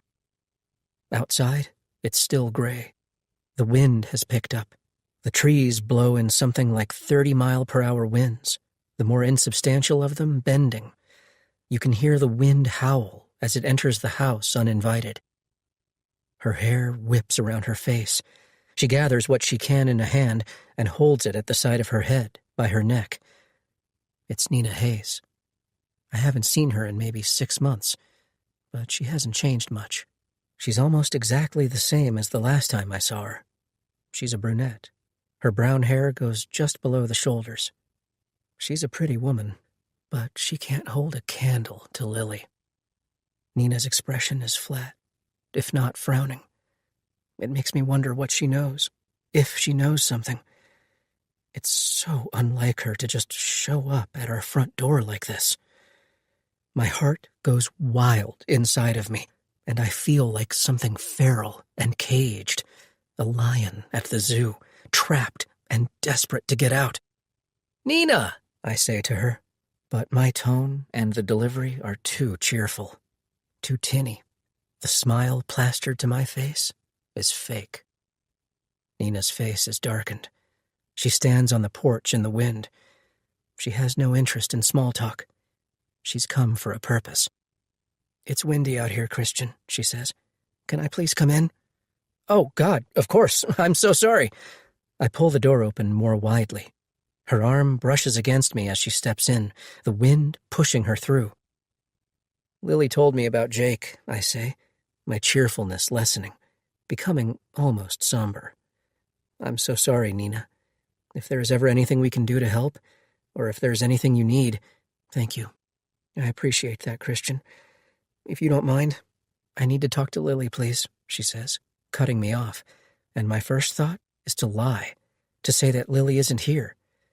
Lily's car is in the garage, and the garage door is closed, so Nina wouldn't know whether or not she is home. For all Nina knows, Lily had errands to run after their breakfast together. But then, Lily materializes behind me with a quiet, bemused expression on her face. "Nina?" she asks, coming around a corner, her voice a whisper, her jaw practically slack. There is a dish towel in her hands. Lily has been doing dishes, cleaning up the kitchen that we've, over the last few days, neglected to clean, so that dishes were piling up on the counter and sink. Nina looks past me as Lily says, "I thought I heard your voice. Is everything okay?" "Do you have a minute?" Nina asks, her words somewhat curt. Nina has never been the warm and fuzzy type, but this feels almost glacial and makes me uncomfortable. But then Nina says, "I'm sorry to just barge in on you like this." And something about that feels less glacial to me. Maybe I don't need to panic. They were together not 2 hours ago. That, in and of itself, is concerning. Whatever Nina has to say to Lily, she could have said then, but she didn't, which means something has happened since they were at breakfast, something important enough to warrant coming over to our house to speak to Lily in person. She knows what I've done. "Yeah, of course," Lily says. "Come in." Nina follows Lily to the kitchen as I turn my back to them to close the door, having to shove it closed against the weight of the wind. I turn the deadbolt, trapping us all inside. And then, for this one regrettable instant, I think I may have to do something to Nina before this is through. Because if she knows something, if she's come to confront Lily and me, then I can't just let her leave, can I? If I do, she'll go to the police, and then I'll go to jail. Or even worse, Lily will go to jail. I'll do anything to keep Lily and myself, but especially Lily, out of jail. I have a sudden mental image of my hands coming down on Nina's neck. The image is so real and so crystal clear that I can feel what it would be like to press down, to stop the airflow to the trachea, to strangle her before lowering Nina's lifeless body to the floor. I imagine Nina's arms flailing, her legs kicking, and I wonder how long it would take, how much pressure I would have to put on her neck for her to die. "Can I get you something?" Lily asks, breaking my reverie, and I feel instantly sick for thinking like that. I'm not a killer. I could never kill someone. Could I? This whole thing has spiraled out of control, turning me into someone I'm not. Nina follows Lily to the kitchen. Lily is still talking. "Water? Tea?" she asks. There's this slight tremor to Lily's voice. I hear it, but I wonder if Nina does. Nina and Jake have been to our house for dinner before. It was after we'd been to theirs and saw the way they lived. Lily was reluctant to have them over. She felt self-conscious, as if our almost 3,000 square foot waterfront home was something to be ashamed of. She went all out getting things ready, cleaning and buying new stuff for the house. I remember saying something to her at the time like, if they're the good friends we think they are, they won't mind our average quality dishes and furniture. But Lily wanted everything just right. "No, thanks. I tried calling you," Nina says, still wearing her coat. "You didn't answer." "Oh?" Lily glances back over her shoulder. "I didn't notice. I'm so sorry. My phone must be on silent. Is everything okay?" "No, it's not, Lily," she says. And then Nina turns to see me following them into the kitchen. Her expression is unreadable. I force a smile, something that belies my terror and looks more like concern, though inside I'm fucking scared. My heart is a cheetah. We come into the kitchen. Lily says, "Oh no, Nina." And she goes to the fridge to get Nina water anyway, despite her saying that she didn't want any. "What happened? Is it your mother?" "No," Nina says. "It's Jake." Lily says, "Sit, please. Here," while setting the bottle of water on the table. "Can I get you anything to eat?" "No, I'm fine." "Something has happened, Lily," she says, looking again in my direction, and I'm certain that something is me. "Do you mind giving Lily and me a minute, Christian?" she asks, and I'm taken aback by her candor. She stares at me and then says, "I don't mean to be rude, but I was hoping I could talk to Lily alone." "Oh, yeah, sure," I say. "No problem." Lily and I exchange a look. She doesn't want to be left alone with Nina any more than I want to leave her alone with Nina. I don't have a choice. I move from the kitchen to the stairs, climbing them, and when I get to the top, I stand there, listening, waiting for Nina to tell Lily that I was in their house this morning, as if Lily doesn't already know that. She came as a courtesy to tell Lily first, because they're friends, before she goes to the police. I hold my breath. The wind outside is still loud, whipping around the corners of the house. It's begun to rain, the rain spitting against the windows. It makes it hard to hear Nina's voice. The house is dark. We don't have any lights on. It's the middle of the day, but with the weather as it is, it's dim, like dusk. Lily asks again, "Are you sure you don't want to sit?" "No, I'm sure." "What's going on, Nina? You're scaring me." "When you and I were at breakfast, someone came into my house," Nina says. "Who?"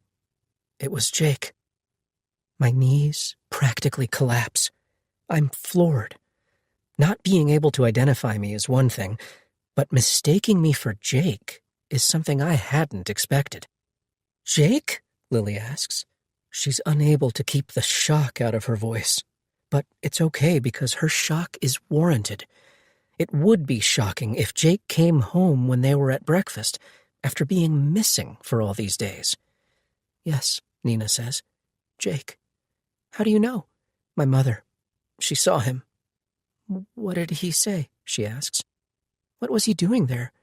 Is he still there now? Is he home?" "No," Nina says. "He didn't say anything to my mother. He came and then left again." Lily says, "Oh, God. I'm so sorry, Nina. What do you think he wanted?" Nina is exasperated. "Who the hell knows? He was in his office," my mother said, "looking for something. He didn't come for me." "Oh, Nina," Lily says. It's warm, sensitive. Silence follows, and I imagine Lily putting her arms around Nina, embracing her. 30 seconds or so pass, and then Lily says, "Look on the positive side. You know he's fine, right? He's not hurt. He's not missing like you thought. Maybe he just needs some time to come to his senses. Every relationship needs the occasional break. What's that they say? Absence makes the heart grow fonder." Nina is quiet at first. I'd give anything to still be in the kitchen with them. I want to see her face as she considers Lily's words. "Maybe you're right," she says after a while. I like how Lily does that, how she turns the conversation into something encouraging.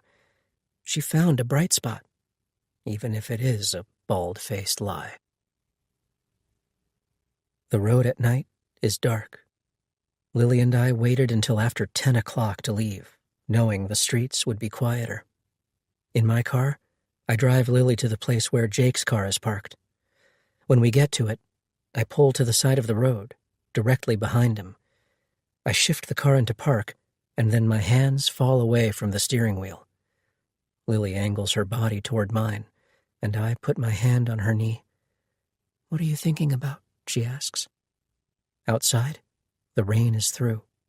It never did amount to much. It was over and done within just a few hours. The wind has settled too. The night is perfectly still. "Nothing," I say. Lily knows me too well. You're thinking about something, Christian. I can tell. How do you know? You're quiet, she says. Quieter than usual. Lily is right. I am thinking about something. I'm thinking about what happened today. How I very narrowly dodged a bullet. I thought for sure she knew, I say. When Nina came over today, I thought I was totally fucked. But she didn't know, Christian. It's fine, Lily says, setting her hand on mine, holding it. I know that now. I just got scared, I say, not wanting to admit that to Lily. I like to be the strong one, for Lily to think I'm indestructible. I want her to feel safe with me, to feel like I can take care of her, of us, no matter what happens. It's okay to be scared. I was scared too, but Nina suspects nothing. I had these thoughts when Nina was at the house today, I confess. What kind of thoughts, she asks. I don't say right away, so that Lily has to ask, Christian, as she leans in toward me. I say, you're going to think less of me if I say it. She shakes her head. I could never think anything bad about you. I take a breath. I say, I thought that if Nina knew what I'd done, if she had come to say that she knew it was me in their house this morning, then I wouldn't be able to let her leave. I'd have no choice but to keep her quiet. What do you mean when you say keep her quiet? She asks. I swallow hard. I don't say, but I don't need to say it. I look at Lily, and she knows from my expression what I mean. She reads it on my face. You mean killing her, she says. I nod, dimly. I thought that if she was dead, then she couldn't tell anyone what I'd done. What we'd done, Christian, Lily says, reminding me that we're in this together, just like Bonnie and Clyde. Bonnie and Clyde. I half laugh, which was her intent, I think, to lighten the mood, to make me laugh. The only problem is that it's not lost on me that Bonnie and Clyde were killed by the police. They were shot something like 50 times each. It was a terrible and violent way to go. I like the idea of Lily and me being in this together. I just don't want to wind up like Bonnie and Clyde in the end. The thing is that even after Nina left this afternoon, the thoughts about killing her didn't leave. They were intrusive, disturbing, and unwanted. I kept thinking how Nina is the only person standing in the way of Lily and me getting off scot-free. No one is really looking for Jake but her. Those are just thoughts, Christian, Lily says. You wouldn't have acted on them. Thinking about killing someone and actually doing it are two different things. Are they? How can you be sure? I myself wasn't sure. I'm still not sure. The line between right and wrong is getting more blurry with each day. Lily says, just because you thought about doing something doesn't mean you would. You're a good man, Christian. Am I? We go quiet. There's something austere about this moment. This, even more than breaking into the Hayes' house for the key, is the point of no return. What we are doing is maybe even worse than breaking and entering. We're tampering with evidence now. For that, you can get something like 20 years in prison. For breaking and entering, it's more like 2, assuming you didn't hurt anyone. Lily says, I'll follow you. Just don't drive too fast. I don't want to lose you. And it sounds ominous, like a sign of things to come. I don't want to lose you. I don't want to lose her either. Ever. I've spent a long time thinking about this in the last few days, and I've made up my mind. If we do somehow get caught, I'll say that I did it, that I'm the one who killed Jake. I'll make up a motive. I'll say that I'm the one who broke into their house. I'm the one who moved the car. Lily did none of it. She knew about none of it. I did it, all by myself. But what Lily said just now wasn't meant as a prophecy. It was a request. I have a lead foot, a tendency to drive too fast. That's all that she meant by it. I need to drive slowly so that I don't lose her, so that neither of us gets pulled over by the police. All along this short stretch of street, there are no streetlights, no passing cars. Newcomb is a 2-lane road with little to no through traffic. Its only real purpose is to get to the forest preserve and for overflow parking. It's a dead-end street with no one coming or going. On either side of us are nothing but trees. We're totally secluded. You won't lose me, I promise her. I'll be right ahead of you the whole time. I lean in toward Lily. She wraps her arms around my neck, and I kiss her like it might be the last time I kiss her in my whole life. You ready? I ask, pulling back. She nods. Switch places with me, I say, so that she can drive my car and I'll drive Jake's. She does. By now, Jake's is the only car here. I slip my hands into a pair of gloves and go to it, letting myself in. I pull out onto the street. Lily follows, her headlights in my rearview mirror. I drive to a budget hotel in Bridgeview, not too far from the airport. I drive slowly. I don't go over the speed limit. I never once pass through a yellow light. I use my turn signals unfailingly. But still, I'm fucking scared. I watch Lily's headlights in the rearview mirror the whole way to be sure we stay together. I thought long and hard about where to leave the car after moving it. All I could come up with is somewhere without cameras, which meant that things like the parking lots of big box stores were out of the question. I decided on a budget hotel in Bridgeview, the reason being that recent reviews alluded to car damage and things getting stolen from the parking lot and the general lack of security and safety measures. I thought that we would be safe going there. I hope I'm not wrong. I drive there now. I take side streets so we don't have to risk passing through a toll booth where there are also cameras. I've never been in a situation like this before, but now that I am, the cameras are endless. They're everywhere.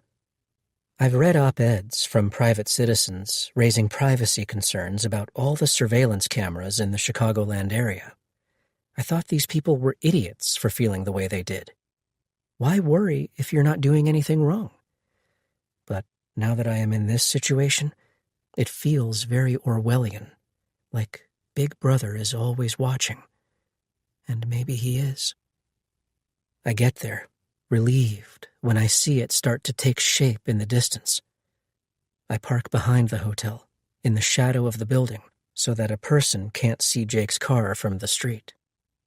I get back in my car with Lily. I get into the passenger seat this time, letting Lily drive me home.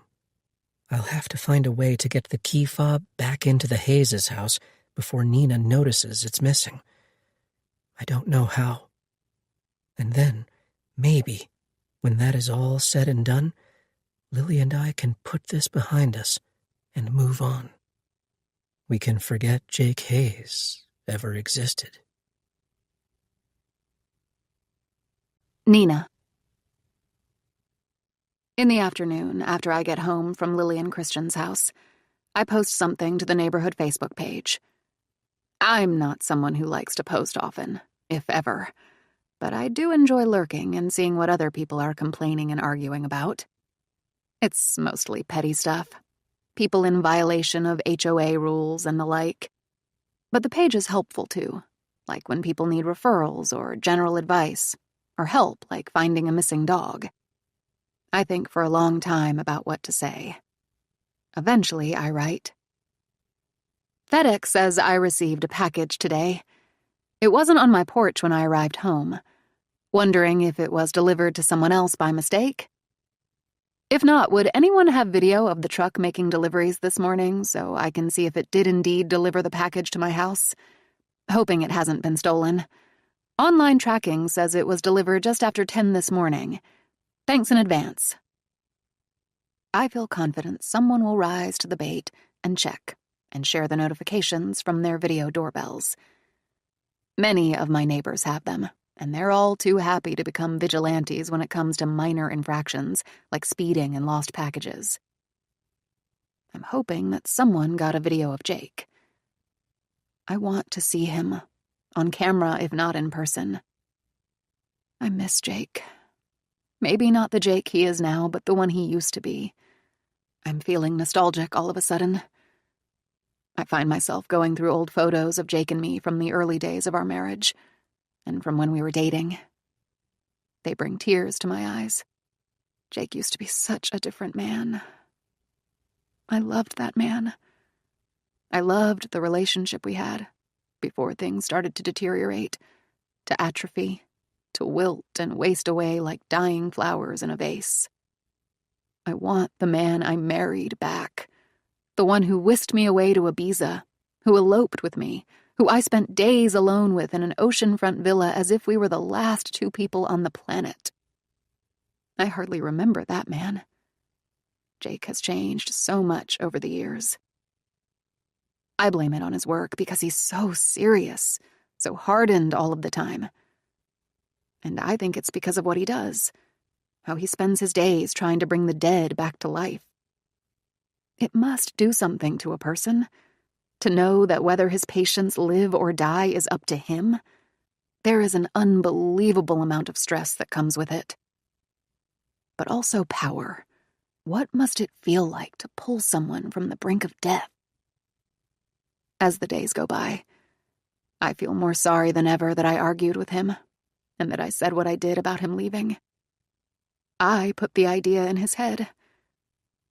And then when he said something about how I'd like it if he left, I didn't object. I watched in silence as he took his pillow and walked from the room, feeling like I'd won at something, when our marriage was not a game to be won or lost. It's only been 5 days since I've seen him, but it feels like years. After I post the message to Facebook, I decide to go for a walk in the neighborhood. It isn't the best weather for a walk, but I need to get out of the house, and I need fresh air. I need to breathe. I can't just sit around staring at Facebook, waiting for someone to reply. The street is quiet because of the weather. It's windy. It rained earlier, and there is the threat of more rain in the forecast. The clouds move quickly in, growing thick, turning the sky the color of pewter. I'll have to take a short walk so that the skies don't open up on me and I get drenched. I sink my hands into my coat pockets and drape the hood over my head. I walk down the long brick walkway for the driveway. The wind comes at me, pushing the hood from my head. I keep having to fix it until eventually I tie the string so that it doesn't keep coming off. Despite the nasty weather, the movement, the exercise feels good. I need something to do with the angst I've been feeling. As it is, it's just been left to fester. I've just reached the end of the driveway and turned right onto the street, when there, at the fringes of my awareness, I get that feeling that someone is watching me. It's a prickly feeling along my back that grabs hold of me, and I turn without hesitation, searching over a shoulder and behind me. There is a car much further back. It rolls along the street without headlights on, moving so slowly that I have to wonder if it's moving at all, or if it's not just idling in the street. I watch it, and decide that the car is definitely moving. I turn my back to it. I keep walking, but the feeling of being watched doesn't leave. I don't know that I feel afraid, but I notice that by instinct I've sped up. I walk with more urgency now. I don't even know that I've done it until my breathing becomes heavy. I throw a glance again over a shoulder, relieved to see that I've put distance between the car and me. Still, I'm overcome with a feeling of seclusion, of the greatest sense of being alone. The street is empty, but for me. If something happened to me right now, no one would know. No one would see. I try and shake it off, to reason with myself. I'm too old to be scared. 3 houses up is a path through the woods. It cuts between two homes leading to the neighborhood park. It's a small path, the kind meant for bikes and pedestrians. It's not wide enough for cars, which in this moment feels advantageous. When I get to the path, I take it, slipping behind an open chain-link fence. There are quite a few trees as the path cuts through a section of woods. Ordinarily, the woods don't faze me, but I feel more restless than usual today. I keep looking back over my shoulder to make sure I'm alone. I've lost the car. I don't see it anymore. Still, I'm on edge, thinking about Jake and wondering why he came home this morning. What did he want from the house? What did he take?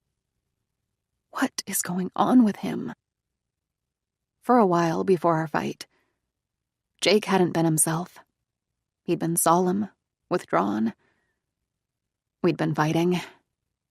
It used to be that Jake and I didn't ever fight. We always got along. But Jake needs to be in control. He isn't used to being told no. Being told no is Jake's kryptonite. It's never been a problem in our marriage because, until recently, when things got so messy with my mother, I almost never told Jake no to anything. Jake and I had a whirlwind romance. We met, we fell in love. 3 months later, we were married. Jake asked, and I said yes. He didn't want to deal with a big, extravagant wedding with all that pomp and circumstance. I said okay, that I didn't either, though I'd been planning for my wedding day since I was something like 6 years old, cutting pictures out of magazines and pasting them down in a notebook. Jake and I eloped, which my mother took hard, because she'd always imagined walking me down the aisle on my wedding day in lieu of the father I didn't have. Instead, Jake and I got married alone in Ibiza, because it was one of those bucket list places he always wanted to visit. I didn't know where Ibiza was at the time. I thought it was somewhere in Mexico, maybe near Cancun. I'd always wanted to go to Mexico. It wasn't. Spain was nice, too. Now, as I pass through the woods, I think again of that night just a couple weeks ago, of Jake glowering at me over his whiskey sour, talking about the gunshot victim who died on the operating table. Who shot her? I'd asked. Her husband, said Jake. I remember that it had upset me, thinking of a husband shooting his wife in the head. It was unthinkable. It left me feeling sick to my stomach, and I couldn't stop wondering what she did that made him react like that. But it wasn't Jake saying the husband had shot her that got to me. It was what happened next that really got under my skin. It happened so fast, it was like subliminal advertising, something the conscious mind can't perceive but gets picked up by the subconscious. I didn't notice it at the time. I thought about it later, at night, after Jake was asleep. I lay there in bed beside him, and it came to me. What was bothering me so much? What my subconscious had seen was a smile that played on the edges of Jake's lips when he said how this man had shot his wife, as if something about that made him happy. I didn't know what made me do it, but I got out of bed that night. I leaned over and made sure Jake was dead asleep, and then I crept from the bedroom. I moved unnoticed down the stairs and into Jake's office. Silently, I lifted the painting from the wall. I went into Jake's safe to be sure our gun was still there. And it was. Only then, when I knew where our gun was, could I sleep. I leave the woods now. On the other side of the trees, the land opens up into a field. The playground is in the field, though the playground, when I come to it, is completely empty, as if it's been evacuated. There are no happy, laughing kids running across the rope bridge and sliding down the slides. There are no despondent teenagers smoking weed in the little hidey holes. There is no one. I would have expected someone to be at the park. But there's not. And I blame it on the weather. The day has gotten darker in the short amount of time I've been out. It isn't the setting sun. It's too early for the sun to set. It's the incoming storm. The wind has picked up. I walk around the path in the same direction as the wind, so that it pushes from behind, sweeping me along the sidewalk. I have to fight to keep from going too fast. The swings at the park move in the wind as if driven by ghosts. The carousel spins. It's subtle. I don't know that I would have noticed the carousel spinning, if not for the raspy creak of it as it goes round. The path around the park is hoop-shaped. Trees surround it. I follow the path, wanting to go home, to be home, but realizing there is no point in turning around because the path is spherical. The distance would be the same whether I turned back or kept going, so I may as well keep going. There is only one way in or out of the park, and that's through the woods and the chain-link fence. Eventually, I have to go back the way I came. I pass through the trees again. They darken around me. It takes longer than I remember to get through the woods.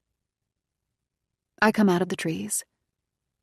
At the same time, the car I saw earlier labors down the street, going the opposite way as before, as if searching for me. My mouth goes dry. It's hard to swallow. It's hard to breathe. I ask myself what exactly I'm afraid of, who I think is in that car. I can't answer. I have no reason to feel afraid, and yet I am. I walk so fast along the sidewalk now, in the direction of my house, that I'm practically running. The sky suddenly opens and the rain comes, falling in my eyes, making it hard to see. A car engine vibrates from beside me. I refuse to look. What I want to do is scream. Until a voice calls out, "Excuse me?" And I'm so completely caught off guard because the voice is a woman's. I don't know why, but I didn't expect that. I turn slowly back to find that the car has stopped on the street beside me. The driver's window is open and this woman is leaning her head out into the rain with a kind but remorseful smile. The rain comes down sideways, getting into her car. "I'm so sorry," she says. "I didn't mean to scare you. I'm totally lost. I was wondering if you can tell me where Circle Drive is?" I stand there on the sidewalk getting wet. My breathing is heavy and my heart races. She's only looking for directions. I feel silly for being afraid. Of course she's only looking for directions. Who did I think she was? What did I possibly think was going to happen? What did I think she was going to do to me? "On the other side of Hobson," I breathe. My voice is shaky, and this woman can't hear me because of the rain. She shakes her head. "I'm sorry, what?" she calls out, putting a hand to her ear. I say it again. "On the other side of Hobson.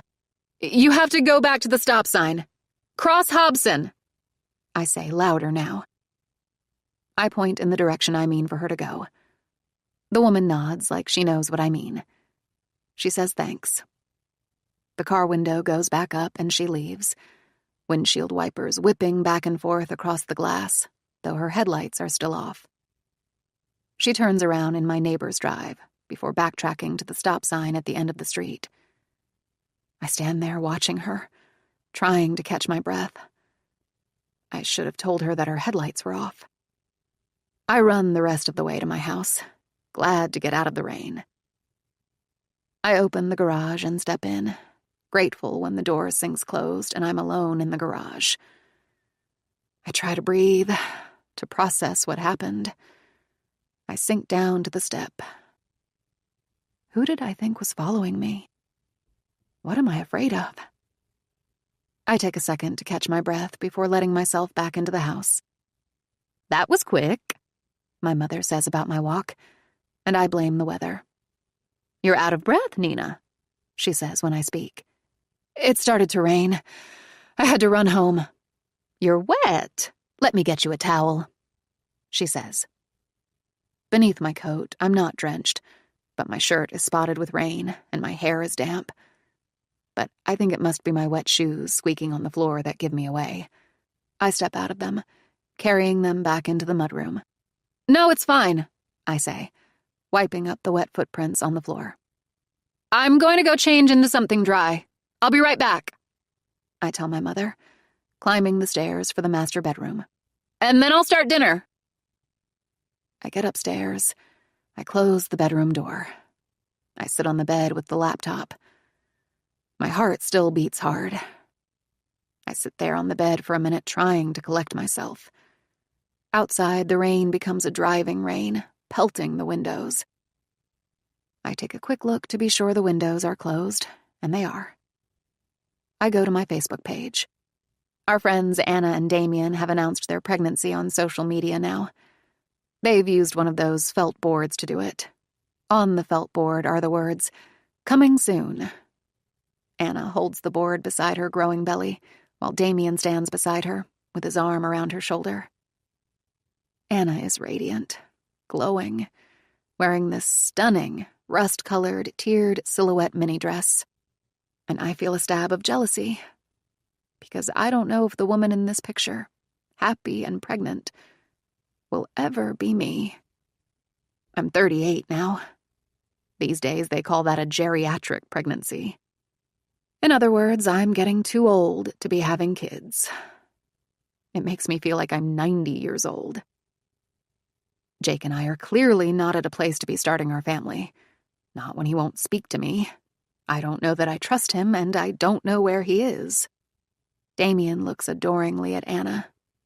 She looks the same way at him. They're so much in love. It shows. Jake has never once looked at me like that. I go to the neighborhood's Facebook page. I look for replies to my own post. I need to see Jake's face. I need to know why he was here. In the comments to my post, someone has told me that sometimes a package is mistakenly marked as delivered, though it hasn't been. Give it another day, he suggests, and then report it. That's not helpful. Thankfully, his isn't the only reply. A house that sits diagonal from Jake's and mine has shared a video clip with a comment. Not sure if this helps, the poster says, but the timeline fits. I expand the video so that it fills my laptop screen.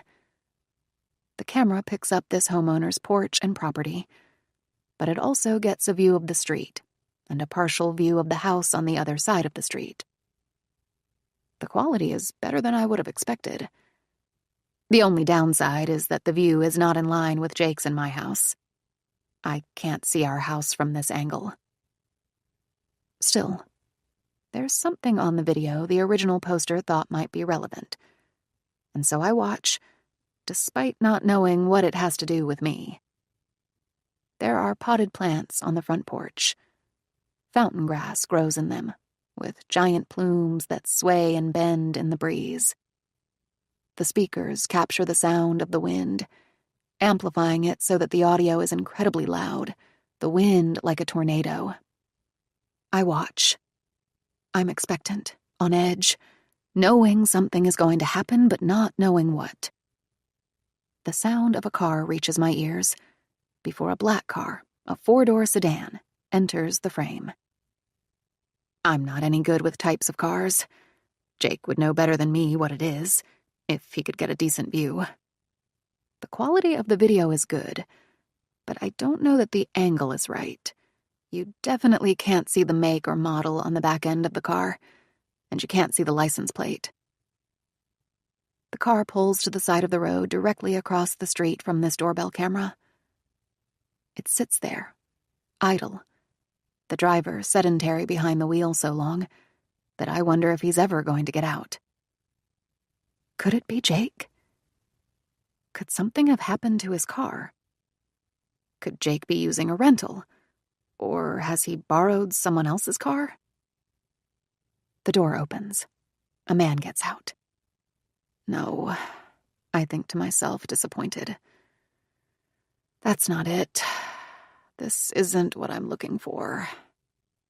This man isn't Jake, and this isn't Jake's car. This man is taller than Jake. He's leaner, too. He wears jeans, a jacket, and some kind of hat. And I can tell even just from the way he walks. Confident hands in his pockets, something just short of a strut. That this man is not my husband.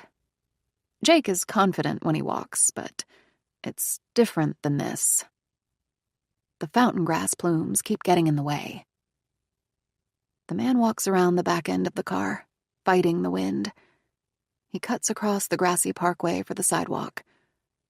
With his hands still in his pockets, he keeps walking along the sidewalk, and then he exits the frame. His face is almost always turned the other way. Which doesn't matter because I can tell in a million other ways without seeing what he looks like that this man isn't Jake. The video ends there. My heart sinks. This is totally irrelevant. Whoever shared it thought they might have caught my package thief. But there is no package thief. This is just some man stopping to visit a friend. It has nothing to do with me. I minimize the screen. I respond to the video. I say, "Many thanks. Anyone closer that has proof of this man actually taking the package?" In other words, does anyone have actual footage of my house or door? That's what I need to see. I want to see Jake. I don't want to see this man. I'll have to wait and hope that someone else caught something more relevant. Christian. In the middle of the night, I jerk upright in bed. I'm not fully awake. I'm somewhere in that void between unconsciousness and consciousness. I don't know what I heard. I couldn't describe it to save my life. But in some subliminal way, there, just beneath that threshold of conscious perception where it was still able to elicit a response, I know there was a noise that pulled me from sleep. Beside me, Lily is sound asleep. She snores gently. I don't wake her. I hold my breath, listening for the noise. My eyes are wide. I'd been sleeping so well. This was the first night in a few nights that I fell asleep when my head hit the pillow. I was lost to oblivion until now. The digital clock across the room reads 4:12. I look around the room, searching for something off. The room is dark, like charcoal. It's cloudy and opaque, and it's hard to see much of anything. The door is closed and locked. For the time being, we'll sleep like that. We never used to sleep with the door closed, but it makes Lily feel safer now, though there isn't a reason for her to feel unsafe. We didn't have a conversation about closing the door, but the other night, before we lay down in bed, Lily watched me close and lock it, and then she just barely nodded, as if agreeing it was the prudent thing to do. It's not exactly a robust lock. Any little screwdriver can pop the lock. But what I like about it, and what Lily likes about it, is that there is this barrier between us and the unknown when we're out cold. Popping the lock or rattling the door handle would make a sound and wake us. The noise comes back. I hear it this time, and in some very primal way, I know that it's the same noise that, not 2 minutes ago, woke me. The sound is a beeping sound, like an alarm. There's a steady beat to it, an unfaltering cadence.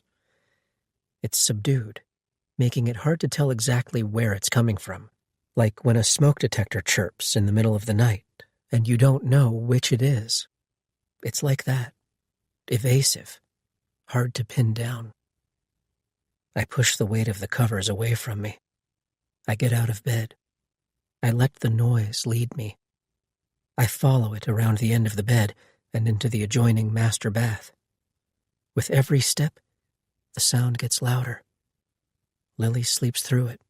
She sleeps much more deeply than me. She always has, and we joke how, when the baby is born, I'll get the nighttime feedings, because she won't hear the baby cry in the middle of the night. The porcelain tiles are cold against my feet. Stepping inside the bathroom, my hand instinctively goes to the light switch. I catch myself before turning it on. I don't want to wake Lily, and I also don't want to be visible to the outside.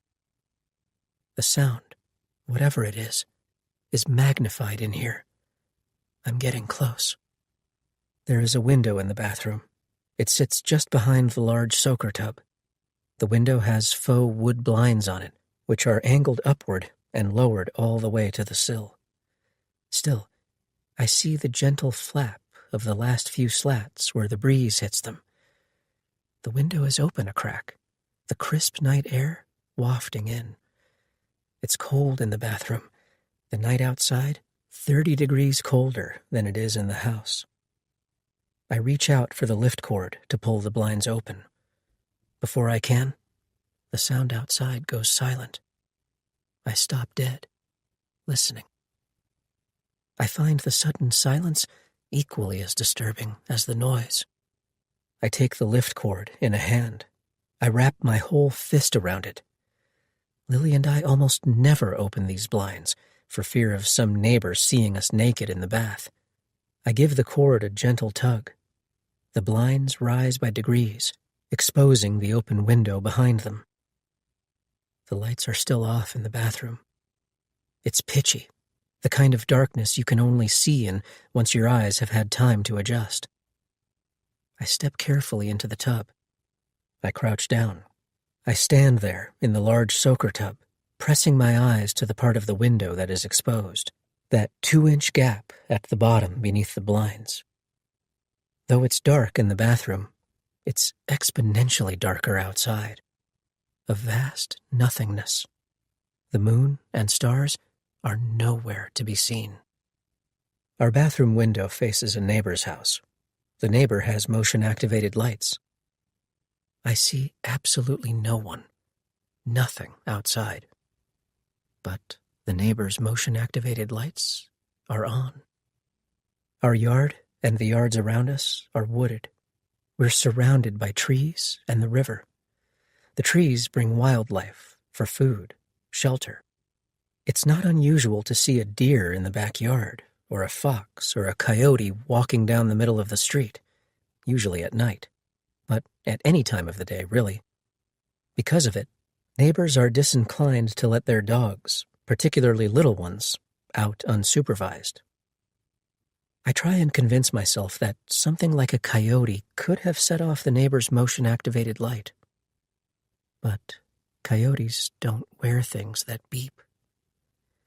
I run my eyes over the backyard, listening for sounds, looking for movement. I won't be able to sleep until I know for sure that no one is in our yard. I decide to go outside for a better look. I check on Lily first, leaning over her in bed. She's still sound asleep, her breath rattling through her nose. I get down on my hands and knees beside the bed. I reach under the bed before I leave, to where I keep an old baseball bat, just in case. Lily doesn't know that it's there. I didn't tell her, because if I have a reason to keep a baseball bat under our bed, that means I have a reason for us to be scared. I take the bat. I go to the bedroom door and unlock it. I pull it slowly open. I coast down the hallway and down the stairs. I'm not worried about being absolutely silent since the sound was coming from outside and there is nobody in the house but Lily and me. When I get to the bottom of the stairs, I see the alarm's keypad on the wall. It reads, "Disarmed. System is ready to arm." I do a double take. I bet my life I set the alarm, just as I have every day this week. But last night was different, because I was so tired when Lily and I got home from moving Jake's car. My nerves were shredded. I chugged a beer, and then, when Lily went to wash up for bed, I chugged another beer. I collapsed into bed. I don't even know that I brushed my teeth. The yeasty taste is still in my mouth, and my teeth feel like they're wearing fuzzy little sweaters. I don't remember falling asleep. It was as if I blinked, and the next thing I knew, it was 4 in the morning. It's entirely possible I forgot to set the alarm. I searched the first floor, my hand clinging to the barrel of the bat. I played baseball in high school, but other than some adult leagues I've joined for fun since, I haven't picked up a bat in years. Still, I have confidence that, if necessary, I could knock someone unconscious with a swing. Our house is open concept, with large, open spaces. Lily has said how nice it will be when the baby comes. She can cook dinner in the kitchen while keeping an eye on our baby playing in the next room. It's all about that continuous line of sight, which is advantageous even now, because I can see clear across the house without things getting in my way. There is no one in the house but us.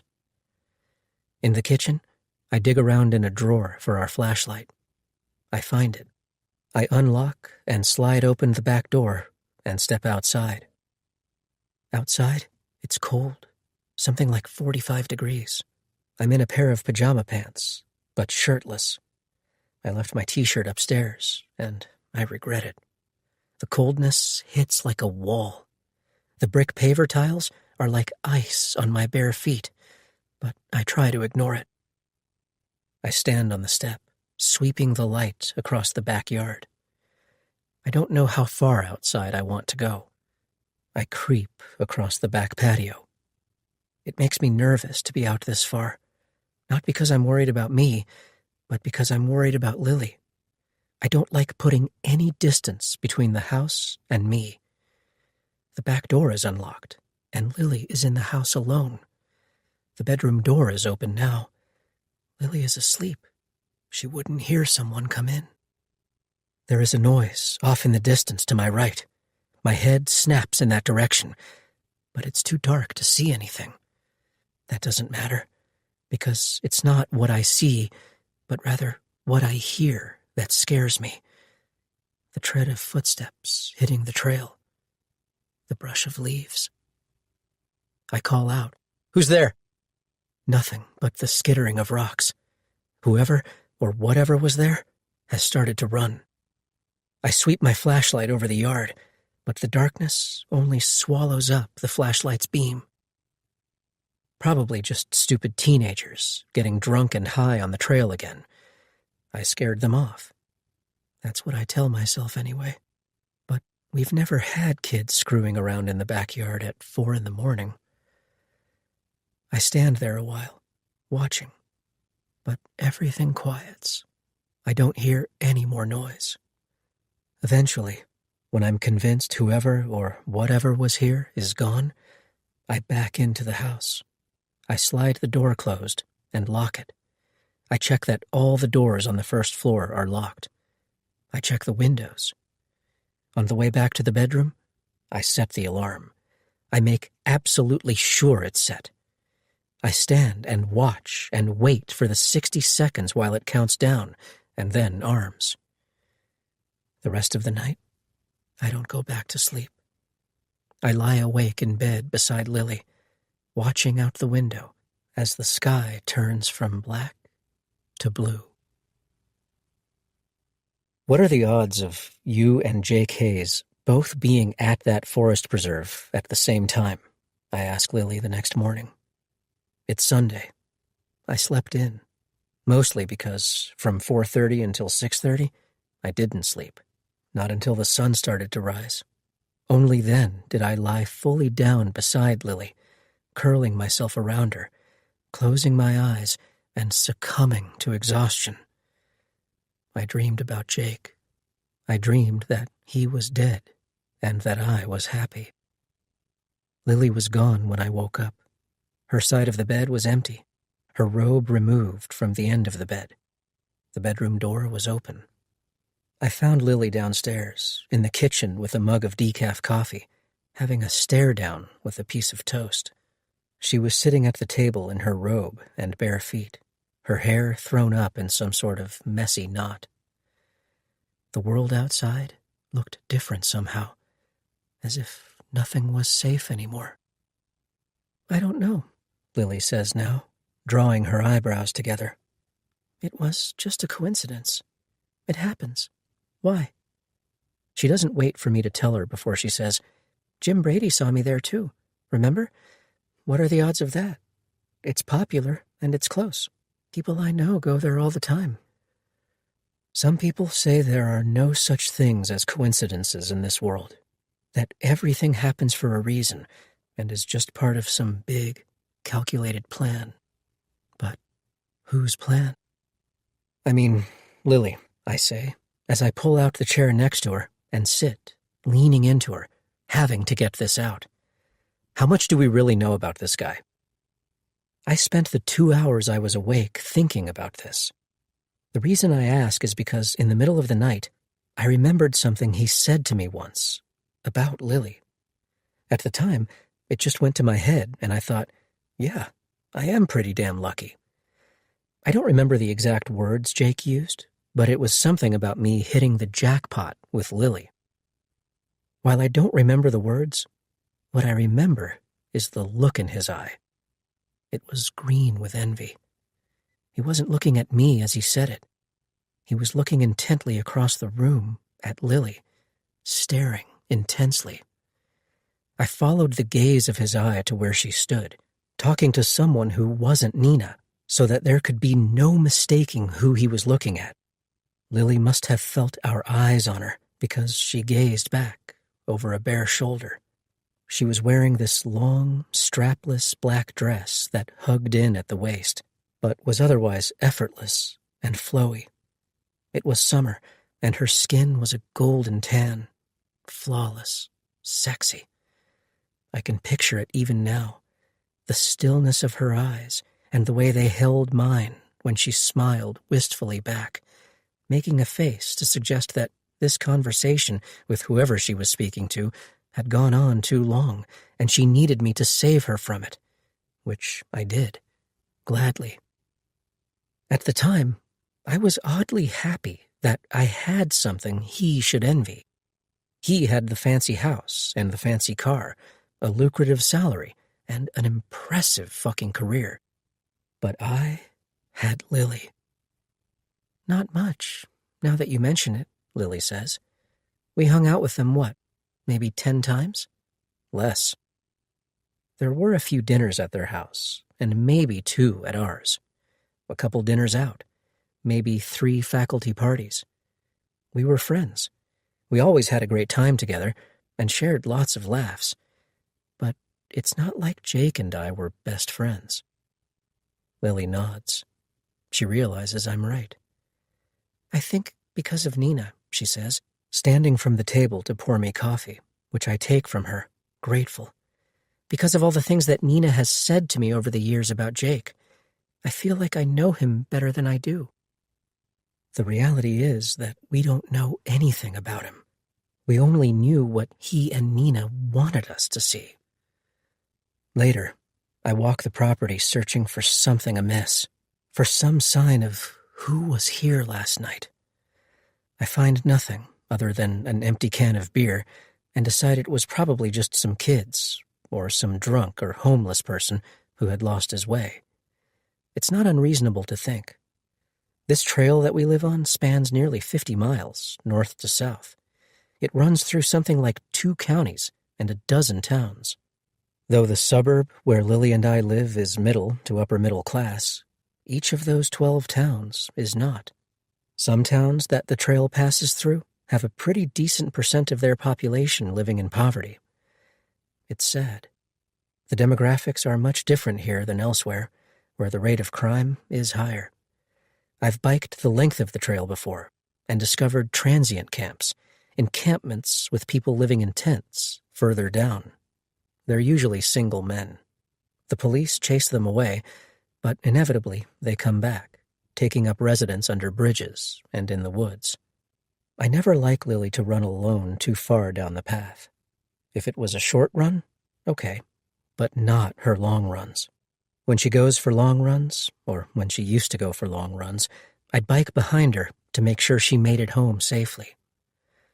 Ordinarily, if I thought someone was trespassing on my property in the middle of the night, I'd call the police, and maybe I should have called them last night. but police ask questions. Like, do I have a reason to believe someone might be trespassing on my property in the middle of the night? And why? I don't know that I want them coming to my house anyway. Not when I, myself, am guilty of things like breaking and entering and evidence tampering, and have a complete inability to lie. I didn't think I had a reason to believe someone might be trespassing on my property, not until a few hours ago, when my thoughts got the best of me in the middle of the night, and I started to wonder if there is any chance, no matter how remote, that Jake isn't dead. Nina. Monday after school, I have to take my mother for a biopsy of the mass in her breast so that we'll know decisively if it's malignant or benign. The doctor has already told us not to worry too much yet, that most masses are benign. I know the doctor means well, but with my mother's family history of breast cancer, I have trouble believing hers is. I keep it to myself. I don't want to worry her for now. If the mass is malignant, we'll deal with it. The doctor's appointment is at 3:30 in the afternoon. It takes 30 minutes to get there, and I have to pick my mother up on the way. I feel rushed as I leave work. I packed my bag during the last period of the day so I could leave as soon as the bell rang. Now I'm hurrying, practically running to my car, in a futile attempt to get out of the parking lot before the buses start to leave and I'm stuck in traffic. My eyes are on my car. I'm not looking where I'm going, so that I trip over a crack in the parking lot and stagger forward, my travel mug getting thrown from my hand, hitting the pavement and rolling under my car. It was empty, thankfully. Otherwise, the coffee would have sprayed everywhere when it fell. Still, I have to get down on my hands and knees to reach under the car for the mug, which feels like a fitting end to a bad day. I just hope no one sees me. My hand wraps around the mug. But then, as I'm about to get up from under the car, something else beneath it catches my eye, and I become motionless, feeling a heaviness in my stomach and in my chest, a sense of dread. I come up with the coffee mug. I set it aside on the asphalt. I dig my phone out of my purse, and then I lean back over to shine the flashlight on the object beneath my car for a better look, forgetting for a moment all about my mother's biopsy. Should I even ask why you're crawling around in the parking lot on your hands and knees? A voice banters. I jump, almost hitting my head on the car. I look up to find Ryan standing there in the glow of the afternoon sun. I shade the light from my eyes with a hand to see him. He looks down in amusement at me, though his droll smile and his raised eyebrows fade away when he sees the expression of shock on my face. Ryan's words are tempered. Nina? He asks, cocking a head and pulling his eyebrows together. What is it? Is everything all right? Did you lose something? My jaw is clenched.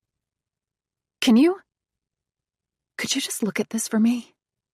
Can you tell me if it's what I think it is? Yeah, he says gently, nodding. Sure. He sets his bag down and then he lowers himself to the ground beside me, on his knees, asking, What is it you want me to look at? It's here, under my car, I say, so that he'll bend down to look. It's cramped where we are.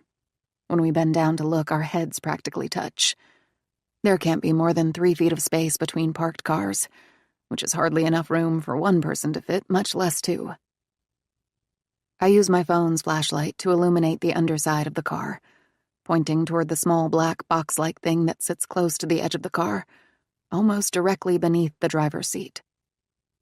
What am I looking at? He asks. This, I say, touching it. Ryan reaches a hand under the car. He removes the object easily from the car's undercarriage because it was just held in place by some sort of adhesive. He comes up with it in his hand, and then he pushes himself to his feet before extending a hand to help me to mine. This shouldn't be here, he says as I stand up. He runs his eyes over the object, examining it. His eyes turn soft and pitying, and he says, It's a GPS tracking device, Nina. I feel suddenly weak. I lean back against my car, letting it support me. My fingers go to my mouth. I was right then. That's what I thought it was. But hearing him say it makes it so much worse. How I wish I'd been wrong. Ryan reads my face. I take it you didn't know it was there? I shake my head. No, I didn't know. Ryan opens his mouth to speak, but then rethinks and closes it. What is it? I ask. What were you going to say? He takes a step closer, bridging the distance I've made. He reaches out with his hand to give my arm a gentle squeeze. Are you okay? He asks. I nod, but it's automatic. I don't look at him. I find my eyes locked on the device in his hand, wondering who put that on my car. I don't know that I'm okay. Is everything all right at home, Nina? With you and your husband? He asks, treading lightly. I never told him about Jake, about what's been happening with Jake. But that isn't what Ryan is asking. Ryan isn't asking if Jake is okay. Ryan is suggesting that Jake put this tracking device on my car. Why do you think my husband did this? I ask, feeling the need to defend Jake all of a sudden. Jake isn't the controlling, jealous type, but he is the type who likes to ask questions. Where were you? What were you doing? Who were you with? Once, I remember he got upset with me when I got a text from a male colleague in my department, thanking me for a coffee date. It was completely platonic and professional. Something had come up in a department meeting that had upset him, and he wanted to talk to someone about it. I remember that at the time. I'd been put off that Jake was snooping on my phone and reading my personal texts. But instead of telling him that, I found myself defending the reasons I had coffee with a male colleague, apologizing for it, feeling like I'd done something wrong when I hadn't. I shiver, despite the warm fall day. I wrap my arms around myself to keep me warm. Did Jake think he couldn't trust me? Ryan is apologetic. He searches visibly for words. I'm sorry. I didn't mean to insinuate that. I didn't mean to say anything bad about your husband. It just seemed like the logical choice. Why? I ask.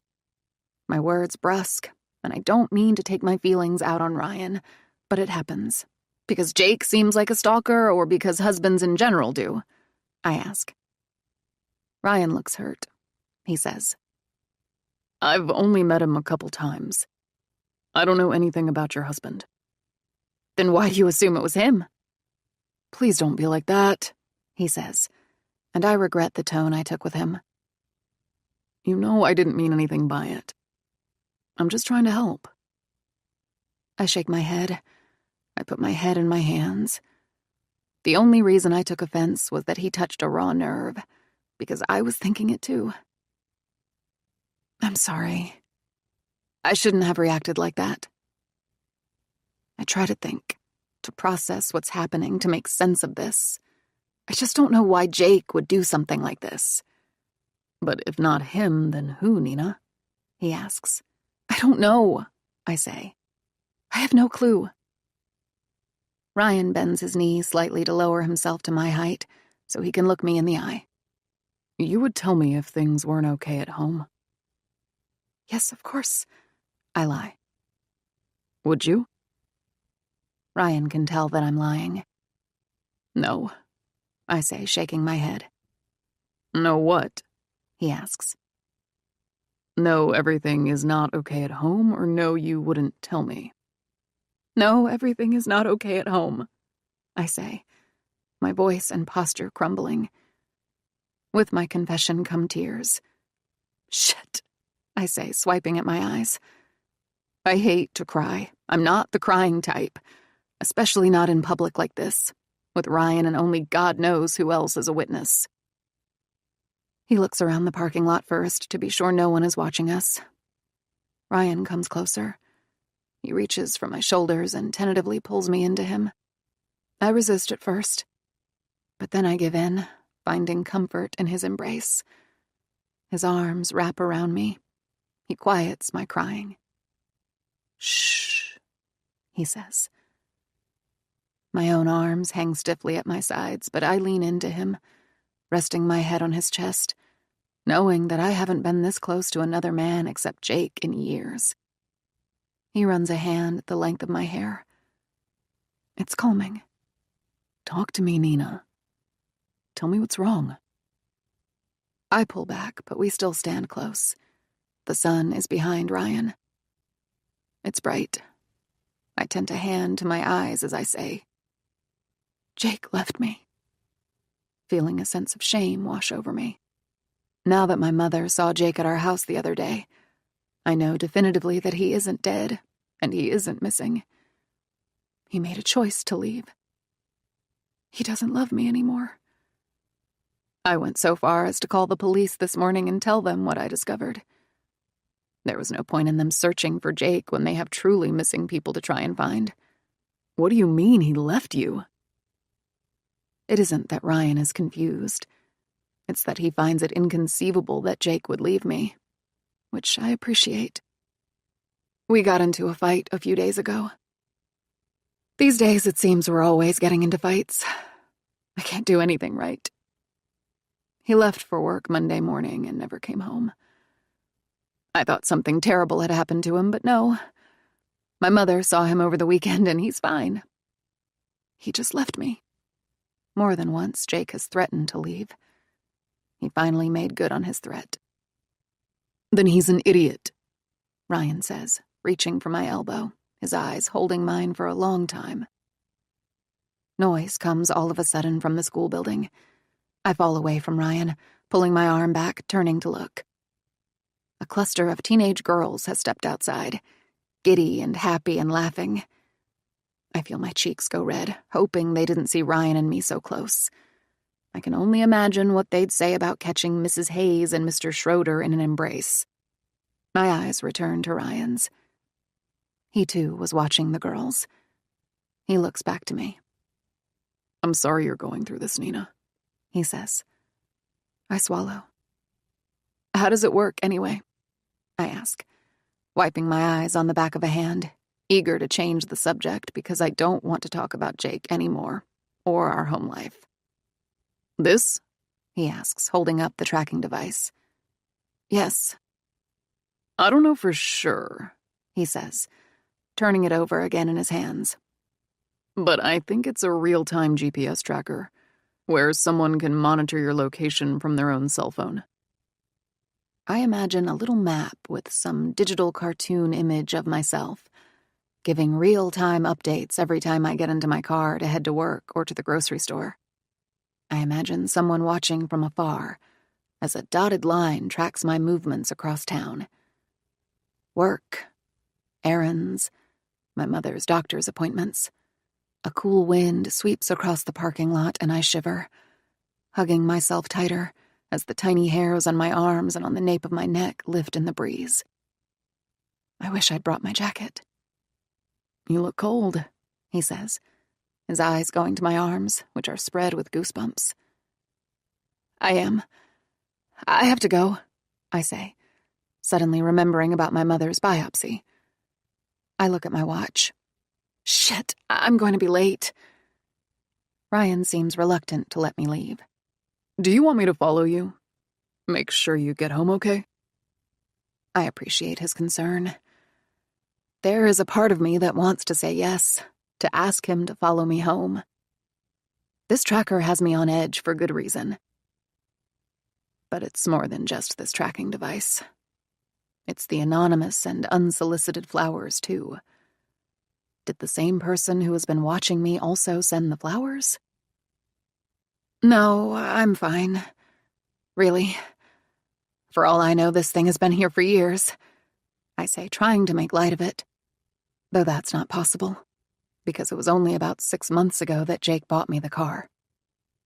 This is yours, he says, handing me the GPS tracking device before he turns to walk around his car for the driver's door. He pauses there on the other side of the car, gazing over the roof at me. Are you going to be okay, Nina? He asks. I nod, but I'm scared to be in my car now, despite the fact that the tracking device has been removed. What if someone is still watching me somehow? I'll be fine. Thank you again for your help. I'd get rid of that, by the way, if I was you, he says, pointing at the device before he opens his car door and gets inside. As I watch, he starts the engine and pulls away. I hold the tracking device in my hands. I handle it with care as if it's a bomb or a grenade about to go off. I turn it over in my hands, feeling exposed even just holding it. I walk over to the trash can before I leave and drop the device in. It's heavier than everything else in the can, upsetting it. The device sinks down low, getting buried beneath the rest of the trash. It's gone, but my mind can't get rid of it so easily. We're 10 minutes late to the appointment, which does nothing for my mother's or my stress. The biopsy is a fine needle aspiration, which I've read is the easiest as biopsies go. There are far worse types. I ask her if she wants me to come into the room with her, but she goes in alone. It doesn't take long. After the biopsy, we go out for dinner, though we're both too worked up to eat, for the same and for different reasons. She is thinking about the biopsy results. I am too, but I'm also thinking about Jake and about the device I found on my car. I can't stop thinking about it.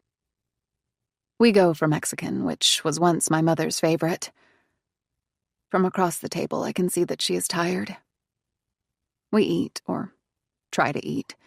It's mostly a wasted effort. And then we go home.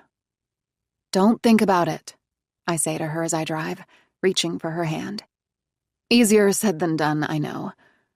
But there's no point in worrying about the results when we don't even know if we have anything to worry about. The house is completely dark as I approach.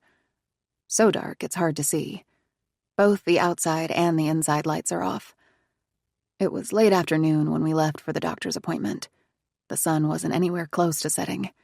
I didn't even think to turn a light on, distracted and not thinking how dark it would be by the time we got back home. We were gone for hours, and in that time, the sun went down. Night fell. I press the button inside my car to open the garage door, grateful for the light the garage gives off, and drive my car in. After turning the ignition off, I get out and go toward the door to let myself into the house while my mother is getting out of the car. But a foot from the door, I become paralyzed.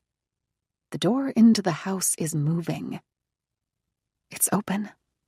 I can see it bobbing in place from the air outside as a cool breeze wafts in the open garage.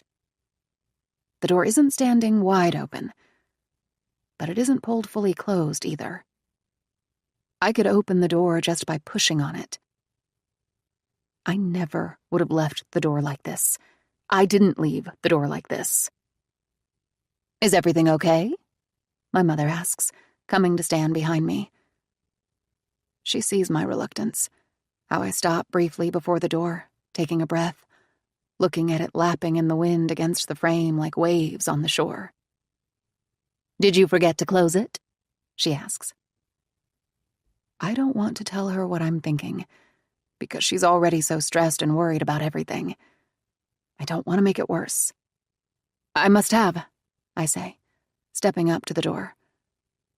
I lay my hand flat against it, take a breath and press it slowly open, wondering who or what I might find on the other side.